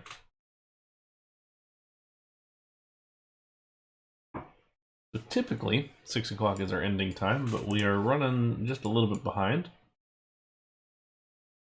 We clear the Gerstlauer out. But after 9 coasters, there is one more remaining. So the one more remaining is one of my favorite mine trains in existence. So this ride is a Grand Montserrat. If you're not familiar with it, it's in Japan. It's in a park called Parque España, which is weird because it's in Japan, but it's a Spanish-themed park in Japan. And it is a Mack Rides mine train. It has a lot of similarity to the Vocomas in that it's got 2 parallel lift hills and kind of 2 sections with helixes and things like that. But it is a really, really good coaster. It's incredibly fast. It is intense and very smooth. So all the things you kind of expect from a Mack coaster. But it is a good ride. In addition to this one here, there's also Pyrenees, the B&M inverted coaster, right next door. So this is at Parque España. Would absolutely suggest, if you have never been or never looked into this one, Pyrenees is an exceptional B&M coaster. It's one of my favorites. But it is it's not racing necessarily. I mean, I'm sure it could, as far as two trains on the lift hill at one time, but it just happens to share the same kind of lift with those. I also kind of like how it works around the Mack log flume underneath of it. It's kind of a neat little kind of thing back and forth. There's also this not very super well disguised square of a station here that's got rockwork all over it. Have seen better theming perhaps. But let's go on to our worlds here. So thank you very much for the POV from these folks, and let's take a look. So we go through the transfer track on the front side of the station here. They actually kind of do a nice job with the screening on either side of that. You'll note the second lift hill engages a good deal higher than the first one, so we'll just pay attention to that. And something to replicate on ours, not necessarily required by any means. Right, coupon codes.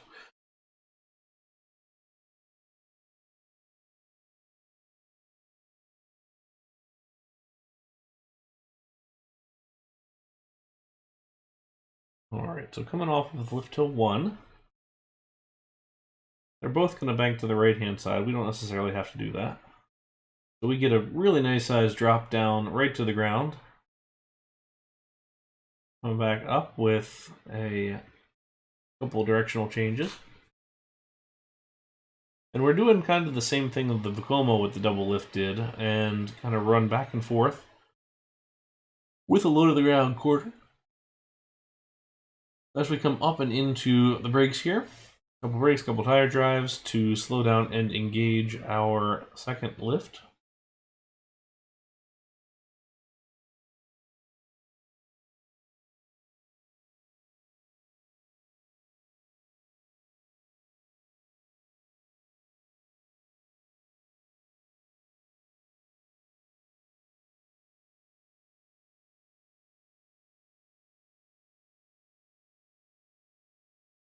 Alrighty, here we go.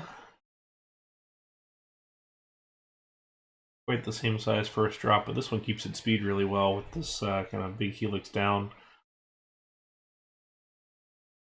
And then a little bit of a pause here in the middle as we get this another helix here at the far end.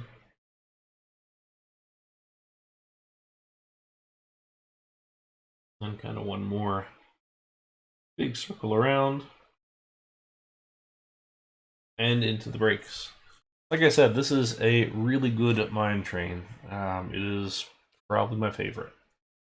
So let's try and build it, or build something like it.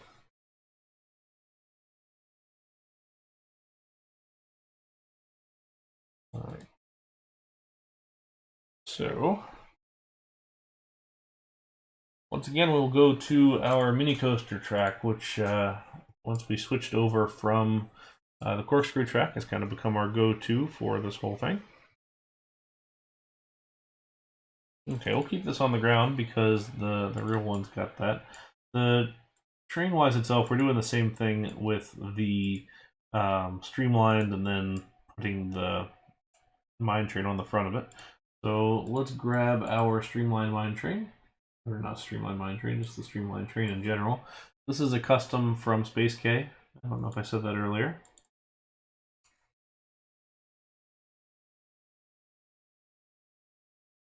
Okay, so we're about 4 cars long for the transfer track, which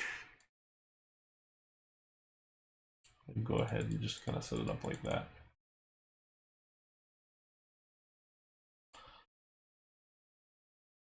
Okay, so we'll go to 50, I suppose.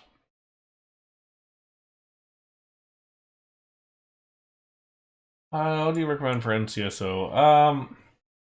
Probably the mine train itself, since there really aren't a lot of good options, unfortunately. I think that's going to be the best one. Not my favorite by any means, but it's probably going to be your best option. I think maybe mini coaster track, depending on the mine train, you will use the corkscrew track. So if you're going old school, I'll take a tangent here for a second. If you're going old school, then I would use the corkscrew track, and then I would use the Arrow Morgan Hypercoaster. And if you have the Ride Vehicles editor, edit off the front car, so then it's just the flat front. If you don't, it probably still look okay as it is. But that's sort of an older school mine train, and then you can also layer the actual mine train coaster track with like the ties and everything underneath of it. If you're going for more modern, then mini coaster with the actual mine train itself, I would say. That's probably going to be your best bet. Okay. So we're gonna drop off of the lift and give ourselves a nice little curve here.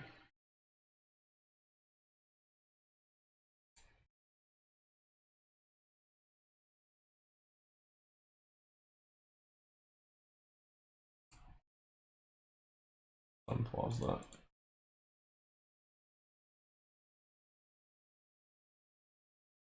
Somewhat annoyingly, we cannot use the larger corner here. This is one of those instances where I kind of want to just use that. So we're gonna just zero clearance that out. I don't really like doing zero clearance on coasters when I like to make sure that they follow the proper clearances, but when it's a little thing like that, and when you look at all the angles and there's really no reason that it shouldn't work, then for me, I'm kind of okay with it at that point.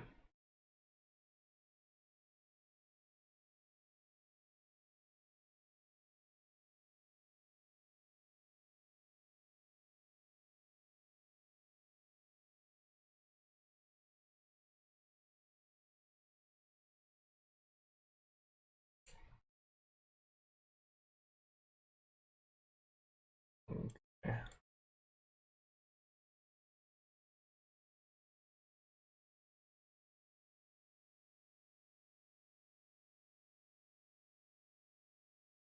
See what this looks like. That may be a little close. Granted, we are banked, but that may be maybe just a little too close. Especially because it's clipping through on this side. Out of curiosity, if it was one higher, it would work. Means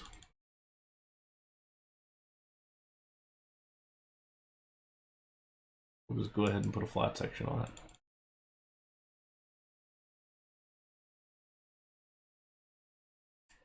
And then we can adjust that later.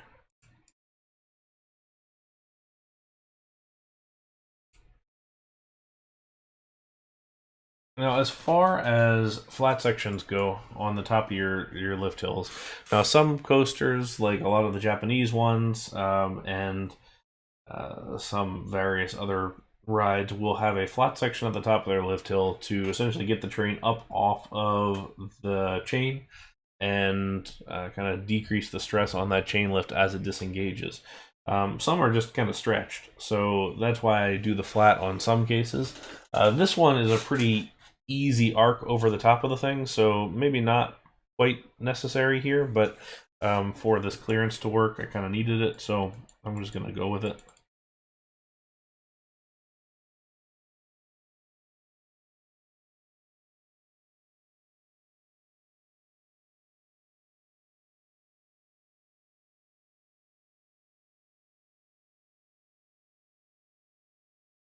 Okay.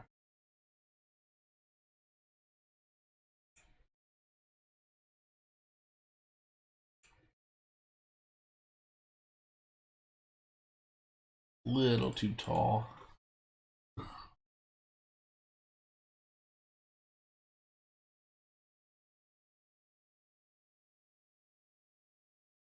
we want now is for this to be side by side. So what we can do is, again, build backwards.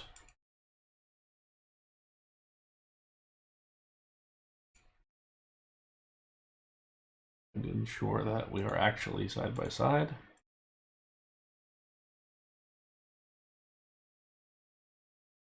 I mentioned in the video that this one, is, when we were watching the POV, that this one disengages it slightly higher up. So we'll do that. We are a long way off from making that match.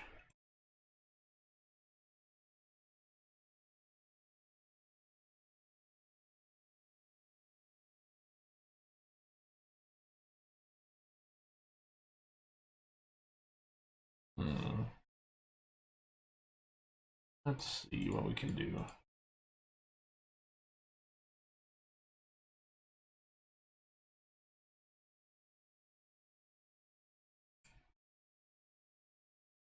Won't worry, glitches if we do this, right?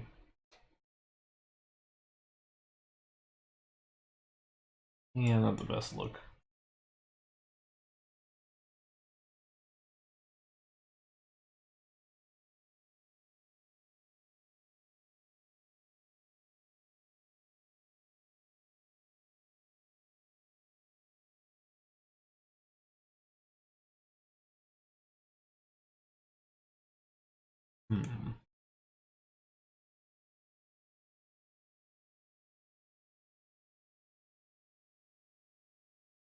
We can also go 2, 3, 4, 6.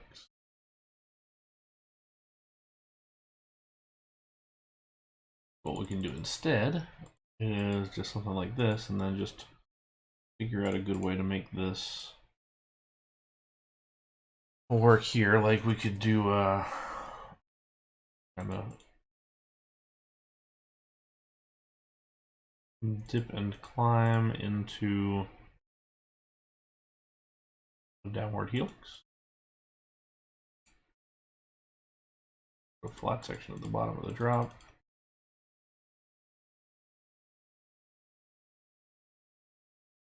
Okay. I think that counts as our first half there. Okay. Second one. We really have another pretty steep drop off of the lift.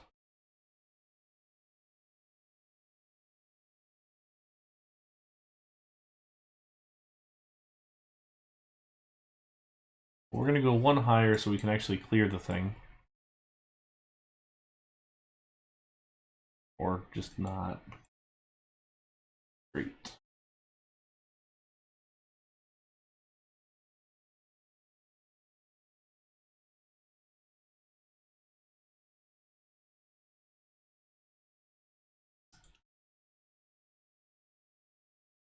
We can do it if we bank it right off of the top kind of straight away, but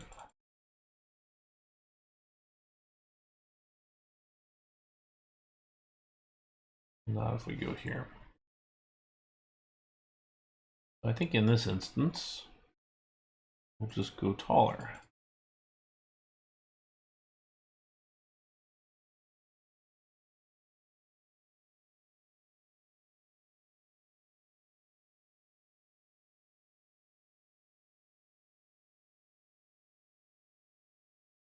And then we see that come through the helix, but it kind of dives down on that turn, so it's more so like a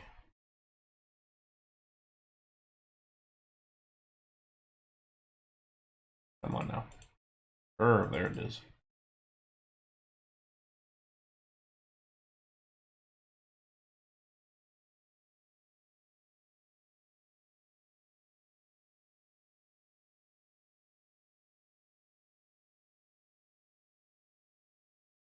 We are going a little bit taller, which is not quite what I wanted, but it is going to get us the what we need to do down here, and it will get us the clearances that we needed.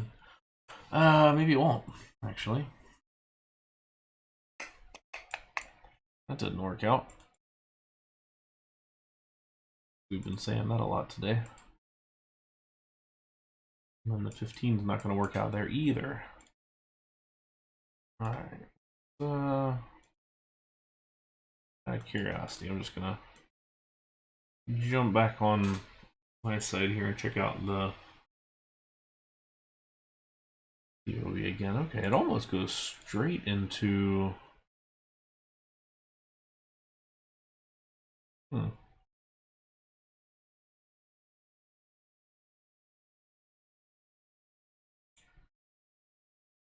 Okay.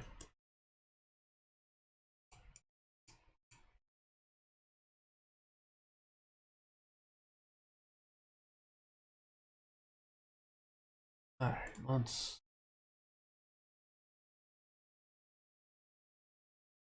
curiosity.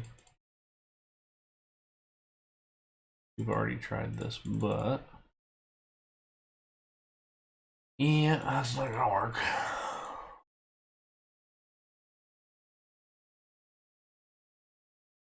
Funny is if we actually nested it like that, then it would be just fine, but that doesn't want to happen either.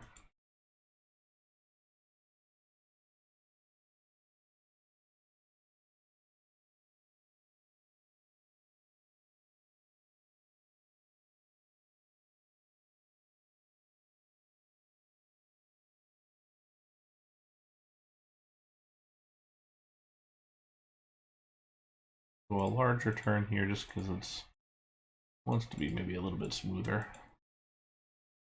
And we're at 15.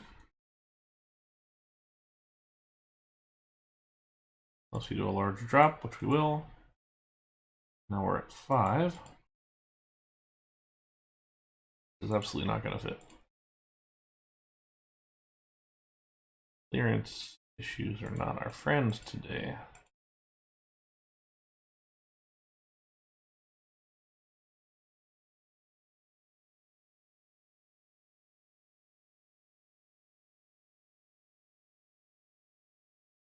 What gets us out of here? Pretty much nothing.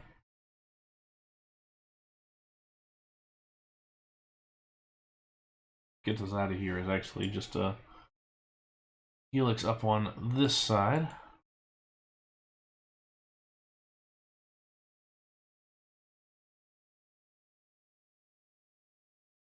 Ooh, that's rough.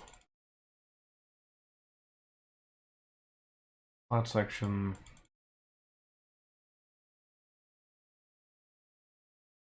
I do like to bank them an extra time, but that one's not going to quite work out that way.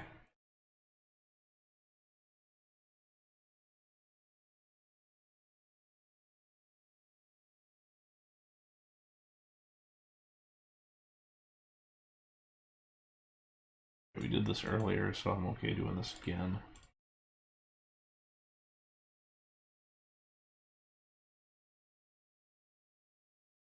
Ooh. Where are we? Weird. Okay.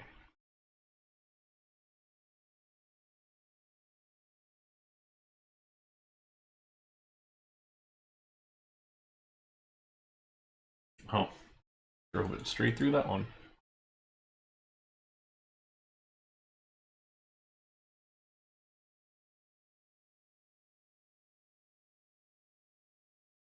Okay.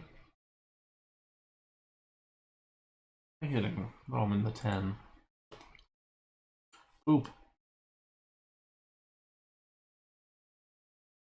Let's see how it hits this helix up here, because what we can maybe do is go one taller.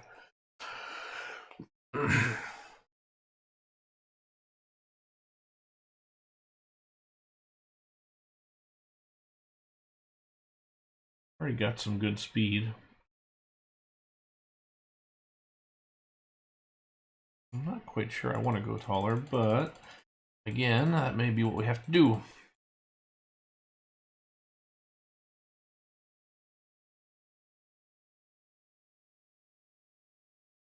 Back helix, or the side-by-side helixes here are not my favorite, but again,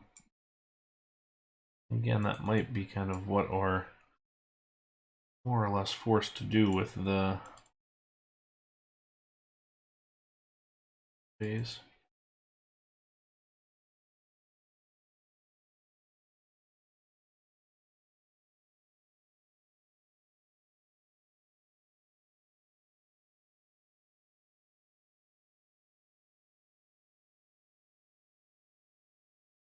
That could be a good ending there.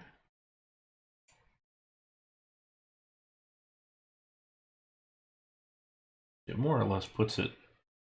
It more or less puts it where we need it to, because there's a pretty big. Well, no, there's not. I was gonna say there's a nice big gap between end and not, but maybe we'll just put the transfer track towards the back. There's no reason why it's got to be in the front.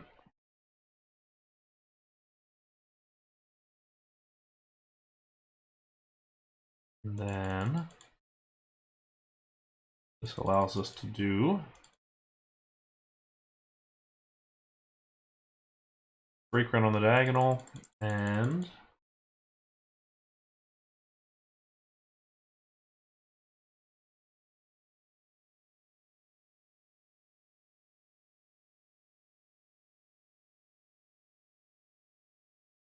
three, four, five.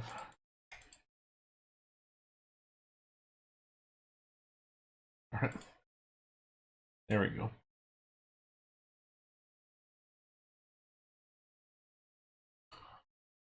Okay, since we can't really get any actual brakes in here, we would have to shoestring this. That's fine. No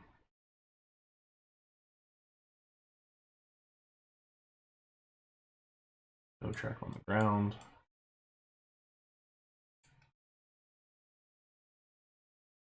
This is sort of aesthetically pleasing. Not enough that I'm really a huge fan of it, but not bad. Let's go ahead and take this at the 10 height here, and then delete this whole thing, so then we can get rid of this final dip here, and we just come straight out of the curve right into the brakes.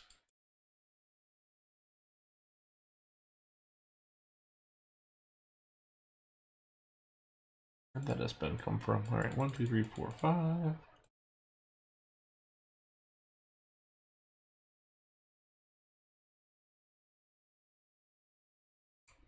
Okay, and then up here, we're gonna go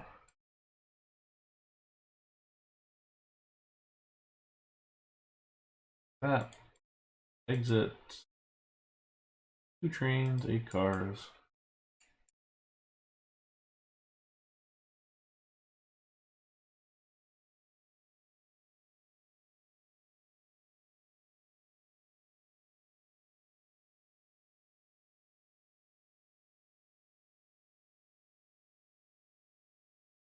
Never liked that saturated green in the original palette. It's not, never really felt right compared to the other ones.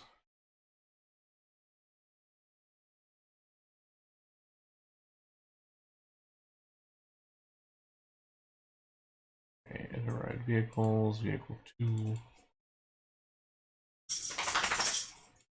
Blue dog.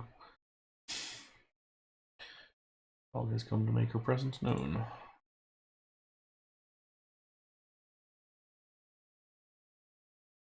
Okay, mine train. 1, 2, 3, 4, 5, 6, 7. Okay, so that works.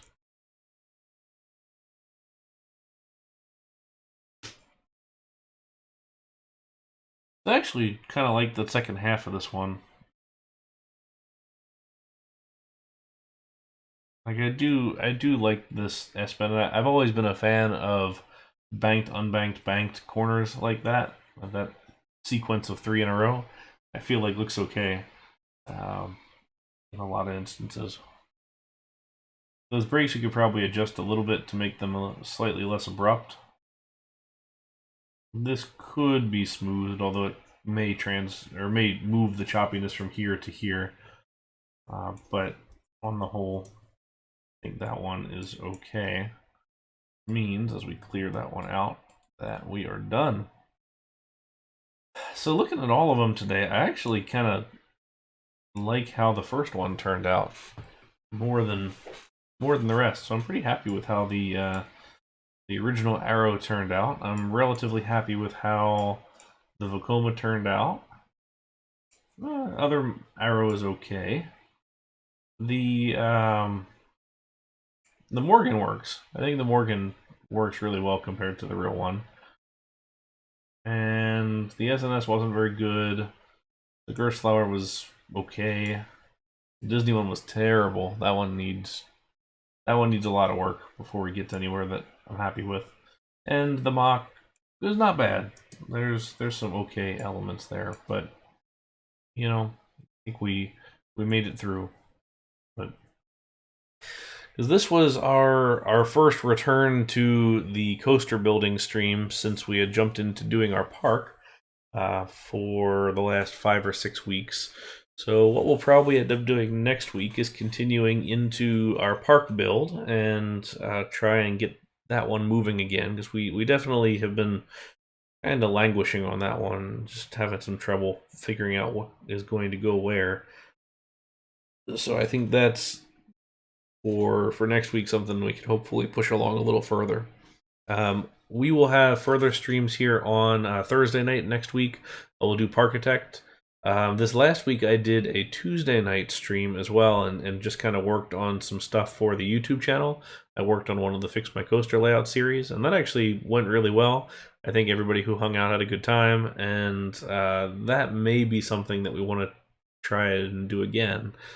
So if you haven't followed the channel, definitely do that, and then that'll give you the notifications when I go live.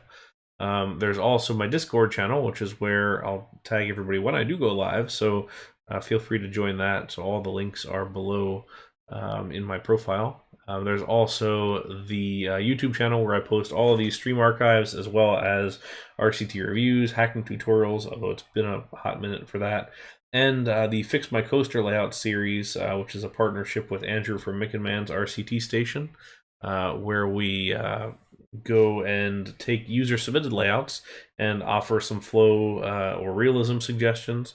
So if you haven't seen that yet, that's a cool one, and certainly you're welcome to put some layouts together. And thank you, Brambrick, for that follow. Thank you for hanging around today. So anyway, for everybody who came by, thank you very much. Thank you, Marcel, for the raid, and for all the folks from his channel who came on over. I think we're going to wrap up here for today. So I hope you had a nice time. Until next time, we will talk to you later on. Have a great evening, and we'll see you next time. Thanks very much. Bye now.